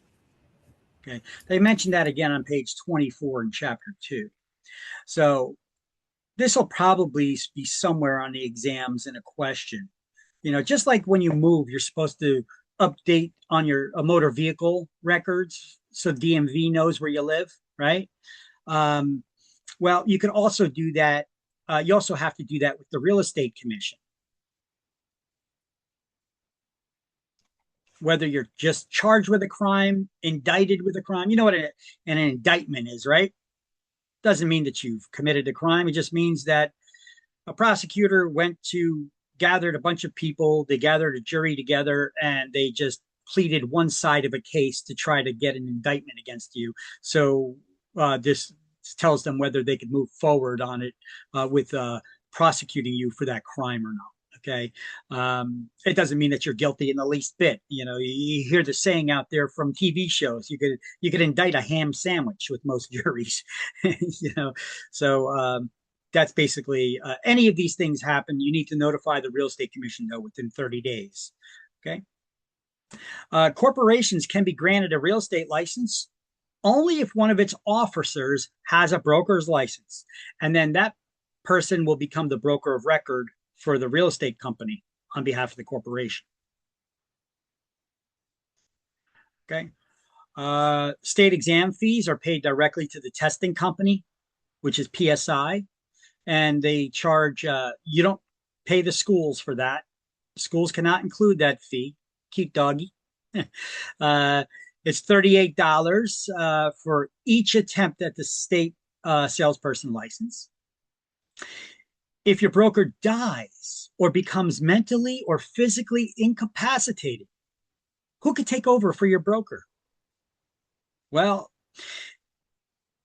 if there's someone else in that brokerage that has a broker salesperson's license, they could request to within 30 days to become the broker of record for the corporation.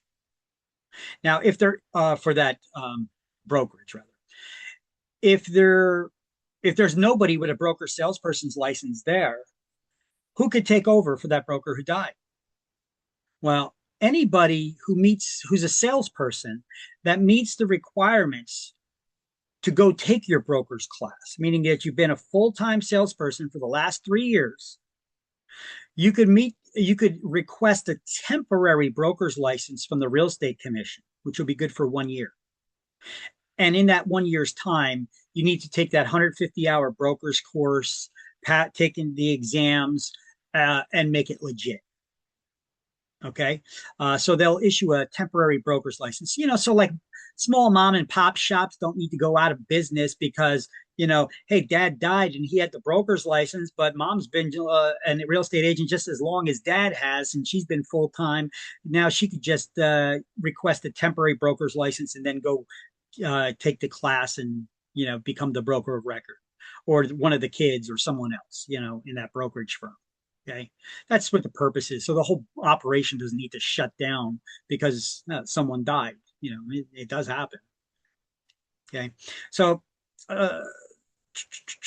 failure to renew your license can be reactivated within one licensing term, 2 years.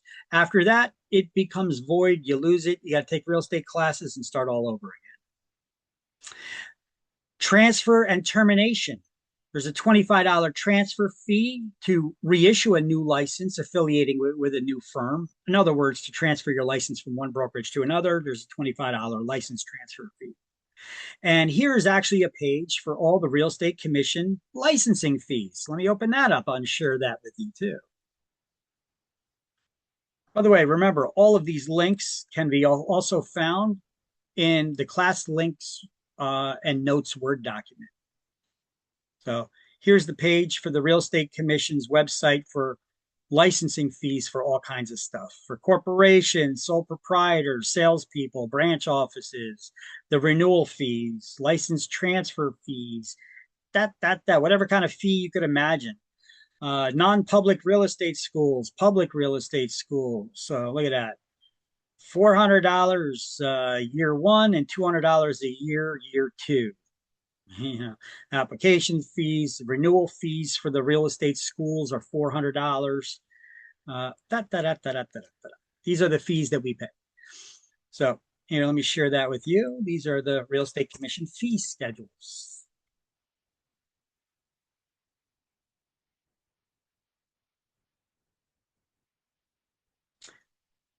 All right. A lot of good info on this one slide. A lot of questions from exams on this one slide, right? So if you haven't yet, take a screenshot of it. Otherwise, I'm going to change the slide. 3, 2, 1. If you want, you just tell me and I'll keep it here for a second. Otherwise, I'm going to change the slide. There you go. So this is all the stuff. This is the stuff that we just discussed on that one slide. It's going to be over the next couple of slides of notes and highlights that you could take. Okay. So I'll give you guys the opportunity to do the highlights in your book there, and then we'll move on to the next slide, and then you can do some more highlights.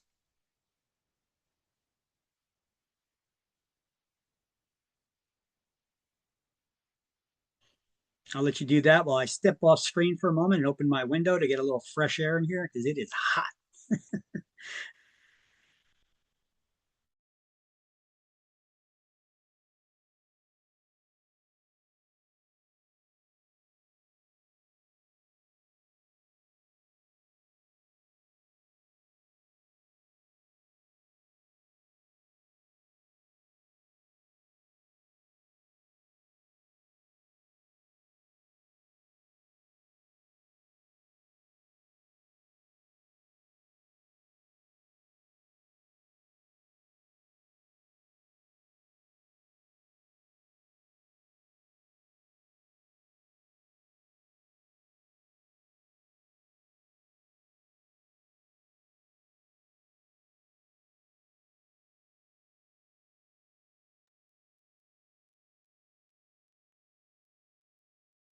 So just let me know when everybody's got that, and I can move on to the next page. Next slide.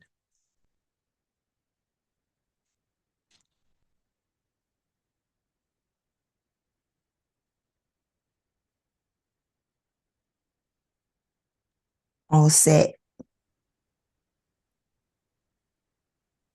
Anyone else still writing, or everybody good? I have a question. The last link you opened where the fees were mentioned, in the last page, it was mentioned public real estate school and non-public. What's that? You could have a public school that teaches real estate licensing. Oh, You know, okay. like a high school vocational or not. Okay. Okay. Thanks. Where is it?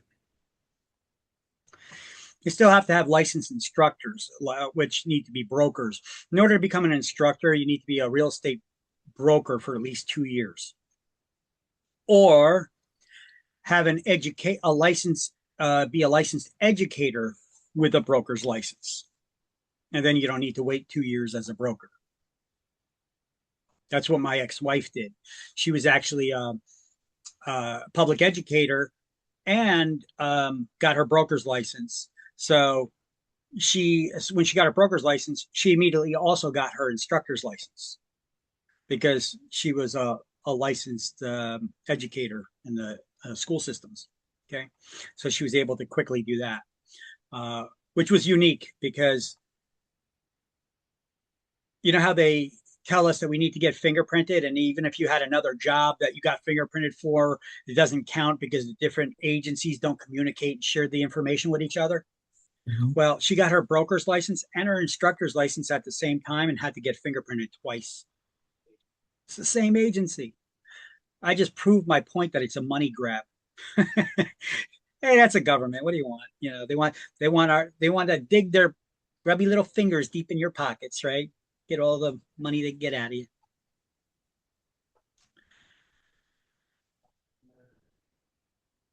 Yeah.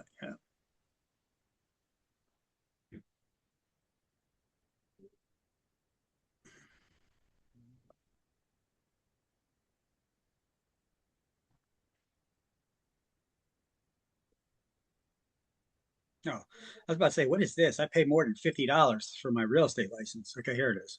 Instructors, $200. $200 a year and $100 a year for every 2 years. So you got to pay $200 every time you renew it anyway. And when can you be the instructor? I'm sorry, to become an instructor? Yeah. Who can be the instructor? The broker? Anybody with a broker type license, whether it's a broker or broker salesperson. Okay. And you need to have that broker's license for 2 years, or also have an educator's license, a public educator's license. Okay. Thanks. Okay, like the license to teach, teacher's license, you know.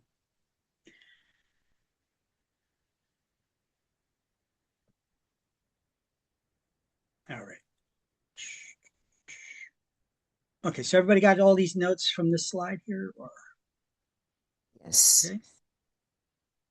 All right, continuing education requirements. We already went over them on my slide because I kept all my custom slides together talking about licensing because it makes sense instead of talking about licensing, then moving on to something else and then coming back to licensing again. So let's just do the highlights here on this slide. We already spoke about this. We don't need to go over it all over again and beat that dead dog already. Let's just highlight here. Actually, write this here, late CE completion. And then put that little arrow there and highlight will be subject to a licensee to processing fee of $200. So when do you need to finish your CE by? 2 months before license renewal. April 30th. Right? Yeah. April 30th of? Odd number of years. There you go. Before renewing a license. Correct, which is in the odd numbered year. So you need to complete your CE classes by April 30th of the odd years or be subject to a $200 fine. That's the processing fee. Processing fee. I'm sorry. Yeah, you caught it. You caught it. All right. So, and the required courses should be completed on or before April 30th of the renewal year. They go over the 12 hours of breakdown, but since this book was published, they've made changes. So over here, 3 lines down, where how many hours does it say of other core topics? I think it's at 3, right? 2. Because they added 1 more hour now of agency because of that whole NAR lawsuit. They actually created a new type of agency in New Jersey. So they want to make sure everybody is familiar with this. So they added another hour of agency. This is a core topic for your CE. Okay. It's still 12 hours. It's just that the 3 hours could be in any core topic. Well, now it's only 2 hours in any core topic, and you got to have those other 2 in ethics, 1 in agency, and 1 in fair housing. And that referral agents aren't required to do any CE.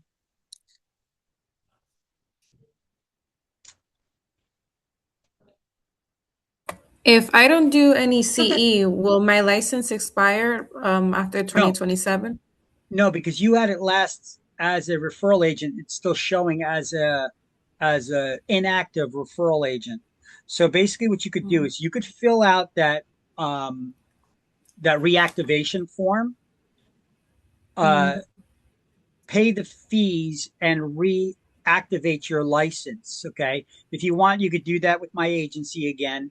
And you could have it sitting in referral as active until you complete those CE classes or whatever requirements the rec gives you, so that you could then transfer to a regular agency and change the license type to a salesperson.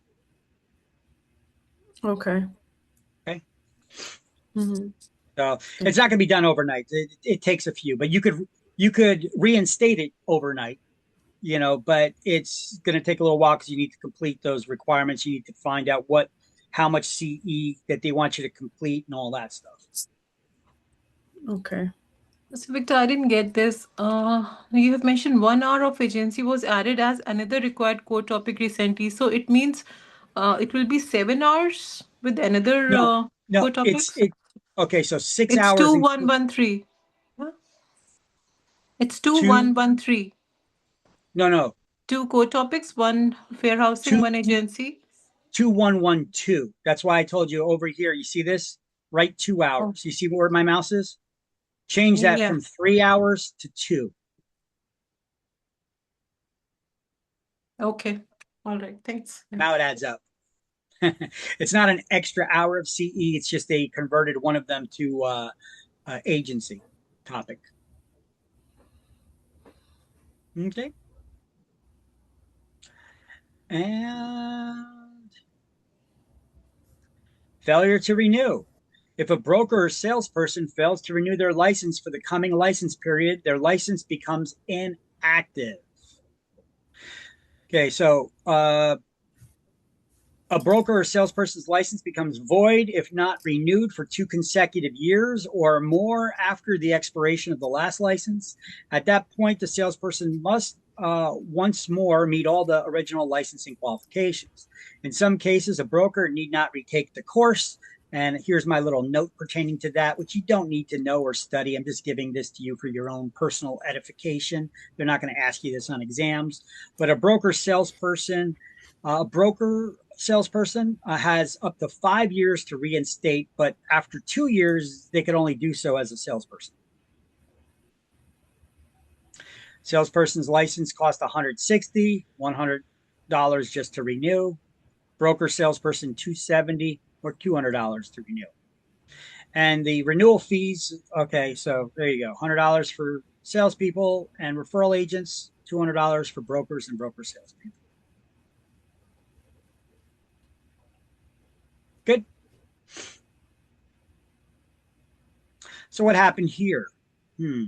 Oh, these licensees failed to notify the real estate commission within 30 days of any arrest, indictment, or being charged with a crime. Wow. So By failure to notify the real estate commission within 30 days of being charged with a crime, this person's license will be held on probation status to run concurrent with their pretrial intervention, which then their charges will be dropped, and have to pay a $500 fine. So apparently this person will eventually, they're in a pretrial intervention program. So they did commit a crime, but it will be dropped as long as they meet these guidelines. And, but because they failed to notify the real estate commission of this, they still got a $500 fine, and their license is on probation so that they could monitor it until the end of that pretrial intervention program. And then this person, what did they do? Attempted to procure a real estate license by misrepresenting that they did not have criminal charges pending when he filed an application for licensure. So his license will be on probationary period for 1 year, and a $500 fine was imposed. All right. How can you change the status of your license from a referral agent to salesperson, or salesperson to referral agent? Well, your brokers can do it for you, or you can go to, actually your broker has to do it for you, but they do it here at this page. Okay. recbrokers.nj.gov. For me, I just go to nj.gov, and there's a secret menu that pops up when you log in. If you also have a broker's license or some other license, professional license, that'll bring up, and you're managing other people's licenses, there's a secret menu that'll pop up and show it to you. Here, I could show it to you as an example if you'd like. Let's go to this page here. I'm going to type in nj.gov. And when you go to nj.gov, if you log in, I'm going to log in. I got my login here. You see this secret menu pops up. I'm in class. It's okay. Okay. So the secret menu pops up here.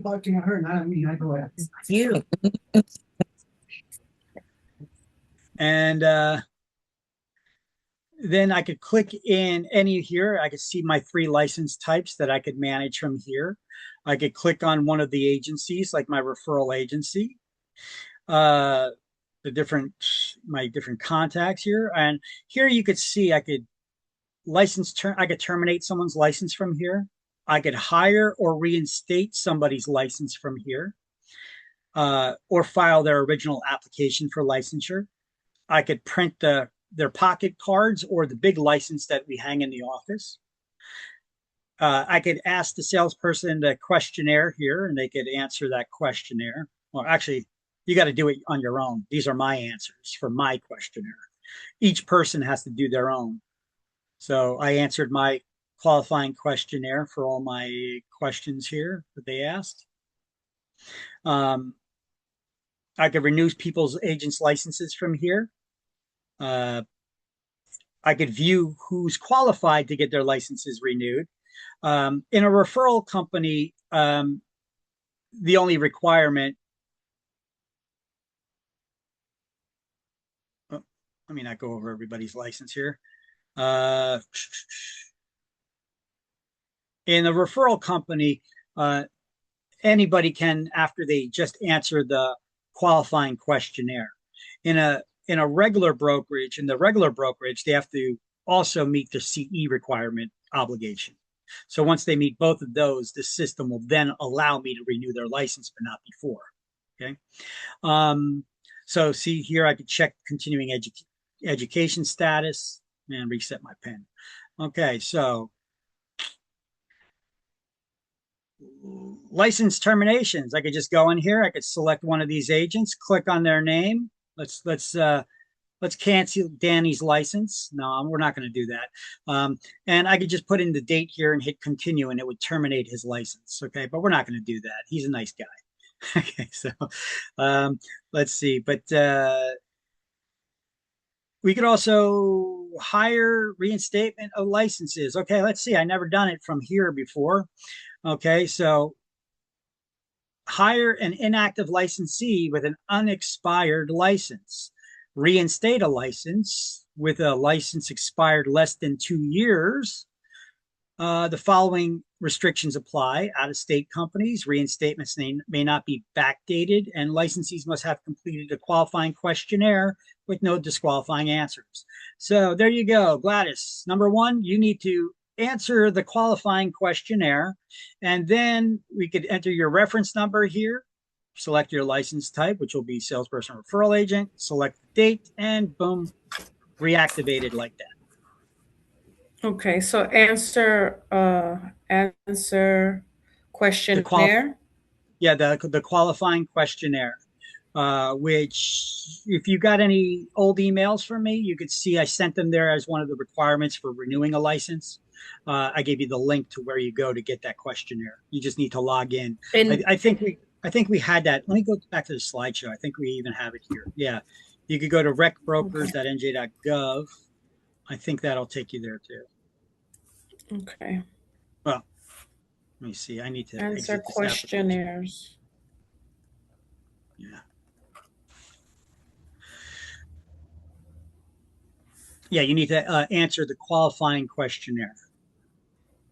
Okay. I think I'd get you the exact link if that Rec Brokers, if this, hold on a second. I don't know how I got so many windows open on my computer now. Jeez. What are you guys seeing on screen? Change of license status. I can what's that? see the slideshow, or yeah, you slide. guys looking at? Oh, okay. All right, here we go. I'm on it too. Now I'm seeing the same thing you are. Okay, so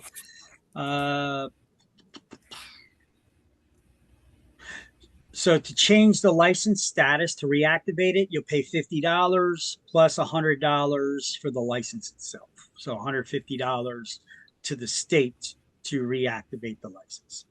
Now, if your name is spelled wrong or you need to change your name because you got married or divorced, it's $50 to change your name. Okay. If you initially get your real estate license and they spell it wrong, you can't contact the real estate commission to correct it. You know why? They don't make mistakes. At least that's what they told me. They say, we issued the license as it was reported. If the name is wrong, well, it's $50 to change your name. All right, that's what they do. And CE is required to change your license back from referral agent to active working salesperson. Well, here is that guide once again that I showed you guys before. How many hours of what kind of classes, depending on what type of license you have or initially got your license as, in order to change the license type. Okay. So licensing procedures, once again, for a salesperson. I know we went over this all over before. You got to finish this class, which includes passing the school and then a state exam. Submit your score report that you pass with PSI, signed by a sponsoring broker. So when you pass your state exam with PSI, they're going to give you paperwork, and on that printout, you have to check a box. There's 2 boxes on there. Which license type are you applying for? Salesperson or SLW RERC? That's the referral agent. One or the other, not both. And then that fingerprinting, you need to get that fingerprinting form filled out, take it with you when you go get fingerprinted. Submit to a criminal history background check, $50 fee for that. That's part of that $160. And with licensing fees in the form of credit or check. Okay, so a certified check, cashier's check, broker's check, or money order for $160. They don't want any personal checks from you. Okay, either one of these checks or a broker's check. Information needed to take the salesperson exam. You need to have 2 forms of valid ID, at least 1 U.S. government issued photo ID.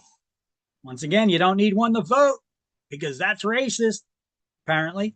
But you need one to get a real estate license. Real estate commission racist too? Let's see. Here's where you schedule the exam after I enter you in the system, but they'll send you an email. You get 4 hours to complete it. I told you that at the beginning, just like on the school exam. And you could begin working as soon as your name is posted in the Real Estate Commission's database. And here are those links where you could search the database yourself. The first two are domain names that I bought, and I pointed to this domain, which is case sensitive. And it's got dashes and capital letters and lowercase letters and underscores. And if you don't have it exactly as it's written here, the link won't work. So instead of trying to remember all this, I just remember njreclicense.com or njrealestatelicensesearch.com points to here and opens the same database, which is right here. See? And then I could look up my name. I could put in Kaminsky, comma, Victor. And it finds that I have two actively licensed. I'm a broker of two active agencies, Quality Relo, which is my referral company, and Jersey Brokers, which is my regular agency. Okay. And these employer reference numbers, EMP stands for employer reference number. That's the license number of the company. Or reference number, this is my broker's license, my personal broker's license number. Okay. And you could see that I opened up the referral agency, first licensed in 1/20/2004. Actually, you know what, Gladys? When you reinstate your license and it's updated in here, then it should show when you were first licensed. No, that's going to show when you were first licensed, not when you were first licensed at that agency.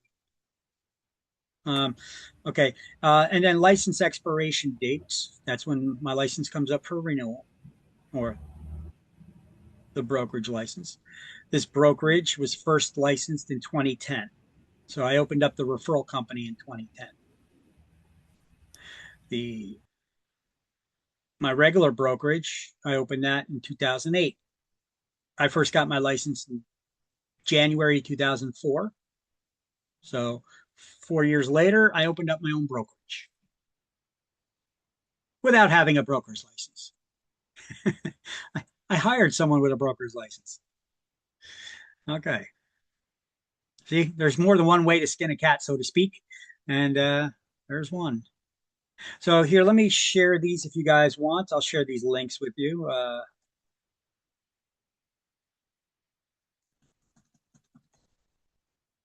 I cannot copy the link from that slide. I have to go to the different view to copy it. So give me 1 sec here. There we go. And there's all those links. They all point you to the same place, to that database where you could search your name. That's the Real Estate Commission's database. And then licensees must carry their pocket cards with them at all times. Okay. Down here at the bottom, Gladys, this is where you could go to print your pocket card. But if you go to reconline.nj.gov, you could log in and answer the qualifying questionnaires there. Okay. So. Okay. And that little tiny URL at the end, that points you to that points you directly to the place where you could print your pocket card. Okay. So, how long after you approve us from this class will it take for us to be able to schedule our state exam? As soon as I enter you into PSI system, it could take up to 24 hours before their system generates the email. Because I put all your information into an Excel file, then I upload the Excel file. Their system reads the Excel file and can instantly send it out sometimes, but it could take up to 24 hours. So, unless it spits out an error. Sometimes when I upload these files, sometimes they get corrupted in the process, but it doesn't tell me. So you would have to let me know that you didn't get it, and then I got to look into it and then re-upload it or regenerate that Excel file. So, like, I think what I'm asking is like, is it like a really long time? Do they do it on a weekly Up basis, to a 24 monthly? hours. No, no, no, It's no, no. automated. The testing, like in order to schedule testing, you know how now at the DMV you got to do this appointment and Yeah. it takes like weeks or months or Okay. something, or like I'm So saying, so like it if you, depends. It depends if you take it in person or mm-hmm, remotely. mm-hmm, You look at their calendar and you schedule based on the openings. Okay. If you're taking it in person, it depends on the location and their openings. They only have so many seats and they got a lot 4 hours of time for you to take the exam, so they have to, calculate that into the timing there. Or you could take it online at home on your okay, computer. okay, Okay. And mm-hmm, usually it's open. You could schedule, you still need to schedule it for some reason. I don't know. But, uh, you're usually not going to have that backup if there is a backup. Because keep in mind, PSI testing centers are not just for real estate licenses. Any right, nursing licenses, teachers licenses, anything that requires some sort of a certification or license, professional license, goes through PSI, which is contracted with the state. okay, Okay. okay, So sometimes of the years they could be really busy, you know. okay. So that's why you got to schedule them to make sure their computers aren't overloaded and that they have space at their physical locations as well. But I haven't heard any backups lately from people. And we can't schedule it until we pass with you and you send and our results Correct. in. So Okay, once you perfect. pass the school exam, I enter you into this Excel file and then I upload your information and then their system processes it. It could take up to 24 hours after I upload it. But usually it's instant, but it could take up to 24 hours to process the information. And then their system will automatically generate an email and send it to you coming from psiexams.com. So And you got to how check your long do spam, how make sure that doesn't get caught in spam too, and then it says, congratulations on completing your education requirement. You can now go to our website, psiexams.com, and schedule your state exam. and how long do you suggest generally waiting to take the test As soon as you're after ready. we As soon as you're ready and this information's fresh in your head, you cram, take the exam. Hey, that rhymes. Cram, take the exam. And while it's still fresh in your head, don't wait. The longer you wait, the more it oozes out of your brain, okay. unless you're one of those people with the photographic memory. You know, Okay. I've actually had a couple of them. I had two people with endemic memories. One of them got a perfect score. The other one missed by one. But Oh wow. yeah. Okay. So they let it cook for a little while. Okay. Yeah. Yeah. All right. Oh, this is the pocket card. Real estate license law, this is often an exam question too, requires you to carry your pocket card license with you at all times that you're conducting business, showing properties, whatever it is. Anytime you're doing real estate, it says right here at the bottom, this card must be carried by the licensee whenever engaged in brokerage activity.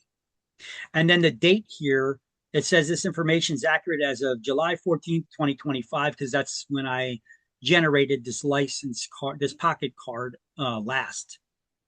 If I generate it again, the new card will say as of today's date, that information is accurate, So whenever you go in the system, you generate a PDF document, then you print this out, cut it out, you carry it around your wallet. I would say laminate it because you're printing it on regular flimsy paper. They used to send it out to us on special green card paper that's thick with the white watermark on it, the security features on it. Now it's just piece of paper, regular piece of paper, but that's your real estate license. That's what it looks like. This is your pocket card. Here's the different testing locations PSI has in New Jersey. And by the way, they're all over the country. So if you're planning on traveling, going on vacation, you could take this even if you're on vacation somewhere, just arrange wherever you're at. I had a lady do that once. She's like, I'm going to be visiting family down in Georgia, and I'm going to be gone for like a month. I'm not going to be able to take the license. Oh, I'm going to forget. I need you to process this ASAP. I was like, hold on, take a breath. Study, study, study. If you're going to be down there for a month, you could schedule with a PSI location in Georgia to take the New Jersey licensing exam. You could do that? Sure can. And then she was like, okay. So now I have time to study and then take the exam. I was like, yeah, there you go. It's the right way to do it. No pressure. And what to bring again. 2 forms of photo ID with at least 2 forms of valid government issued photo ID, with one being a government issued photo ID.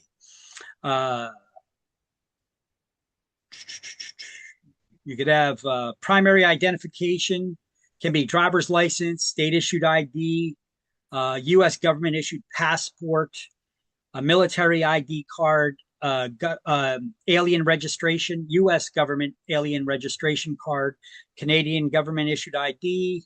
The ID must contain the candidate's photo and be valid and unexpired. And your secondary ID can be a signed credit card, Social Security card, or United States issued birth certificate with the raised seal. Student IDs and unemployment IDs are not acceptable forms of ID. They also do not accept firearms IDs for some reason, which is weird because all the background checks you got to go through to get one of them. It's nutty. Okay, so that's all that once again. And here's the link for looking up what types of IDs based on what country you were born in. Anybody here born in a different country than the USA? India. Okay, so you could click right here. Let me open this up for you. I'm going to copy this link. I think I sent it to you earlier, but here it is again. You could type in which country you were born in and which country you're a citizen in, and then it go to next, and it'll show you which forms of ID are acceptable for you for that fingerprinting. And then you need to go here to the Real Estate Commission's page, and you need to print and take this form with you. You scroll down a little bit. Once again, here's the fingerprinting page, but they also talk about, taking the exam here at the top. But if you scroll down a little bit, here's the fingerprinting page. You need to print out this document right here. Okay, the universal fingerprinting form. Click on it. Oh, you guys aren't seeing this. Sorry. Let me back out of here. So that takes you here to this page. It says this is for the exams, but you can scroll down here and it says to get fingerprinted. You're going to click on this form, the universal fingerprinting form here. And then it opens up this document. It already has some fields filled out. When you're registering for the fingerprinting online, you're going to need to enter this information in there, these codes. Usually when you enter this service code, everything else gets populated. Now, then you'll have to fill out all this information. Okay. Now, what if you don't know your employer's address because you haven't selected a broker yet? Leave it blank. Fill it in before you go activate the license, though, and send this paperwork in. But as of now, when you're getting fingerprinted, you don't need to have that information there. So don't worry about it. The person that's fingerprinting you says, you need to have it there. No, you don't. Okay. You're going to send it into the Real Estate Commission once you find a broker. And then they'll fill out this information down at the bottom. This is a very important number here, the PCN number that they fill in there. You're going to need to put that on your PSI paperwork from when you passed the state exam. Okay. So all this stuff they can link it together. That's how they track. The PCN number is some sort of a tracking number that they have for the background checks.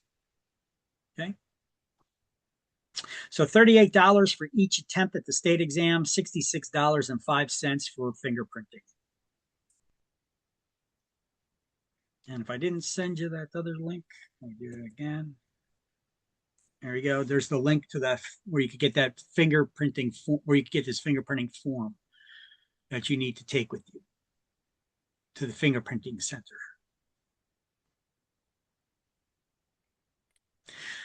All right. The guarantee fund. We're almost done with this chapter. The guarantee fund. When you first get your license, how much is it going to cost you for initially? $10. No, it's not. $100. When you initially get your license? Sorry, license is $100. So it's $160 in It's full. $160. Oh, I thought, sorry, $100 for the license, $50 for the background check, FBI. and $10 to the $10 guarantee fund. Correct. Yes. Okay. So here, do these highlights on page 10. The guarantee funds was established to reimburse members of the public who suffer a monetary loss due to wrongdoing, such as embezzlement, conversion, or unlawful obtaining of money or property in a real estate transaction by a licensed broker or salesperson or an unlicensed employee of the broker. And then they cannot collect in any other way. So they try to sue you, right? Because you stole their money, basically, right?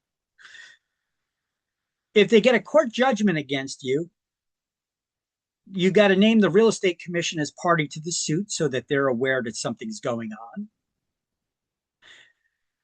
If the party suffering the loss is unable to collect on that judgment, because we know it's one thing for a judge to say, you owe that person money. It's another thing to be able to get the money out of that person, right? Can't get blood from a stone, right? So,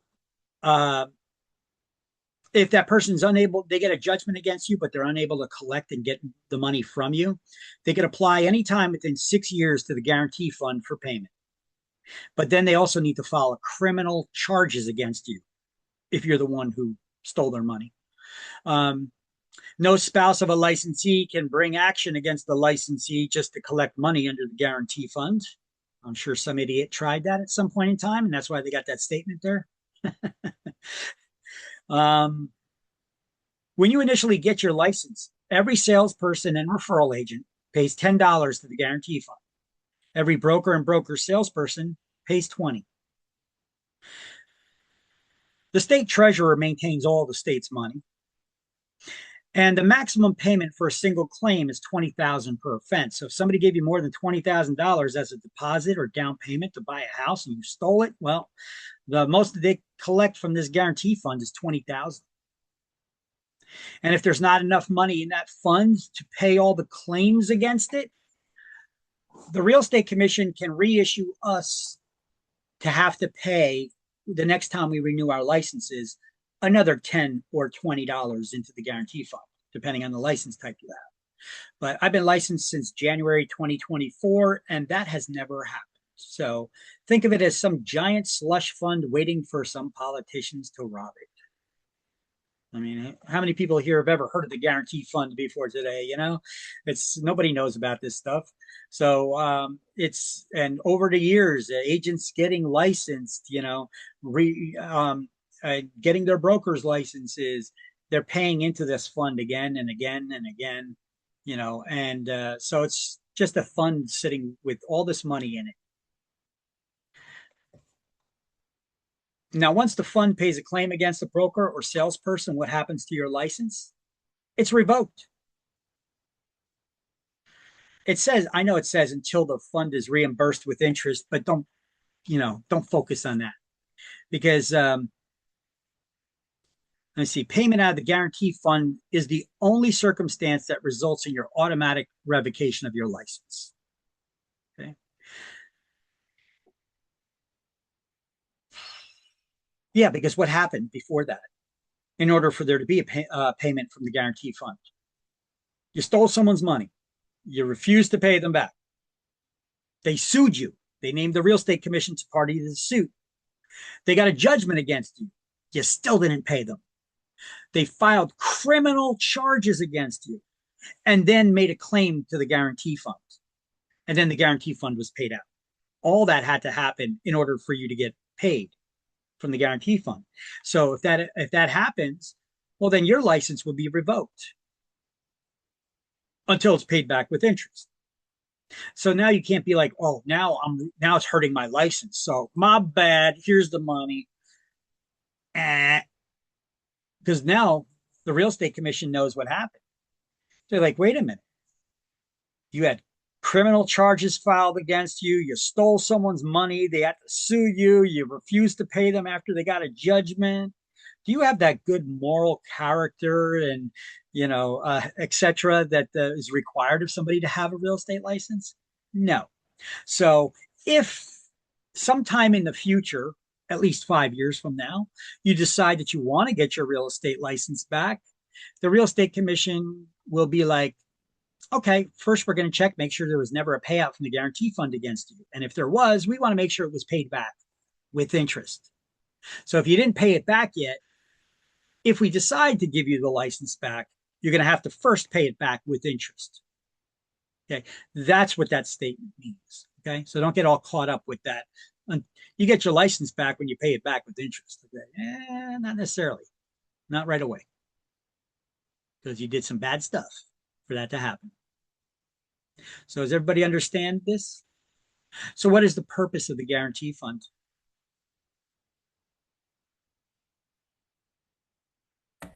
To pay back the public who has suffered from monetary losses from wrongdoing or to embezzlement. to reimburse the public when they've been robbed by a licensee or one of the broker's unlicensed employees, essentially. Just have that basic understanding. It doesn't need to be all officially worded. Just as long as you understand it, then it's not an issue. So the public can be an individual, or typically is Yeah. more than one person? Well, I'm buying a house and you're my agent. I give you deposit money to put down to purchase this house, to put money in escrow to make an offer. And then you're feeling lucky. So you decide you're going to hit Parks Casino up, or you're going to go down to AC or something. You can see if you could double it. And your luck was no so good. All right. I want my money. You stole my money. Right. Yeah. So now I have to file a complaint against you. I have to sue you. I got to name the real estate commission as party to the suit, so they're aware that you did something wrong. And then if I get a judgment and you still don't pay me, I have to file a criminal complaint against you before I can make the claim to the guarantee fund, so I could get my money back. And how much of my money can I get back? 20,000. Only up to 20,000. That's the maximum payout. So if I gave you more, I'm screwed. Okay. But it's a fund to help. Most people aren't putting down 20 grand cash when they're making offers, but it's possible. It is possible. Depends on the value of the house and stuff, and those values have gone up. All right. So basically, this is another slide that I made up saying the same thing, what we just highlighted on the previous page. I just dumb it down a little bit with the explanation, to reimburse members of the public who have been wronged, robbed, who suffer a monetary loss due to wrongdoing in a real estate transaction by a broker or one of their licensees or unlicensed employees. Each salesperson or referral agent pays $10, and each broker salesperson $20 when they get their license. If the fund runs low, it could be reassessed at the time of your license renewal, but you got to pay it again. In order to make a claim, you have to first sue and obtain a court judgment, and the real estate commission has to be made party to the suit, so they're aware of what's going on. If unable to collect that judgment, the person wronged has 6 years to file the claim against the guarantee fund. I'm sure they're not going to wait 6 years, but they have that long.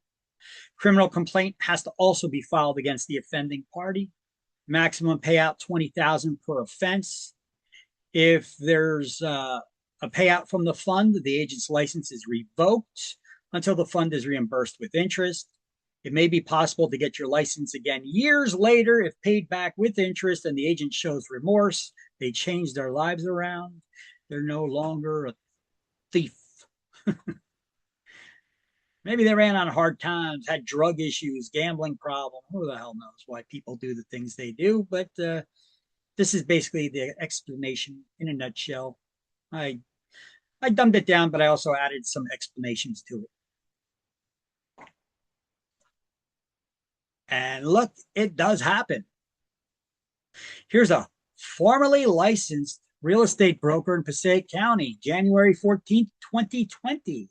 The commission determined that Leon Kabarkas violated New Jersey statutes 4515-17E, unworthiness, bad faith, and dishonesty, and New Jersey statute 4515-41. Kabarkas' broker's license is revoked, and he shall be ineligible for reinstatement of his license until he satisfies the judgment in full, including reimbursement of the guarantee fund with interest. So does that mean that person is paying 25,000? I mean 20,000? Well, however much was paid. I don't know how much money he stole. Could have been 3,000. Could have been 1,000. You know, it depends on the up to 20,000 maximum would be reimbursed for the guarantee. Yeah. So, you want to see if he got his license back? You want to do a little investigative work? Sure. You guys want to spy a little bit? Okay, here, let's do this. So Kabarkas, Leon Kabarkas, right? Here, let's go here. And Kabarkas, comma, Leon, right? Is that what it was? Search. Whoop. Nope, that wasn't what it was. Kabarkas, Leon. Here, let me go back to that slide here. Kabarkas, Leon. Yeah, that's what it was. Did I misspell it or something?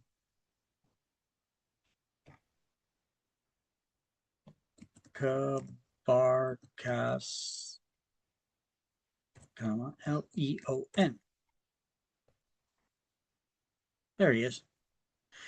Broker of record, inactive. He's never got his license back. He could have reinstated it by 6/30/21. That never happened. So then he would have to take the classes all over again, correct? Well, a broker's license can be inactive for 5 years. And they could reinstate it as a salesperson. He's past that even. So he'd have to come back to school just to get a salesperson license.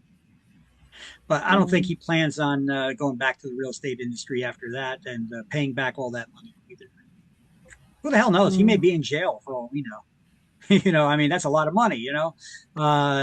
Say he did steal $20,000, right? That's grand theft, right? Was it anything over, I don't even know the dollar figure in New Jersey for grand theft, but he could be in prison for that for all we know. All right. What is a rental referral agency? You may ask.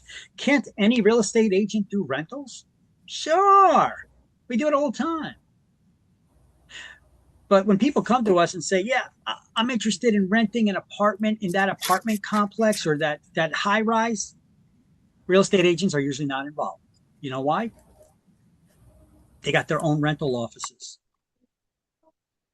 Now, those property managers usually have their own real estate agents working at their rental offices, you know, but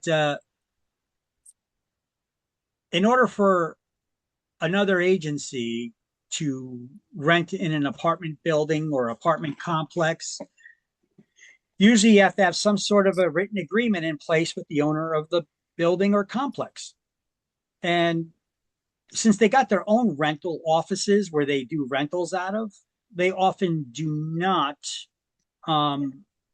give exclusive listings, because what they'll do is they could rent it out themselves.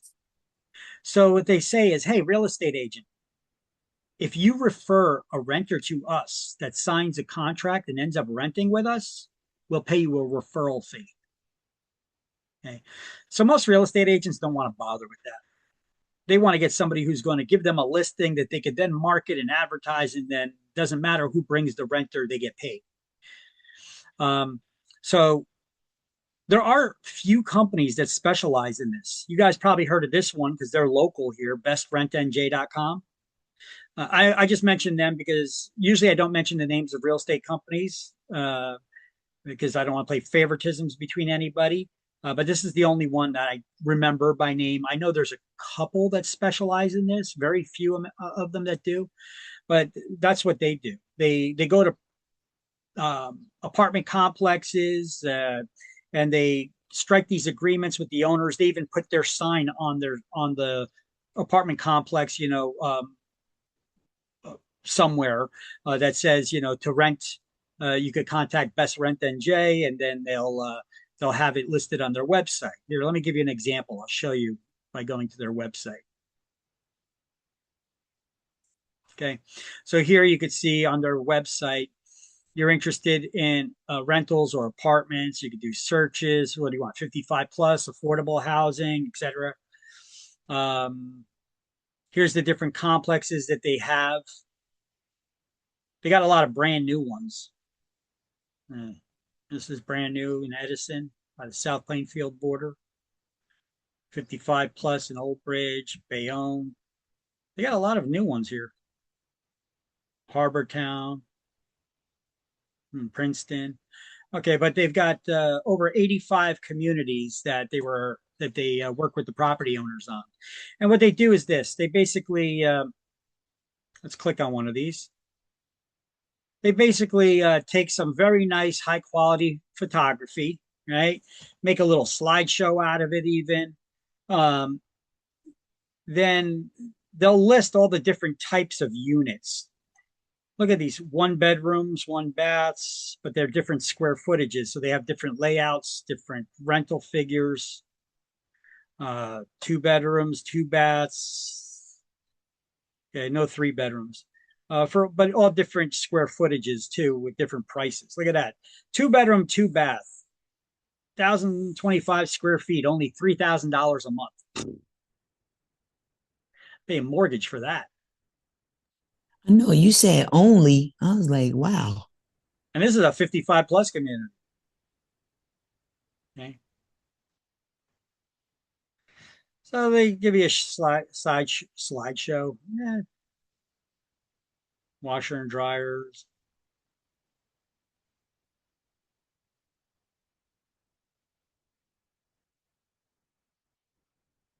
Some of these could be renderings. I don't know if this is an actual photo. This could be a rendering too. All right. And basically, you call them up. They'll show you the place. They'll sign a contract with you, and then they'll earn a referral fee. And they do that with over 85 communities. So they specialize in rentals, rental referrals. Now, so why did I bring this up? Well, as we know, no property can be offered or commission earned without the owner's written consent. In other words, you can't offer somebody's property for rent and advertise it for rent without the owner's permission, without them hiring you, right? Common sense. I think I have to specify that because sometimes common sense is not so common these days. So let's make sure we know that. In other words, you cannot offer a property for sale without the owner's permission, either listing or referral agreement. And availability of properties must be accurate when advertising them. So you must check to make sure that vacancy is available offering a property before you offer a property to the public. So if you advertise properties like on a website, you need to call the building management or owner up every day to see if the unit's still available that you're advertising as available.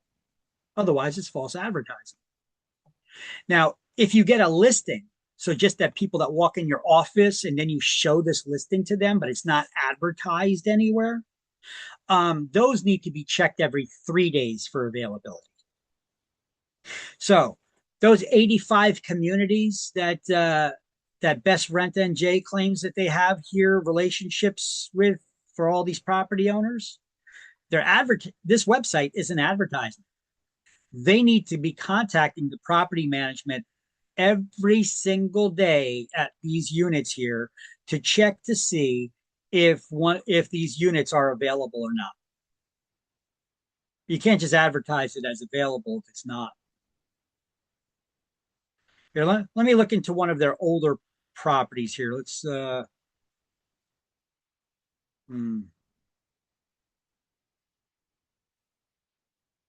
those are new. Let's take a look at some of their older properties. Do you have them? Oh, these are comparing those. Yeah, let's look at Woodbridge. Woodbridge got a lot of older ones. Yeah, newer ones too. Here, Gill Lane, that one's older. Let's click on Gill Lane. That's an older one. They took some nice pictures, made it look really nice. I know this is a real old complex. And what they do is they even do this, you know, they have the different 1-bedroom and 2-bedroom designs, and there's different square footages and different layouts. So you could actually click on them and they give you the floor plan. They put up a floor plan for each of the different designs. Okay. And so they try to make it nice like that. They get a high traffic website. You see, they put up their sign here. You can see that they got the sign here, bestrentnj.com. May look familiar to you on the property. And then they show you the apartment's features, what's available in the area, a little explanation of around it and the community. This one's in Island. You got a map. You could see all the what's going on around it. What are the schools, shopping, fitness, yada, yada, yada, yada. Okay, but let's see. Select unit and apply. You see this one? You can't select the unit and apply just for this basic 2-bedroom plan because it's not available. So they got to remove that select unit and apply if it's not available.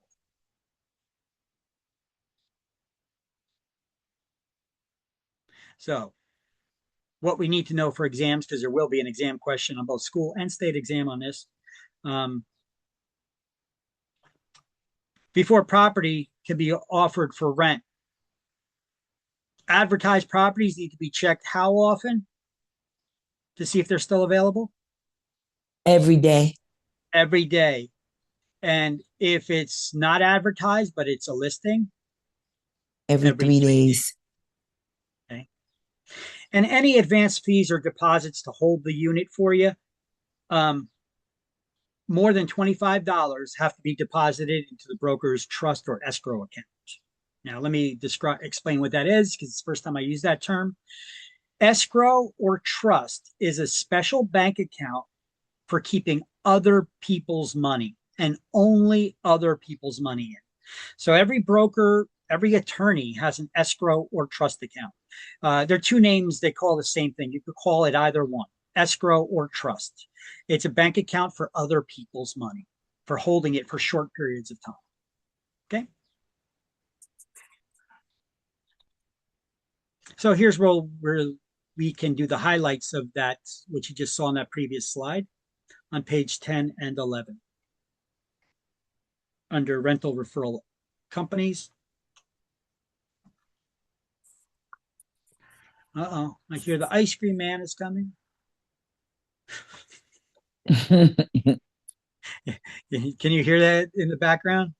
I got the window open. I could hear the music through the loudspeaker. So the rental referral company has to have a salesperson, correct? Yeah, unless it's the property owner himself, you know. This is the if he's paying himself. somebody else to fill out applications and whatnot, then to help people with applications, then they need to have a real estate license. Okay.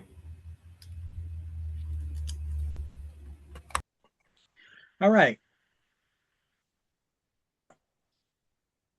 Let me know when you guys have this. It's basically the same information on the previous slide that I had. Yes, all set.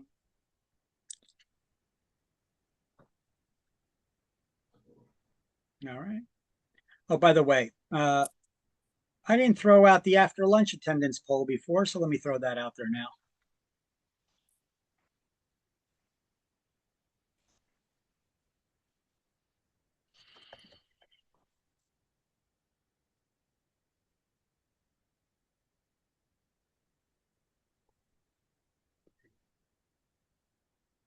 Everybody got these highlights? I can move on? All set. All right.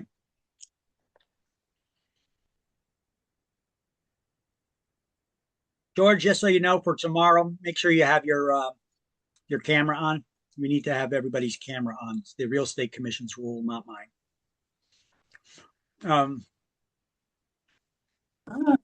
Sure, no problem. Okay, so here I have. I made this slide up. We're pretty much done with this chapter, but I do have more slides in this chapter. Got a couple of math problems and some things like this. You may want to snap a picture of this slide. Otherwise, these are just random highlights peppered all over the book. First of all, what is the word rescission? What does that mean? That's the right to cancel a contract within a given period of time, for whatever reason. Now, there are rescission periods for sales contracts, and there are rescission periods for the mortgage financing contracts. Let's talk first about the sales contracts. There's a 7-day right of, by the way, all of these deal with new construction, except for this 3-day period, which deals with resale of existing properties as well as new construction. That's the attorney review period. There's a 3-day right of rescission. Anytime until you get out of attorney review, contract can be canceled at any time for any reason or no reason at all until you're out of attorney review and in a legally binding contract. Now, there's a 7-day right of rescission for new construction only that is marketed to New Jersey residents. Out-of-state properties marketed to New Jersey residents. You have 7 days, 7 calendar days to back out of the contract. There's a 7 business day right of rescission for new construction inside the state of New Jersey. When there's 100 lots or more, or 100 units or more, or in any case, not less than 10 units, if there's common area elements involved, like with condos and cooperatives. There's a 5-day right of rescission for new construction, like a standalone house, not part of a big complex without common areas, like the swimming pools and tennis courts and stuff. This is just a single, let's just say one house that you're buying, but it's new construction for the discovery of off-site conditions. An off-site condition is anything that's not on the property itself. You could use that as a reason to back out of the contract. One example I could give you is there's this new house. You came to see it, you love it, you put an offer in on it, it got accepted. And now you drive by that house again, you want to check it out, check out the neighborhood. And within that 5-day period there, after you wrote the contract, and this time you come around from the other direction and you realize that the city dump is a block away. You don't want to own your house next to the city dump. So you want to back out of the contract for that reason. 5-day right of rescission to back out of the contract for that reason, after you've signed the contract. For off-site conditions, anything that's not on the property. It could be something, it could be a contaminated site a half a mile away from the house, and you decide that, hey, I don't want to buy a property near that contaminated area a half a mile away. Okay, so 5-day right of rescission for off-site conditions. Now, later on, when we get to later chapters, I'll tell you, you could go to the city clerk in any city. They're required by law to keep a list of off-site conditions that could affect people's decisions in purchasing. Most real estate agents aren't even aware of this. The class talks about it and then it goes in one ear, out the other. You got your license, now you're helping people buy houses. Most real estate agents, if you ask them about off-site conditions, they couldn't tell you that. You could go down to the city clerk in your town and ask for a list of all off-site conditions. These are things that could sway people's decision in purchasing a property, like contaminated sites and things of that nature. So I have a question. So is the rescission only for the buyer, or Yes. could it doesn't affect the seller? No, this is the buyer's decision to make to back out of the contract for the offer. Okay. Is there a term that is relevant to real estate called time of essence? Yes. What does that mean? That's a strict deadline in which a condition must be met. Otherwise, the party is in breach of contract. And that has to do with you should leave its use to attorneys. Got it. Usually when real estate agents are involved with this, I mean, it could be for many things. So I don't want to say usually, but the most common time that we would issue that order is, like I said, you should leave it to attorneys to issue and don't do it yourself. Okay.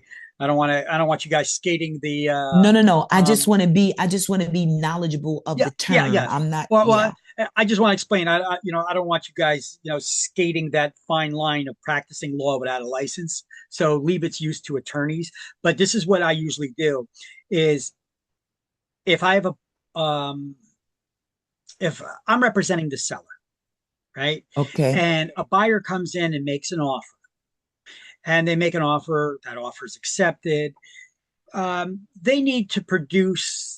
At some point in time, they wrote in the contract that they're going to get a mortgage commitment letter from their lender, that their lender's committing to giving them the loan to go through with the purchase of that house. Right. So, that time, that date has come and gone. Now, dates on contracts are merely guidelines. You're not in breach of contract if the date comes and goes and you didn't do what it was supposed to do. Okay. Courts have established that dates in contracts, they're merely guidelines for us to follow. And somebody's not considered in breach of contract if they were supposed to do something by a date and that date came and gone. Okay. However, sometimes we want strict deadlines to mean something. So if they didn't produce that mortgage commitment letter to me yet, I call the agent up. I say, hey, listen, did you get the mortgage commitment letter for your client yet? I didn't see a copy of it in my notes here. Did you email or fax that over, or could you email or fax that over to me? Oh, yeah. No, I didn't get it yet from the real estate, from the mortgage company. Let me call the mortgage rep and I'll get back to you. Okay. A couple of days go by. I give him a call again. Hey, what's going on with that mortgage commitment letter? Oh, yeah. I forgot. I talked to him. You're supposed to get it to me. Let me follow up on that. Couple more days go by. Where's that mortgage commitment letter? I'm starting to think I'm getting the runaround now. Right. So I don't want my client's property being off the market for somebody who's having trouble getting a loan, unable to purchase this property. Right. So I'm going to call up the seller's attorney. I'm going to say, hey, listen, I think they're giving us a runaround here. They may be having trouble getting the mortgage, and the real estate agent's not being forthright with me like they're supposed to be. We're supposed to volunteer. If our client's having trouble getting a mortgage loan, we're supposed to share that with the other side. Let them know. We got to treat all parties fairly and honestly. We're not trying to screw over anybody in these transactions. Right. So I'm going to get on the phone with the seller's attorney and say, listen, I need you to order a time of the essence order to the seller to produce the mortgage commitment letter.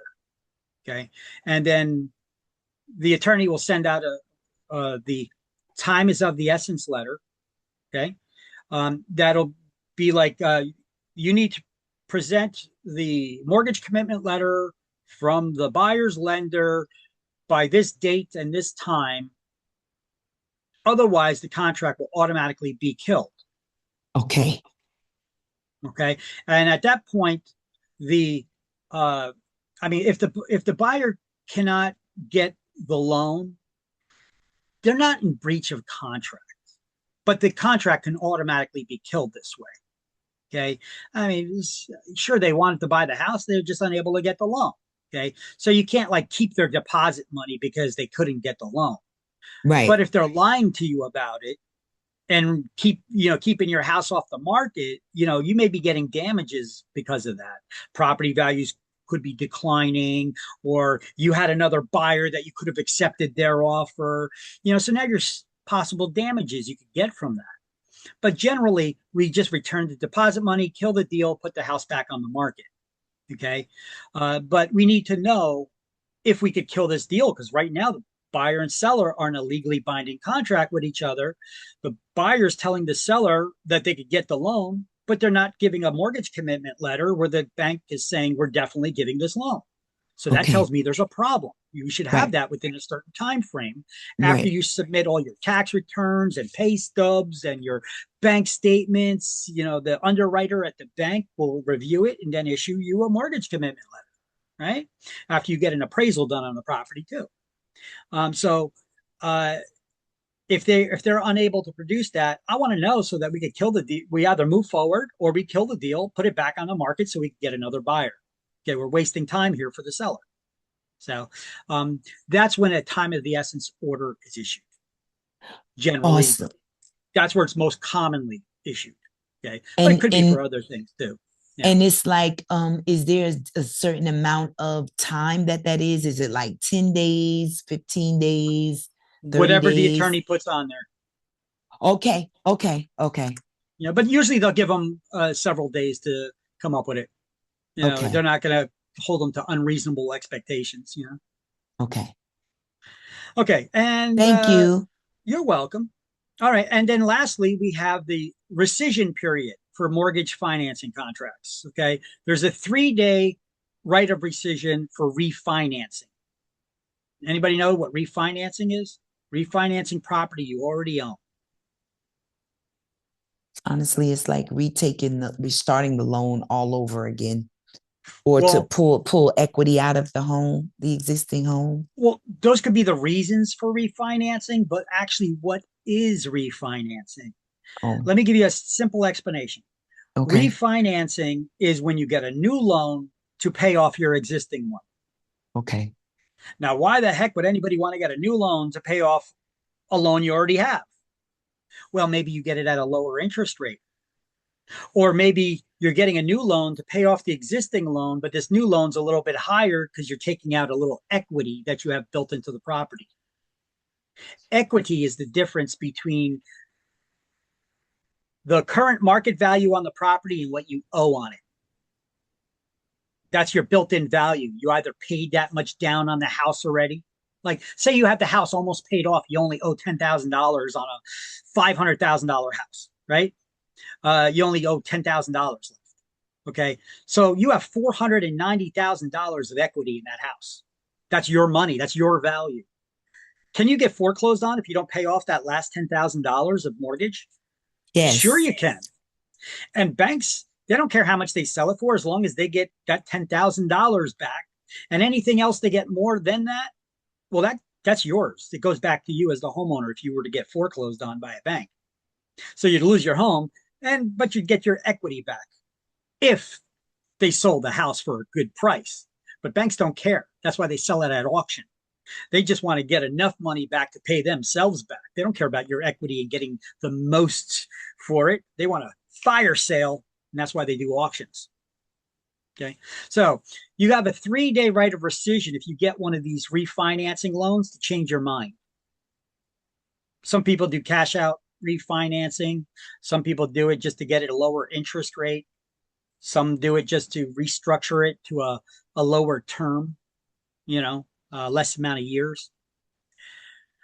Okay, and there is no right of rescission, 0 days, no right of rescission for purchase money mortgages. A purchase money mortgage is a classification of all types of loans used to buy real estate. Read it backwards. Purchase money mortgage. Mortgage, money to purchase. That's what a purchase money mortgage is. Any loan used to buy real estate, which includes seller financing. Okay. Everybody get a screenshot of this? Because this is a good study guide. Otherwise, these things are, you may find a line different places in the book peppered around. It doesn't give this good explanation. So these are all the different types of rights of rescission for sales contracts and refinancing, or for mortgage contracts as well. Okay. All right. understanding. Anybody know this guy, Ryan Serhant? You ever see $1 Million Yes. Agent? Yeah. Okay, so this guy's going to tell you how you could how you could set goals, commissions, and setting goals of how much money you want to make in a year. Okay, or your first year, or your second year, or what have you. He talks a little bit about that, which I think we're towards the end of the class. We may just finish this in the morning. We watch this video in the morning because I think we're already at 4:30. So let me just show you. We're gonna see this tomorrow, and then we're gonna have a bunch of math problems in the morning too, which I have some interactive math problems for us here. Okay, here's the first one on how to figure out what your commission is. Okay, so what we're gonna do, let me back it up. We'll pick up here tomorrow. So we finished chapter 1, but in order to totally finish it, at the end of each chapter, there are key terms to review I want to go over with you guys right now, and then we could dismiss the class, okay? At the end of every chapter, there's key terms to review, and then there's questions. I don't go over the questions with you. You guys can do that on your own time. The answers to those questions are in the back of the book on page 617, if you want to write that down somewhere. The chapter quizzes answers are start on page 617. And what we do is the key terms to review. So let's start off. There's only 11 of them here, so let's do them together really quick. And then we'll watch this video and do those other math problems tomorrow morning to start off, okay? So the way it works is I read the statement on the right side of the page. You guys are going to shout out what you think the corresponding correct answer is to it, or key term to it, is on the left-hand side of the page. There's no penalties for wrong answers, so shout them out as you got them. Are you ready? Kind of like Cash Cab. We're getting this game show thing going on here, right? All right. Law governing the practice of real estate in New Jersey. Statutes. NJ statutes. Number 5. New Jersey statutes is right, but that's not an answer that they gave here. So sorry, I'm not looking at the book. It's okay. So it's Real Estate License Act. Because remember, New Jersey statutes is the Real Estate Licensing Act, Title 45, Chapter 15. So 6 is A. Okay. Classes required for license renewal. Continuing education. 3 is B, continuing education. State rules and regulations for real estate licensees. Administrative Code, Title 11, Chapter 5. Very good. 11 is C.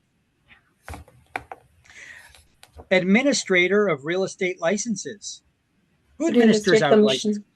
Yes, the Real Estate Commission. 5 is D. 5 is D. You said you don't have the book. You're doing this off the top of your head? No, my book. I'm not looking into the book. You're not looking at it. I was about to say, that's pretty good. All right. So 5 is D. Member of a private real estate trade organization. What do we call the member? Yes, a realtor. A realtor, correct. 7 is E. Money paid another broker for sending a client or customer. Referral. A referral fee. Correct. 8 is F. One licensed to assist a broker in real estate transactions. Salesperson? Salesperson. Yeah, you better get that one right. Salesperson. 9 is G. Correct. Reimburses people defrauded or badly served by licensees in a real estate transaction. Guarantee what would fund. reimburse them? Correct. Yeah. The guarantee fund reimburses them. 4 is H. Individual licensed to charge the public for real estate services. Broker. A broker. Only a broker can charge the public. Well, how do we do it then? Well, we do it in the name of the broker under which we're licensed, right? They gave us that authority to go get listings and charge people, right? But but only the broker can legally do it. So 1 is I, correct. Licensee limited to presenting prospective clients and customers to the broker. That's all they could do. Referral agent? A referral agent, which we also refer to as a salesperson licensed with a real estate referral company. SLWA. N is J, correct. And lastly, go ahead. You got a question? No, it's J for 10, correct? Yes, 10 is J, correct. And fully qualified broker who remains under another broker's supervision. Broker salesperson. A broker salesperson. 2 is K.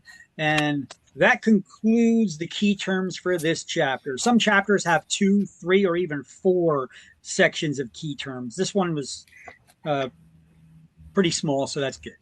All right, and we'll continue that with the class tomorrow. Let me give you guys the poll, the end of class poll here. There you go. Answer that, and then you're dismissed. You can log off. And before you log off, tomorrow, to get back into this class, all you need to do is, if you downloaded the Zoom app, it should pop up a notification when you open it that you got a class starting and to join the class. Or you could open up the Zoom app and it'll be the last class in the drop down list. The number should be there. If it's not, refer to the email that I sent you with the class ID. I'm sorry, not the class ID, but the Zoom ID. And then you could enter that in there and it should get you right back in. Don't click on the link that I sent you to register for the Zoom class, because then you're gonna have to answer all those questions again. You could use either the link the confirmation link that Zoom sent you, or that pop-up, or put in the code number and that should get you right in. Okay, you shouldn't have to answer all the questions again. Okay, just wanted to give you that little tip. All right, any questions for me? Otherwise, I'll see you all tomorrow. Bye. Bye. All right, everybody. See everybody tomorrow morning. Yeah. Good night. Bye.